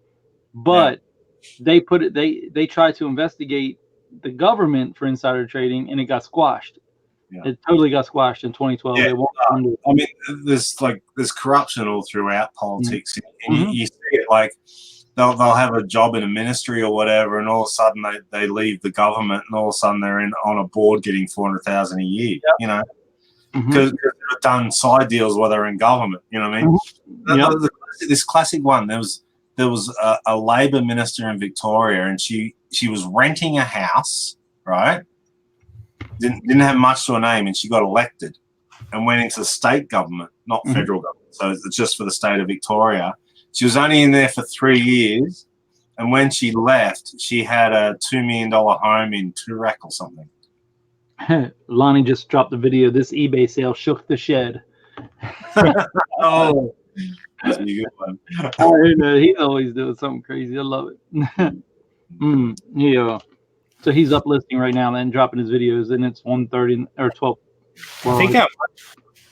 I think it's sort of like you're talking about, Lonnie. It's kind of cool that we found sort of like a midway point between Australia and the UK. Like, it seems like your channel is kind of like the landing point, and everyone kind of like meets there and then spreads out. You know what I mean? Yeah, I'm fascinated by people that work together. That's honestly what it is. Like, I love a certain small portion of our resellers, and I hate the rest because they're full of shit, honestly. And so I tried, because of being home, I wanted more background noise, right? I wanted to listen to more people. So Lonnie turned me on to Nick and Andrea.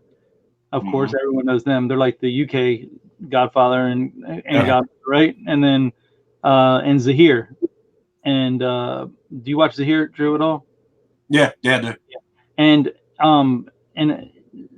stupidly, Lonnie sometimes is more brilliant than I give him credit for. And sorry if you're listening, Lonnie, but he told me about Zahir, and I didn't get it at first. I did not get him. He's like, dude, just keep watching. He wouldn't tell me, and I was like, Lonnie, I'm here to learn, dude. I'm hungry. I want to learn. And he's like, you don't have to watch everybody to learn. Just watch. Then one day, it just clicked. I was like, this dude is sick. I love this guy. I don't care what he sells. I don't give a fuck about his RC cars. I like this guy. I like him. I like their the way him and Beck like banter. I love it. I was like, okay, I get it now. So that was Lonnie's his relaxed one. I think that's his one where he tells us all the time he don't care, but he's not here to learn. He watches for comedy, right? I mean, that's what he wants. When he's in our channel, he's like, yeah, I just like shows that I can really just relax, because he's been doing it for so long. Yeah. Sure, if you've been doing it for a while, Drew, you probably don't go to channels to learn anymore. You probably go just for background noise and humor. You might learn a thing or just that white noise in the background. But sometimes I'll be listening to something and then my ears will prick. I'll go, what's that? I'll look at and then rewind it and play it again and go, You never know, and that's what I like about watching all you guys, because even though it may never happen, there's a chance there may be something that turns up here from other countries because of military, because of migration, whatever. You just don't know, and sometimes it'll stick in your head.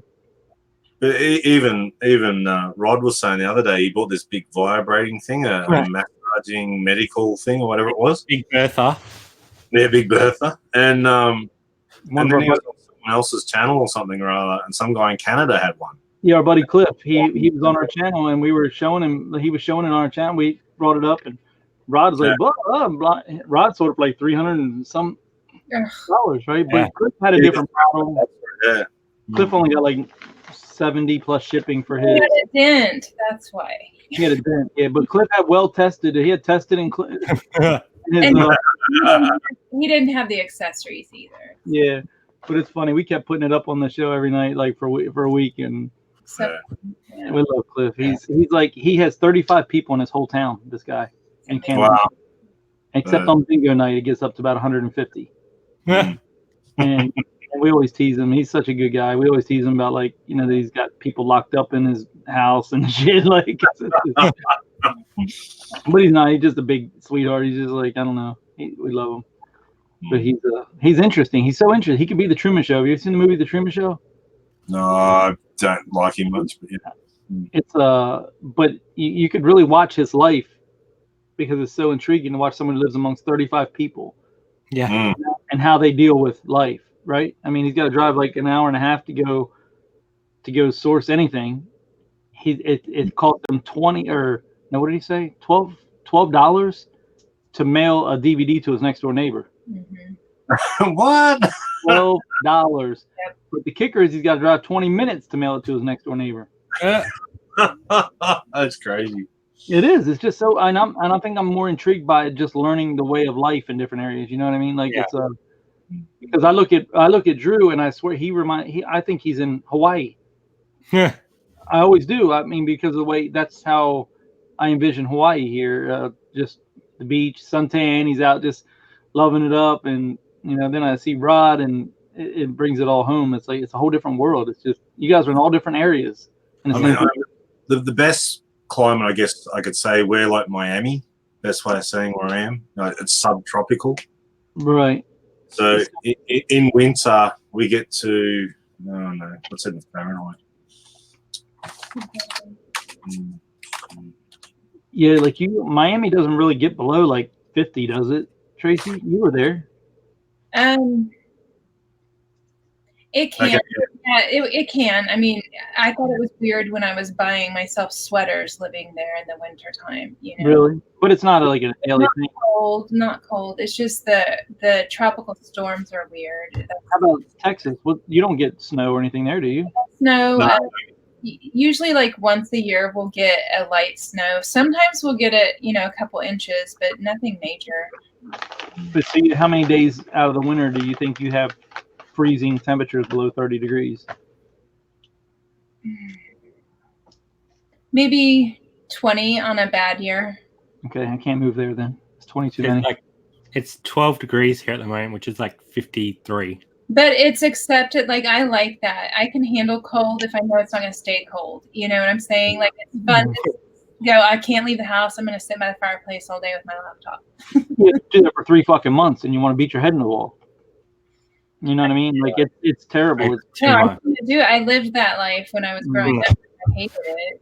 See, here, probably 4 or 5 months a year is like really cold.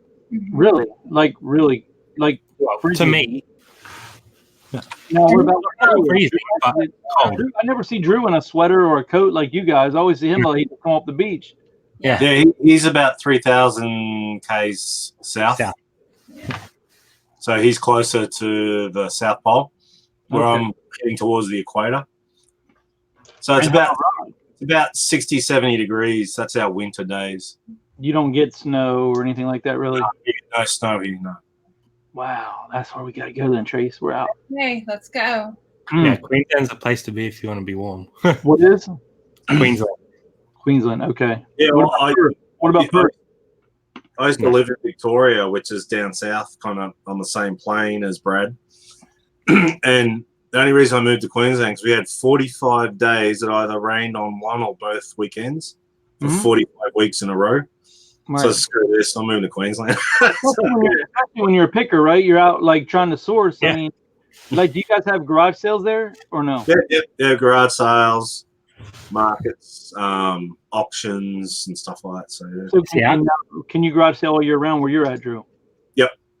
See, they have garage sales during winter, but like very few and far between. And like coming from now until probably, I don't know, February next year, maybe March, it'll be garage sale season. But right now, you might get one or two, but It's not worth going. But think of the option to have it all year round. How much better that is. Yeah, that's what I'm saying. Probably within a 20-kilometer radius, we have probably 15 to 20 garage sales a week. Now, do you do a lot of garage sales? Because I never really hear you talk. Well, the trouble is, like, with Facebook Marketplace and Gumtree, and then some people dabbling in eBay, a lot of people moving all their good stuff on that. And then what they're doing is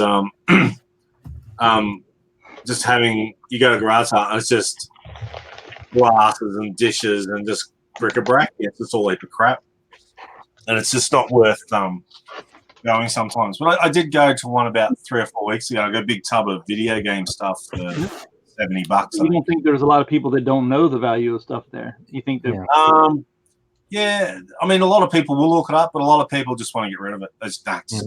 You know. Like here, you can look. I mean, there's a lot of people that do Facebook Marketplace. It's huge, but then there's also, you look at all of our reseller YouTube channels. They find a shit ton of stuff at garage sales.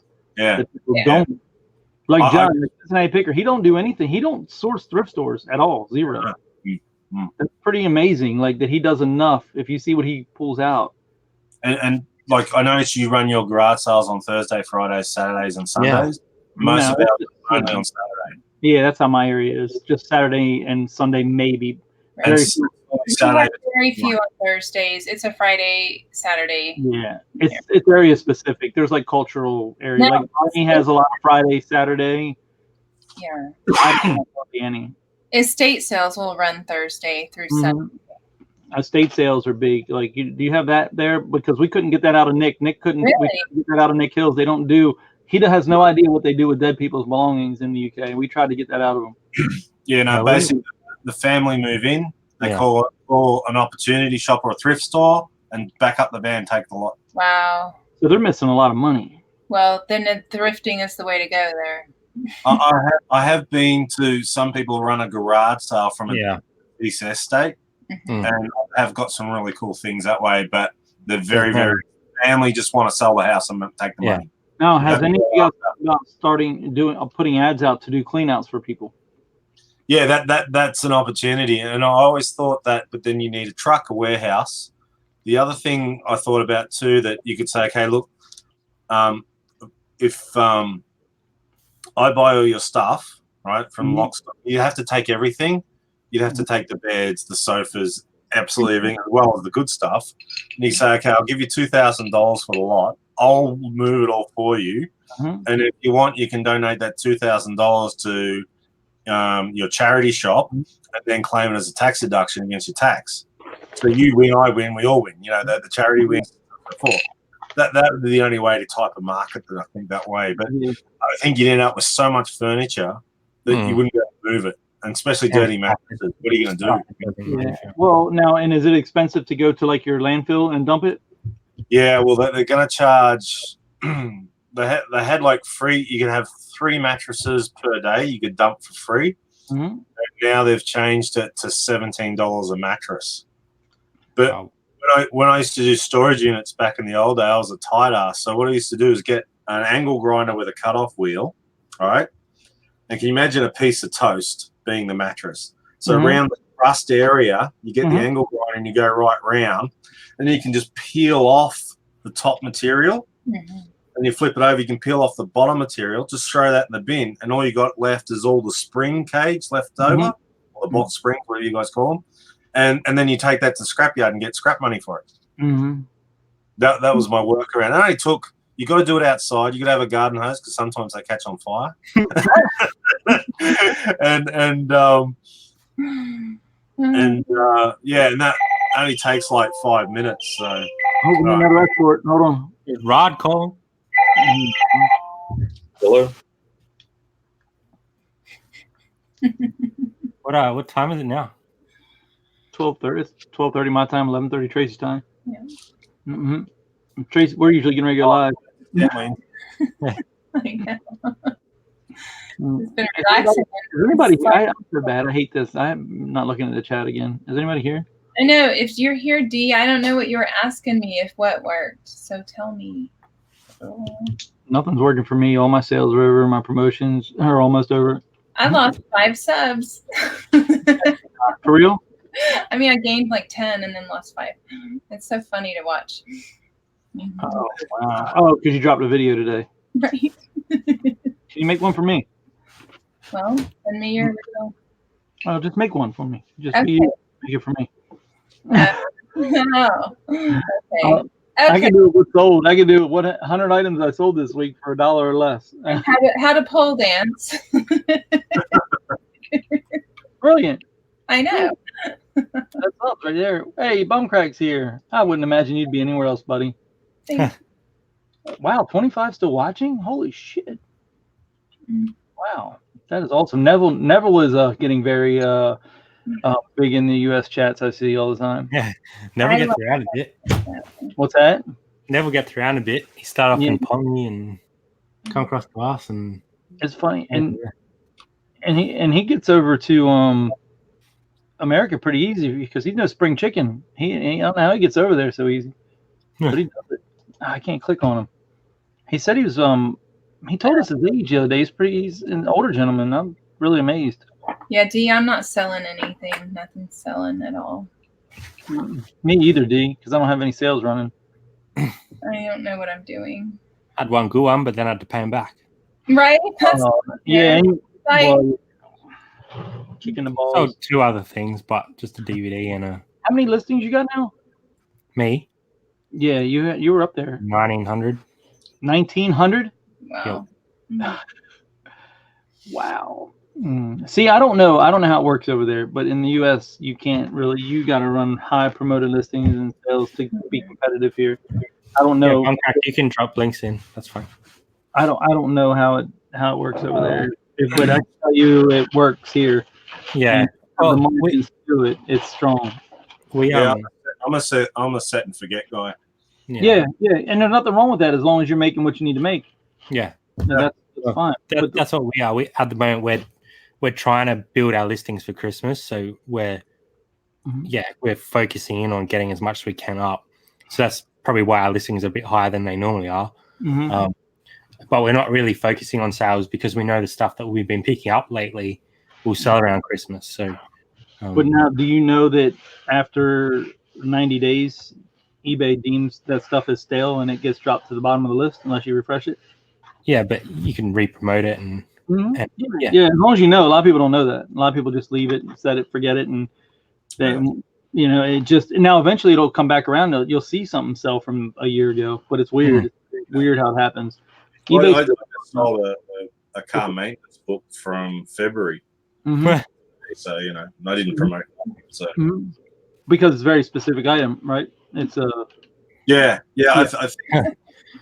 think if you play the game of wanting to sell phone covers and all that, you're in a lot of trouble. But I think if you just keep going for consumables and what's out there, you should be good.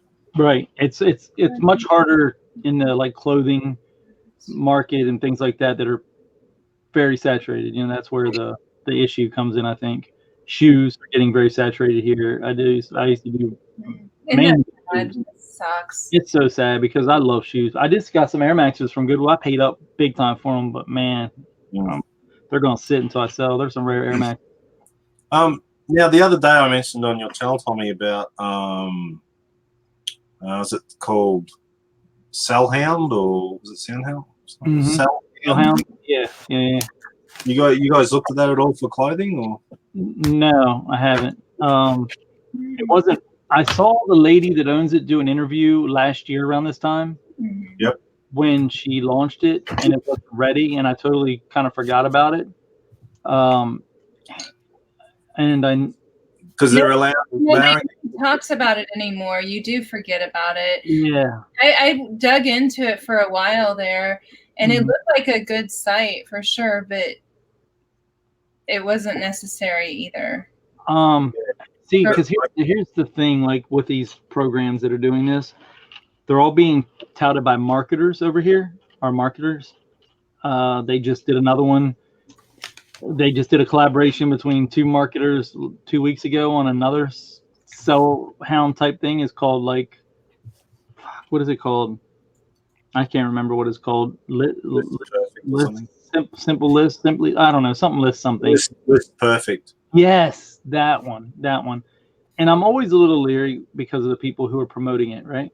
I mean, that's my theory. You're getting affiliate links from these companies to promote stuff.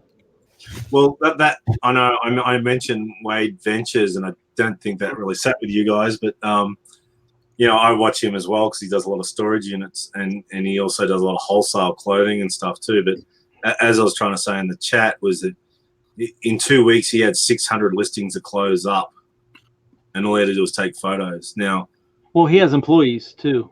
Yeah, he has some girl that comes in for 15 hours, and he's got his mum works for him too. But as he said, he's just been using the Sellhound, and they're offering a 3. You can do 3 listings on Sellhound for free. Oh, I'll try it. I'll try and give an honest review on it. If it's great, I'll tell everybody about it. I don't care. Yeah, well, I mean, it comes across fairly genuine, but I mean, whether you know he's a bullshitter or not, I don't know. But I mean, I watched a lot of his videos. Huh? Wade? And, yeah, Wade's Venture. Yeah, I know. Yeah. You know the guy? He's famous for buying because we know who he is. We know who he is. I'm just trying to think of diplomatic wording. He's not your cup of tea. He's a marketer. Let's just put it that way. Yeah, well, you can see by like his ex-job, he's a marketer, you know, and the way he comes across. And but I do give him credit. He has the store. He does the work. I will say that he does. Yeah. But once again, as I said, it's just that white noise. That's what I watch these people for. I don't like guys. Everybody here, press 1 in the chat if you see me use Sellhound. But I mean, something like that for me would be perfect because to employ people in Australia, looking at probably $25 an hour, you got to pay them another. I think it's 12% superannuation. You then have to pay them 4 weeks off a year with a 17% loading. Now, and we also have what they call in Australia unfair dismissal laws. So you just can't say someone you fired. You got to give them written warnings, and then if they disagree, they can go to the Work Fair Commission or whatever it's called, and then you have to hire a lawyer to fight it. And you can't get around that by making them a contracted employee. No, because I thought, okay, let's do piecework. Okay, I'll pay you X amount per piece you list, or something like that. If you do that more than 3 months, their class is a full-time employee, and you have to employ them. Really? See, yeah. We get around that by making them a contractor, which basically that means that they're not under a set time schedule. You don't get a schedule. Yeah, that's it. That's the only real clause, you know. But okay, so let me ask you this, because I haven't looked into Sellhound. Did you look into it at all? Did you look at it? Well, it's only for the US. Oh, okay. So here's my theory. Sellhound basically, if I remember correctly, I still got to take my photos, and all I do is I type it in. I still got to type it all in, right? No, you take the photos. Take the photos of the tag. You can put in whatever you want. Like you might want a special SKU because it's in a certain bin, right? And you're in your warehouse, right? You might want to put certain measurements in. So it's a pair of jeans. You want the length or whatever. So you put the basic details in, and then you just upload it. Then what happens? It goes to a virtual assistant. In other words, someone in the Philippines, all right, will go through, then write up the listing. Then they put it through. This is what they said. I don't know how true it is. They then put it through bots, and the bots then go through and optimize all the wording for eBay and also optimize the description. Okay. They fill in all the little drop-down boxes, you know, that you got per clothing. Like, is it denim and all that type? They fill all that stuff in for you as well. It then goes to a third person who approves it. Then it goes to you for a draft, and they put a suggested price in there. I know I sound like a salesperson for them. No, you know, you're just describing how it works, which is not like literally I'm sitting here going, I might as well list it, but at the same time, I'm also going, that does take time to do that work. So the only problem is, like, I listed 16 pairs of jeans the other day, and it took me 4 hours. Right, but now how much time could you have saved just taking the pictures and uploading them? The pictures 3 hours. At least 3 hours. The pictures are the thing that usually takes the longest. Like, for me, I think you're doing 70% of the work and you're paying someone else to do 30%. Yeah, well, I think okay. So here's what you do: you go to Upwork and you hire the same VA they do for $2 an hour, and they do it all for you, and that's it. You can train them to do any part of your business you want. Yeah, Upwork. And Upwork, it costs $99. You interview all the VAs you want. That you give, they do the scoring, the testing. They're very, very upfront. They're and it's like roughly about $2 per hour. That all you do is send your stuff to you can get Ink Frog and use that, or wait till they give us finally the goddamn sub account they've been promising for you, and then they can log in and do it. Are y'all getting that there too? The access to your eBay account, minimal access. All right. Zahir just woke up to go car booting. He said, "I told him we're on." He said, "Damn, I just woke up." So, like, is the Australia eBay going to have that minimal access for you to have somebody enter your eBay account without getting to your finances? No. I haven't heard them. Okay. I haven't heard them breaking it here yet. So maybe that's where you guys are going to get the test, and then we might get it eventually, which is usually the other way. But I think there isn't the need in Australia yet. Yeah. It's so that's the way to do it without paying Sellhound to make money off of that person that you could hire yourself. Yeah, it was more that word optimization that I was more intrigued about. I don't buy that. Read the last two comments of Judgment Care. I don't buy the word optimization thing. What if you spend a little money to get a better and faster listing tool? And the one he said about that, I'm not like, if you're gonna get a contractor, you need it in writing. Is that what you're trying to say, Steve? Yeah. You explained that well. That's what they said. What if you spend a little more money to get a better and faster listing tool? But Drew, I can tell you that we've mind crunched eBay, and Lonnie and others, and we have crunched these numbers and crazy stuff on here, especially me more so than anybody, because I'm a numbers person. Yeah, I realize that. Yeah. And I don't. Word optimization is not really something in eBay, in my opinion. It's more so keywords. And all it is literally is strongest word from left to right. Keyword and price, right? That's what you would say. So, just think when you're shopping. Yeah. I when I'm shopping, the first thing that catches my eye is a picture, right? Because you can tell a lot about someone and the care they take of things by their picture. I know people say you don't have to have great pictures, don't have to great that. No, you don't have to have great pictures. But if I can tell a lot by a person in their picture. I mean, you just can. You know what kind of person they're going to be. If you got shit laying on their bed, the shovel, you're not going to buy it, even if it's the best price, right?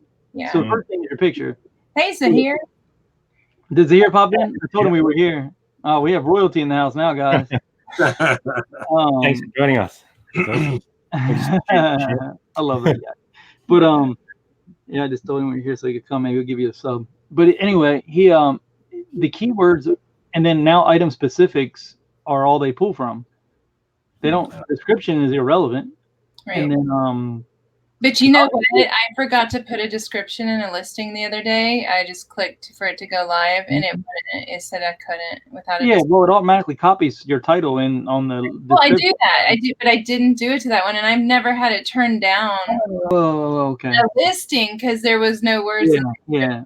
What I'm saying, not only lists really mobile, it automatically puts the title in the description, you know, and then some bullshit. It just says "will ship priority mail" every time. That's all it says.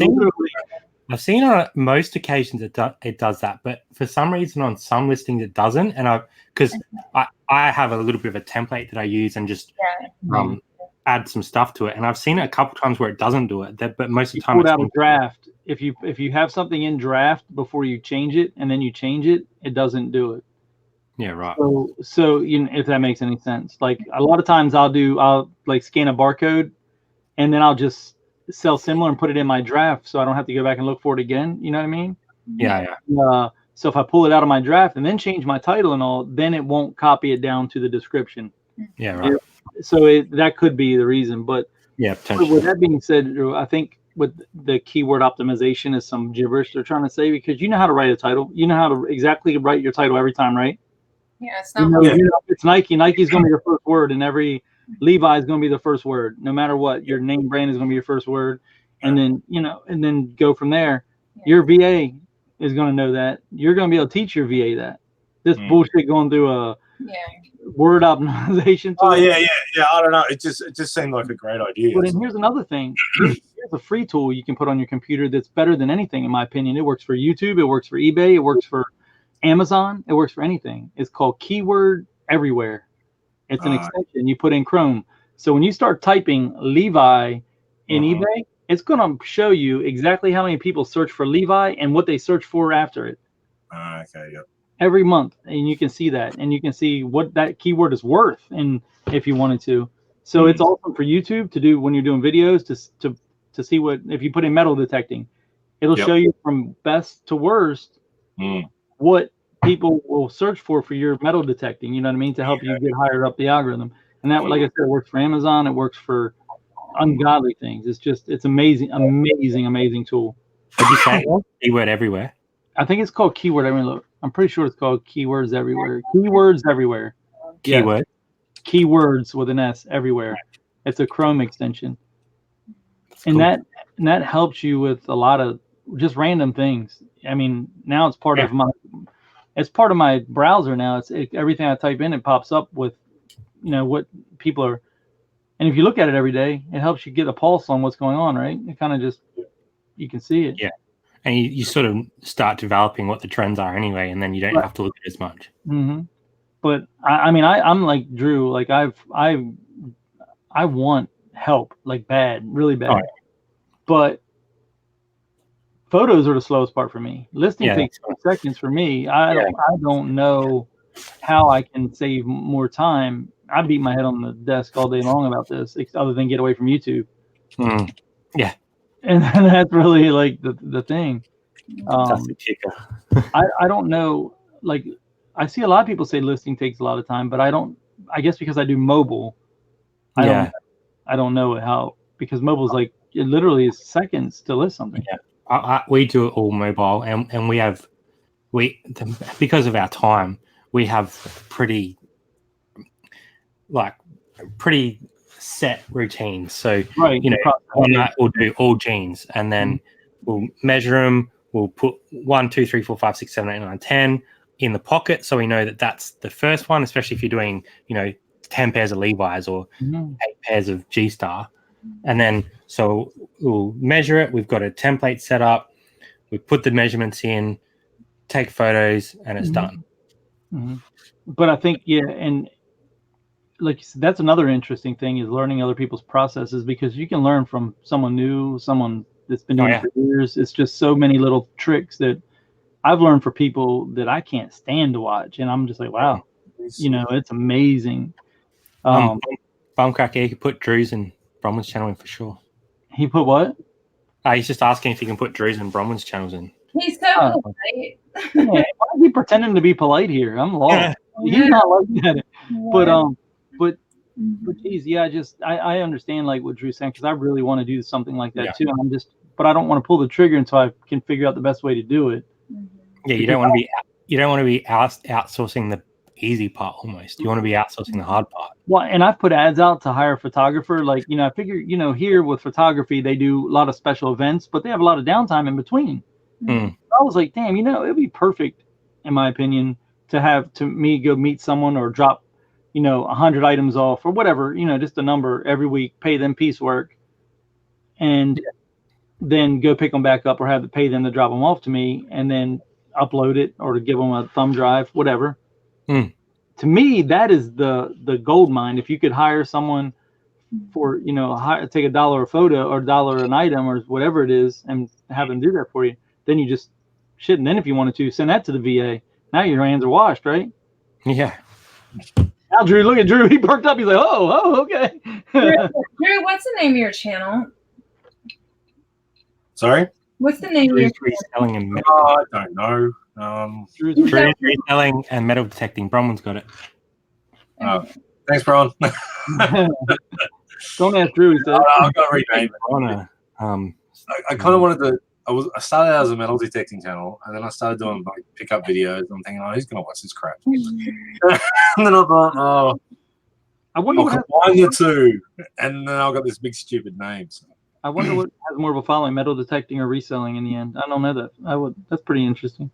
Because metal detecting is a pretty big deal. It is. Yeah, it's good fun. It's good fun. Yeah, that's a big deal in the States. I know. I mean, I see What's people. the best thing you found metal detecting? Sorry. What's the best thing you found metal detecting? Jeez. Baked beans. I guess I think I found a British penny from the 1800s, which was kind of cool. I know it's worth nothing because No, but that's cool. That's history. To find it in a forest in Australia, that was pretty cool. And then I suppose the big thing I found I was at the beach, and I used to work at a surf club, which is like a where people go swimming. They have lifeguards, okay, and the lifeguards look after the people swimming. And then what they did, they create a club. They call it a surf club, okay. And then in the club, they have poker machines, they have a bar and a restaurant. So I used to work there as security, and my mate, the other guard, and yeah, good on you, Rod. And anyway, so I was down the beach and I found this chain, but it was kind of really dark and I couldn't see it. And one of the guards, because he was working, I wasn't, and he came down, and the manager goes, "Oh, what have you found?" And I said, "Oh, I found this chain." And I said, "Oh, go show him." And he took it up to the manager who was standing up the top there and at the beach, and it was I think it was a 14-carat gold chain, and it was a men's one, so it's quite heavy. And I think I sold it for $800 and something on eBay. So wow, that's awesome. The only thing with Australia, we have a law. It's called theft by find. Oh. Okay. So if you find something, it's not yours. You're meant to hand it into the police. They have it for 3 months. If no one claims it, it becomes legally yours. So when you find a lot of jewelry and stuff when parks or whatever, you end up with handing it into the police, filling all this paperwork, waiting 3 months before you can get it. A lot of people won't do that because they don't trust the police, because the police go, "Oh, yeah, no, that got collected due to privacy information. We don't have to tell you." So they'll score it all. But I had a small jar of all this gold from 9 carat up to 18 carat, and most of it was broken or dinged up. And I used to, "Oh, you found anything?" "Oh, yeah, I found all this gold. I think, this is so stupid. So I drove down to Brisbane. There was a guy there. I think he was offering 80% in the spot price, which is quite high for around here.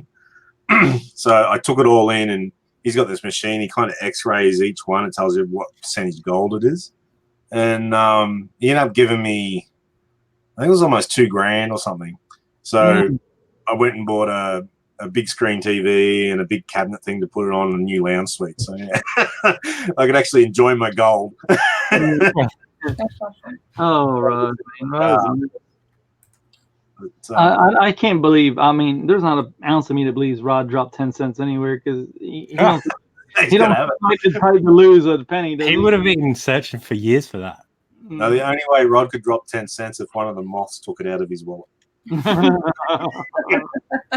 They're fighting for space in there, huh? The moths and all his old money. It seems like he's pretty strict. He's tight with his money, it seems. Right. Well, was it in October? Was it October? Yeah, October the 4th. We're all going down to see Bronwyn at the Gold Coast, because I'm only about 2 hours from Rod, and we're about 2 hours from the Gold Coast. So, and my sister lives there, so we're all meeting up there, and we're all going op shopping or thrifting on Friday, and then Saturday. Garage sailing and that, so it should be a hoot. It's a bit of fun. Yeah. And how far in? But you guys, they're too far away. You're like, how far from Bronwyn? It's about 2 hours drive. But no, I mean, Brad. Brad, he's 2 days drive. Yeah. You're so left out over there. Shit. Okay, yeah, I got to look up Australia because I don't know. I'm gonna head up that way at some point now and catch up with these guys. Okay, up. Oh, that's right. He's down. I feel like I need a map that's like. I know. wall that I can pin people's names to. Yeah, that'd be cool. That's what I do. I want that. I want to do that for like the UK too, because I always get confused where everybody is in the UK. I want a world map. I want everybody's names, you know. Yeah, different color pin for every person. I typed in Australia map, okay, and it comes up Australia map with states is searched 12,100 times a month and makes 33 cents per click. You could just get a world map on a corkboard, and then I have one right behind my TV up there, actually. Okay, now all I need are the little pins to mark it. All right, so are you guys up in like Alice Springs area? No, that's where I used to live. What's that? No, I used to live there. So I live in Adelaide. Yeah. Who's in Queensland? Me. Okay, so you see Brisbane? I see Gold Coast. Oh wow, that's right on the water. Yeah, that's where Bronwyn is. Okay. And if you go a little bit north, that's up. Mm-hmm. Right. Bundaberg. Sunshine Coast. I see Bundaberg. No, too far. Back down. They don't have anything else in between here. Oh, they should. This is a bad map. It just has like. Oh, you should go Google Maps. Yeah. Yeah, I got Gold Coast and Brisbane. Yeah, so it's Gold Coast, Brisbane, Sunshine Coast, where I am. So we're an hour north of Brisbane. Okay. Now Brisbane's a big city, right? Yeah, it's about 3.5, 4 million. Which is quite small compared to you guys. Well, no, I mean I see like UFC goes to Brisbane and stuff, right? Yeah. Yeah, like they have a arena there. Okay, so now where is Rod? Is he out towards like Charlesville or whatever? Rod's in between Toowoomba and Brisbane, so he's heading out west. Okay, so you go to Brisbane and go directly west. Now, all right, so we're on the Gold Coast now. Where is Brad from here? Okay, you got to go all the way down south. Past Sydney? Yep. Past Sydney, yep. Okay. Keep going. Get to Victoria. I see Victoria. Is there like Geelong? Yeah, Geelong, keep going west. Go west. Yeah. Okay, Mount Gambier? Yeah, a little bit more west. Oh, so you're in the red. Okay, so you're out here Adelaide? Yeah. That's it. Oh, okay. So what's this shit out here? Hobart and Lancaster. That's Tasmania. What the hell is Tasmania? Redneckville. Nah. No, what is it? I've never even heard of it. It's where the Tasmanian devil came from. Yeah. Okay. Is there people there? Yeah. Is it like a third world country? No, it's the state of Australia. Oh, okay. We have states here I don't even know, so I'm not going to know that one. That's for sure. Tommy, here's something funny for you. Read that one out. Hardback books from a tip shop, $15. Happy days. I just ripped gears down a Winnie the Pooh. Yeah. Hi guys. Headed to the op shop. Got a hot lead on Winnie the Pooh. Mm-hmm. $15 for Winnie the Pooh books. That's a lot, isn't it? I feel like you're like a nickel a piece here. I don't know. And through how steak was, I'm very generous with my money. Yeah, he owes me a steak, and Brad owes me a steak. Yeah, I'll buy a steak. Teaching people Tasmania. Okay, so seriously, is Tasmania like what kind of area is it? What is it like? It's a very mountainous, natural kind of beauty place. Very overdeveloped. Quite a cold place in a way. Gets a lot of rain, so it's sort of green and lush. Gets snow. It's I don't know. But people do have they must have their own airport and stuff out there to get there, I guess, right? Yeah. Hobart's a big city. It's about a million people. It's like what, 2 hours from top to bottom? Sorry? 2 hours from top to bottom about? Yeah, it's about 4 or 5 hours. I think you can drive in. I've never heard once in my life anyone saying they're going to Tasmania. Yeah, I've been to Tassie. Yeah, they used to have a big Cadbury's chocolate factories there. Make chocolate. See, that's now because you guys don't have to pasteurize there either, right? Your milk. Yeah, we do. You do. So pasteurized and homogenized. But UK doesn't. Yeah, they've got mad cow disease. Maybe they should. They got mad cow, foot and mouth, hoof and foot, whatever. Yeah, they got it all. Yeah. Well, because they're just, so we have Cadbury's here, right? But it's nowhere near as good as UK. Like Dairy Milk is number one, like one of the number one, and then Flake bars. Mm-hmm. Have you ever heard of flake bars? Yeah, we got flakes. Yeah. Okay. Now, but are they made in Australia or UK? Look at that. Yeah, most of ours proudly made in Tasmania. Oh, for real? Yeah. Oh. Yeah. Where is Okay. it? Just went up. I wonder. Yeah, Okay. Probably me. Okay. See, because our chocolate doesn't taste as good, or ice cream doesn't taste nearly as good as England or Germany, from what I'm told. Like they don't have their creamery is. Cows. If you end up with a lot of rain, see the UK gets lots and lots of rain, so they're like every time you see their cows in the paddock, the grass is halfway up their ankle. You know what I mean? So I think the more rain they get, the better grass they get, the better milk you get, and the better dairy products from that you get. Where I know. Like, I mean, Australia's very arid in the middle. Like, we're fairly desert-like, and it's only the coastal fringes that really a lot of people live. But see, down south where Brad is, and from Adelaide right across Victoria, that's a lot of dairy farming country because they get lots of rain and the grass is fairly. So you end up with fairly good milk, I guess. Hey, and Chuck, pick a. Oh, crap! How the hell did Craig get over here? Another American. Wow. Craig is he's in every chat with me and Bumcrack too, pretty much. Anyway, guys, I got to head. I got to pack my order and stuff. So thanks for coming. All right, thanks, Drew. Appreciate it. I'll got some photos and get on with What time is it there, Drew? It's 3 o'clock in the afternoon. Okay, get to work, buddy. Gotta make the post office by 5:30. Yeah. Oh, wow. Thanks, Drew. All right, I'll see you all later. See you, mate. Bye. Good value. He's got so much worldly knowledge. I can listen to him all day. Yeah, they don't hold back like myself. I love it. I love that he won't hold back. I love that. Yeah, he's good value. Both of them good value. Rod is the comedy relief. Drew is the worker. Yeah. It's like, oh man, they crack me up. We're a good pair. Like, we're doing a listing video, and Rod's like looking at the screen the whole time, like. It's like Laurel and Hardy almost. Is that what it is? I was trying to think of something. I don't know. That's like how much you listed today. I haven't listed anything. I've drafted like 25 items while we've been chatting. Do you still have the photos? Is that why? Yeah. I'll do photos after you jump off. Yeah. Do you take photos with any app, or do you use an app on your phone? No, I just take photos with like, because I got an iPhone. Yeah.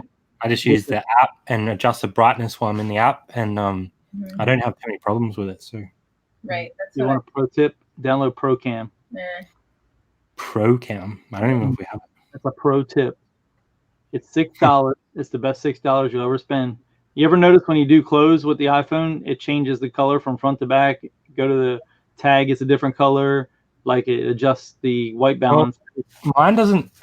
See, I've had a few different iPhones, and some of them did. This one doesn't seem to do it.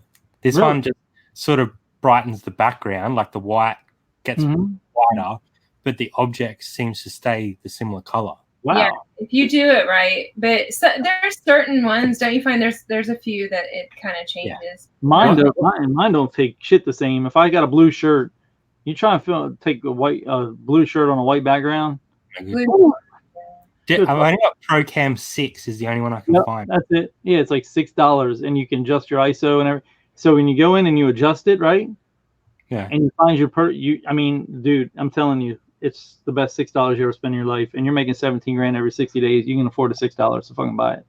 It's like I've seen your numbers. He put them on Instagram.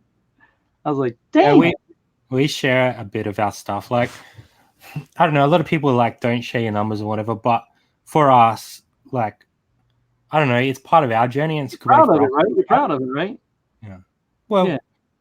And it kind of motivates me to get better as well, because I would look back and go, oh, all right, I did 17, so now why am I not doing 20? Like, do you know what I mean? You got to put up if you're going to put up your numbers next month on Instagram, it better be the same or better, because if not, we're going to be like, what the fuck? What's going on?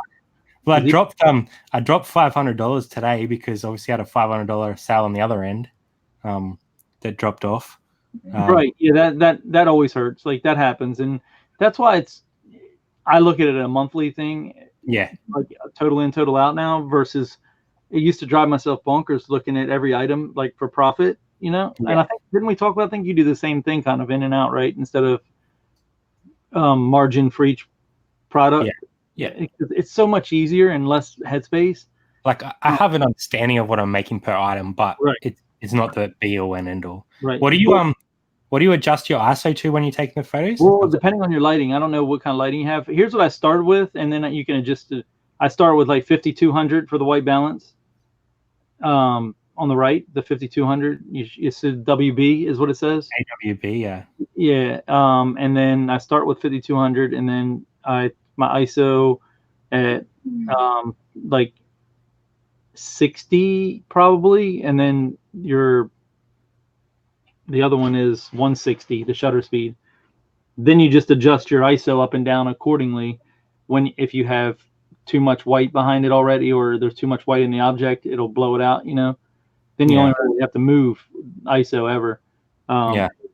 So it's amazing. Trust me. Like once you get it down and you kind of figure it out, you're like, holy crap! You can blow your white background perfect white and without effort with that, instead of going up and because like I said, we're doing okay with what we've got. Like especially our newer photos. Our newer photos are pretty spot on.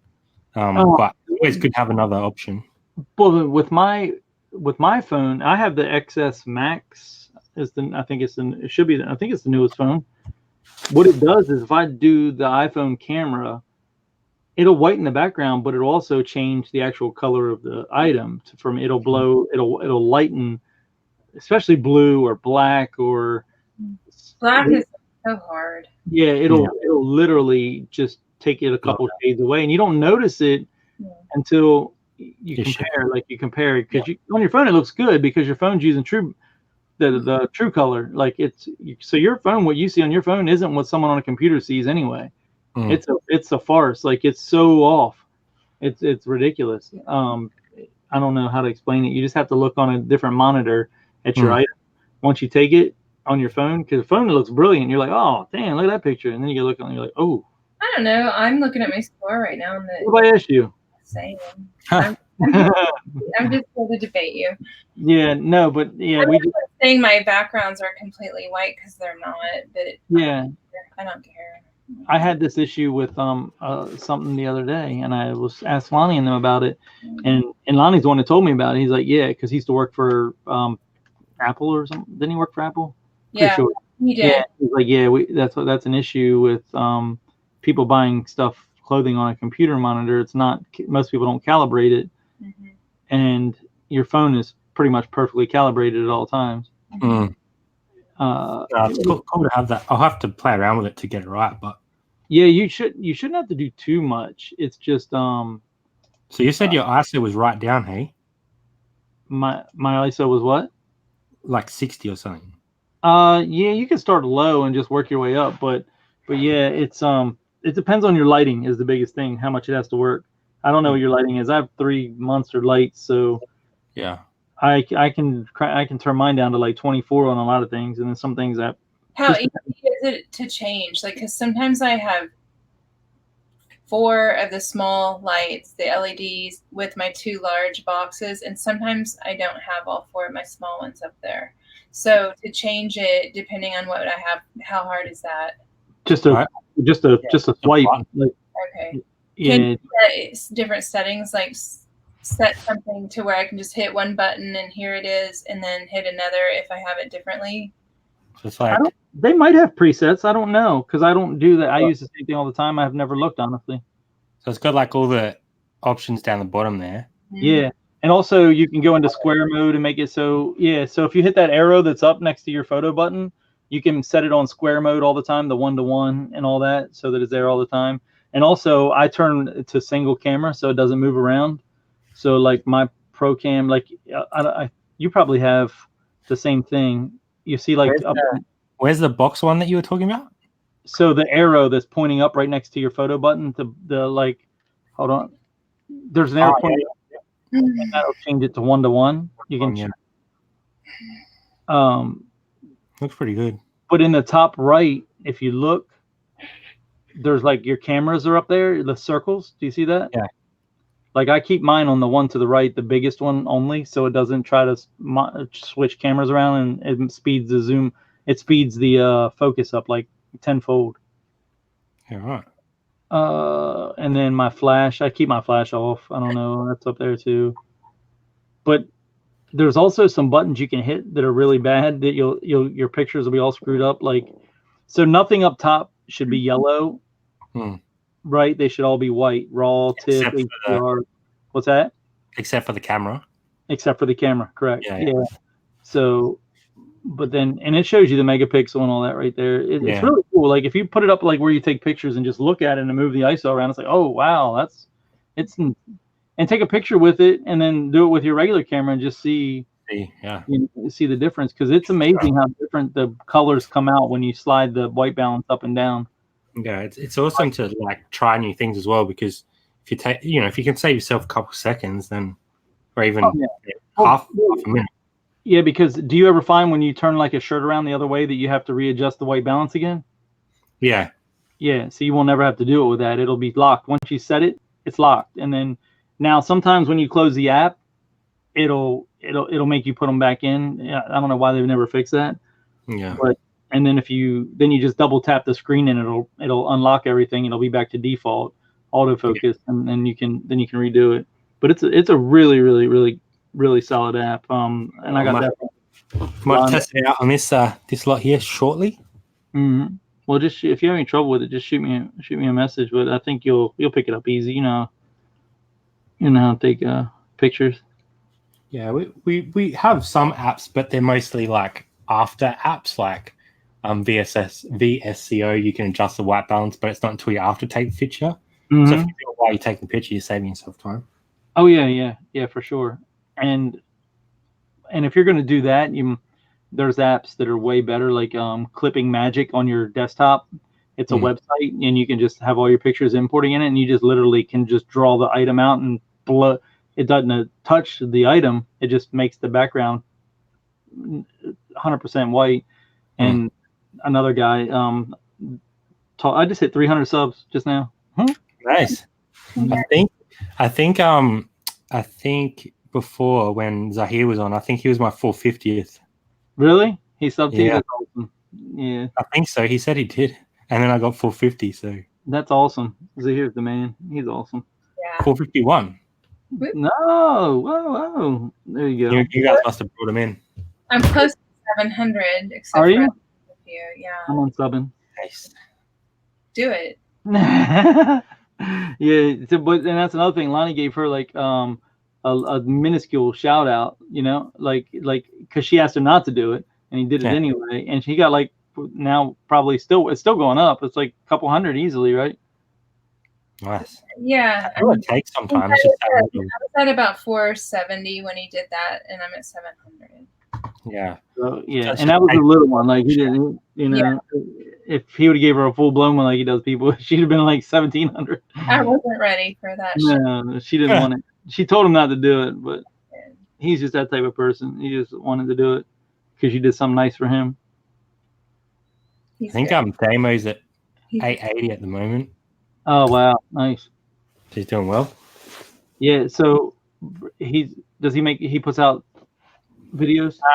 Yeah, he does. He's sort of been moving house and stuff lately, so he hasn't put a lot out in the last sort of month or so, but he was putting it out pretty regularly before that. So well, I'm sure like once you guys get well known in the US and people start realizing, we have a lot of people that desire new content all the time, and it'll really start.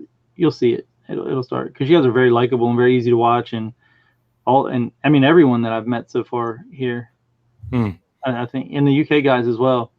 I mean, I haven't seen one idiot of an Australian or UK reseller yet. I'm sure there are some. I'm sure, but I haven't found them on YouTube. Yeah. No, well, the community that's sort of around Rod and Drew that are all pretty legit and like want to support each other and help each other out. So we sort of like drop each other's names a fair bit and try and support each other as much as we can. So yeah, even though they're not like crazy YouTube guys, they're still in your eyes like the Godfathers in the UK. Are they in Australia of reselling because they've been doing it for a while?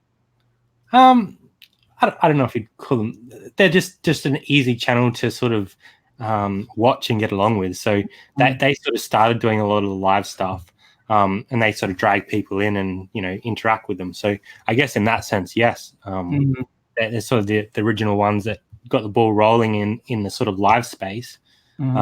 But they're just good people, so it's easy to get along with them. And right, I mean that doesn't mean they have to be the biggest YouTube people. It's just how they're the innovators, kind of like and they have like the connections with like people like yourself and UK as well. So it drags in like a whole different range of people, which is cool. That's from Nick Hills, like Nick and Andrea. I found Rod through them because Nick's very good at promoting people. Very very good at giving back as well.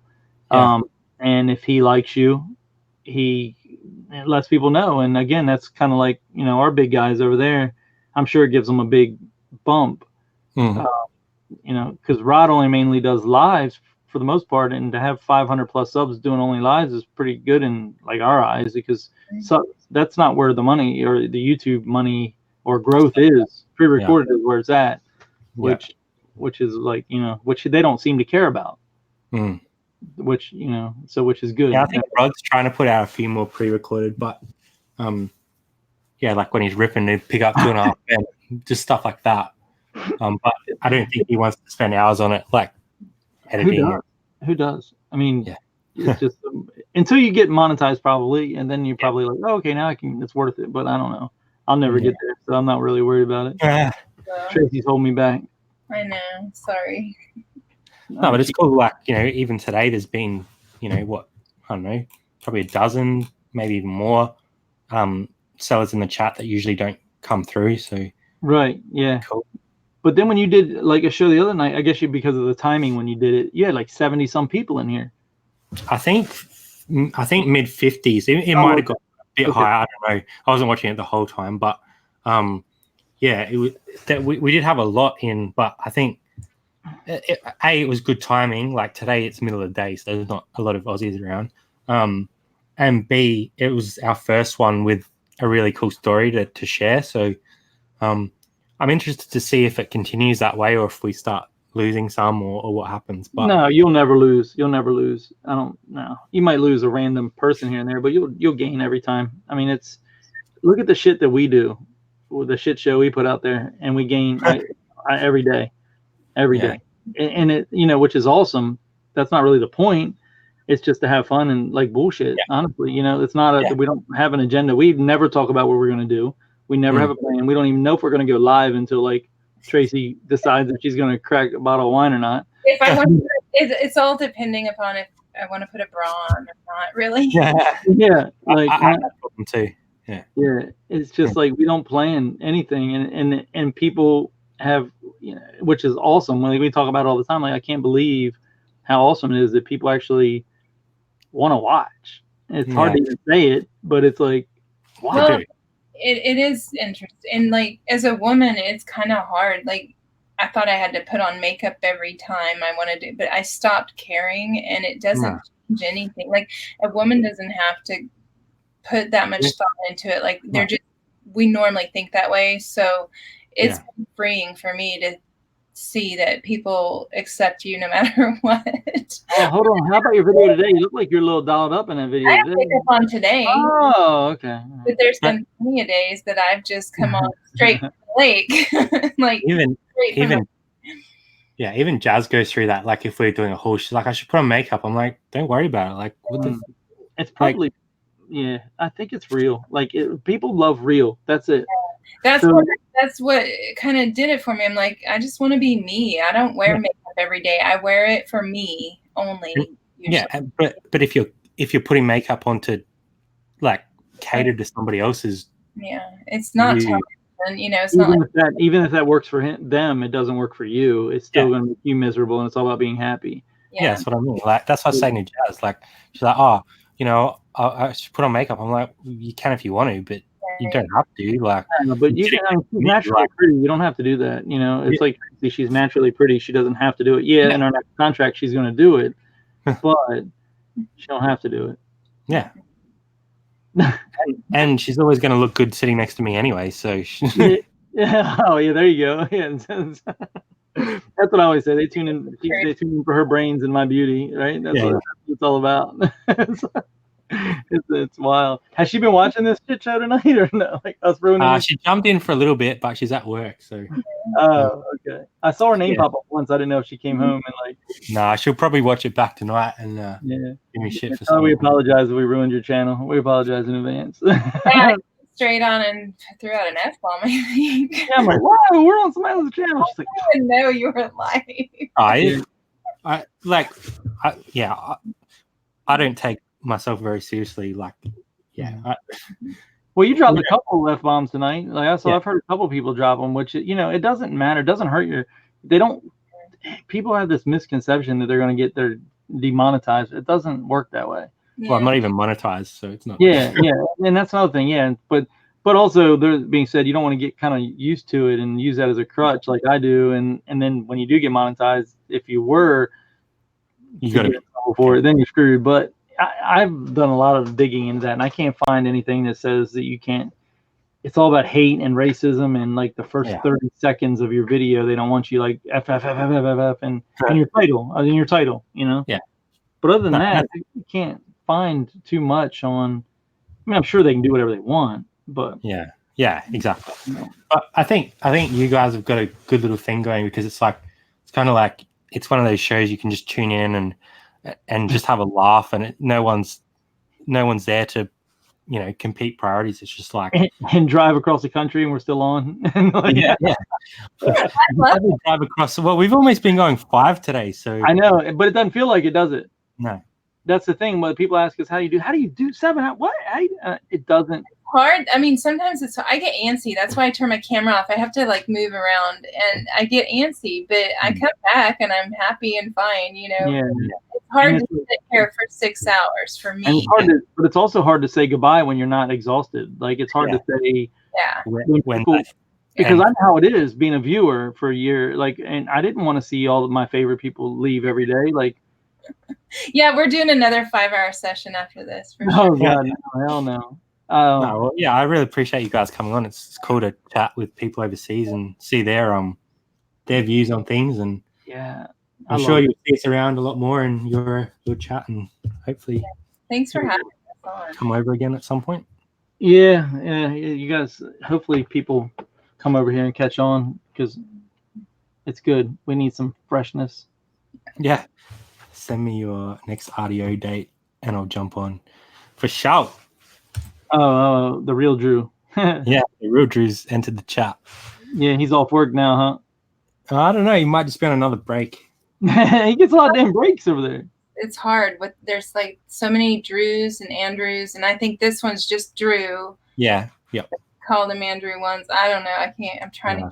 So look, my mom hustling is Drew and Sarah, and they're in Sydney, I think. Mm-hmm. And then Andrew is Rod's Andrew.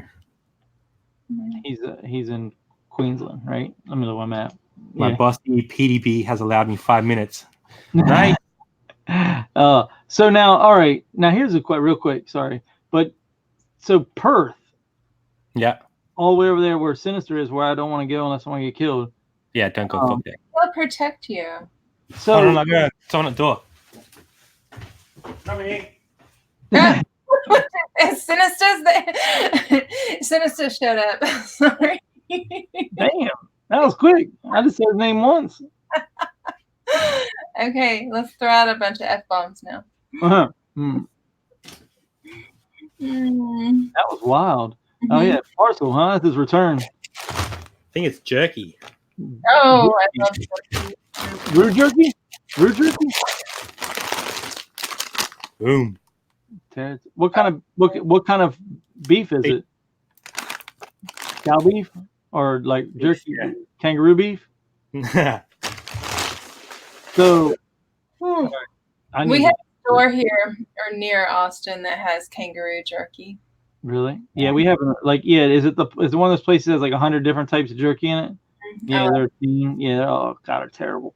These ones are actually made from where I used to live, and it's like the best jerky I've found in Australia. So I wonder how it is compared to I heard.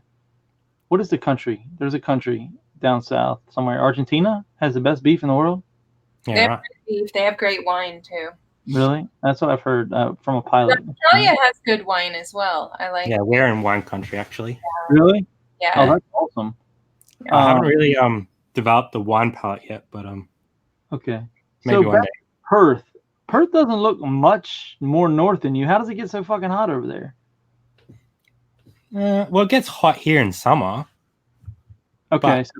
They're in winter. That's what you might be forgetting. They're in full blown winter right now. Right. But Perth is. Do they have a winter too, or? Yeah, they would. I've only sort of ever been to Perth once or twice, and I think it was in summer and it was warm.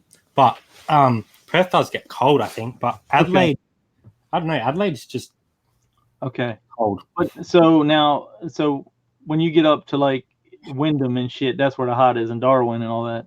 Oh yeah, Darwin's hot. Yeah. Okay. So Darwin's like my sister lives in Darwin, and it's probably like the lowest it'll get to overnight will be like 20 degrees Celsius, which is probably like 65, I guess. And they get up to 40, 45 pretty regularly in summer. That's Celsius. I don't know what that is Fahrenheit. Let me look. But now, and all up the middle there, like there's only like 3 roads in all of Australia. Yeah, that's what I was saying the other day. Like, there's one road that goes straight up the middle. Yeah. So, and when you go straight up that middle there, you go through a lot of desolate like area to get up to Darwin, I guess. Yeah. So 45 is 113 Fahrenheit. Huh? Yeah. Whoa, that's the lowest it gets. No, that's like the hot, but the lowest is like 20, 25. Okay. Okay. But now they don't get a lot of rain and stuff up there. They're very tropical, so they'll get what they call the build up, and then it will rain like quite heavily for a couple weeks. And then it will go away and be humid again for ages. So have you been to Bali before? No. Or Thailand? No, hell no. We don't. She might have. I haven't. I haven't. No. Bali. Where's Bali at? Bali's Indonesia. Is that north? That's north. That's just northeast. New Guinea, all that shit, right? Yeah. Okay. So don't sweat my technique. I know my geographies. On point. Bali. Everyone loves supposedly. I don't know. Yeah, all the Aussies go to Bali. Okay. Is that so? So don't go there. No. No. Is it not as nice as it's projected to be? I don't know. It's just like some people really love Bali and some don't. It's really crowded. When you go there, it's like all the Australians are there, so you're not really going on holiday. And it's like it's one of those places where our dollar's worth quite a lot of money, so compared to theirs. When you go there, they're trying to get you to buy from them because they're a poorer nation. So it's like a lot of people like, come buy from me, like that sort of thing. Oh shit! I didn't know New Zealand was down there south of you guys. Yeah. Wow. Have you ever been there? No, Jazzy has. Is there anything there at all? People. Yeah. That looks like it's going to get cold as hell down there in the winter. A lot of sheep. Oh. There's like Australia and New Zealand, like pretty friendly nations. Like we don't have to have a visa to go over there and stuff. But wow. There's always like a joke that because New Zealand have so many sheep that they're sheep shaggers. So yeah. Oh yeah. That's why they get boots, right? They put the sheep in their boots so they can't get away. Don't they? I'm sure you're the same there as most of Europe is. We're like the only country that uses barbed wire fences for their livestock. Yeah. Therefore, our leather sucks because it's got Holes marks on it, and where you guys use like rock walls and natural things to wear. Nah, we use barbed wire fence too. You do? Okay. Well, as far as really, they don't. everything I've seen, Europe, they don't. And that's why like Italian leather is so fine, because it doesn't have the scarring that our leather has. Yeah, because they don't run into barbed wire. I just found like 100 islands out here I never even heard of. Yeah. I'm gonna head out, I think. Yeah, me too. Thanks, Traci. Yeah, I'm gonna get off here too. It's time to go to bed. I gotta take my daughter to school in 5.5 hours. Tomorrow's day one. Yeah. Well, thanks for coming along, and I'm sure we'll see you again soon anyway. So yeah, definitely. Thanks. We appreciate it. Hopefully. Yeah, right. Well, I'll end it here anyway, and then I'll get some photographs done with that new app. Yeah, shoot me a message if you have any problems, because I'm gonna take like 10 photos real quick before I go to bed, because Traci messed me up from listing today. Well, thanks, guys. All right. Take care. Thanks, guys. Bye.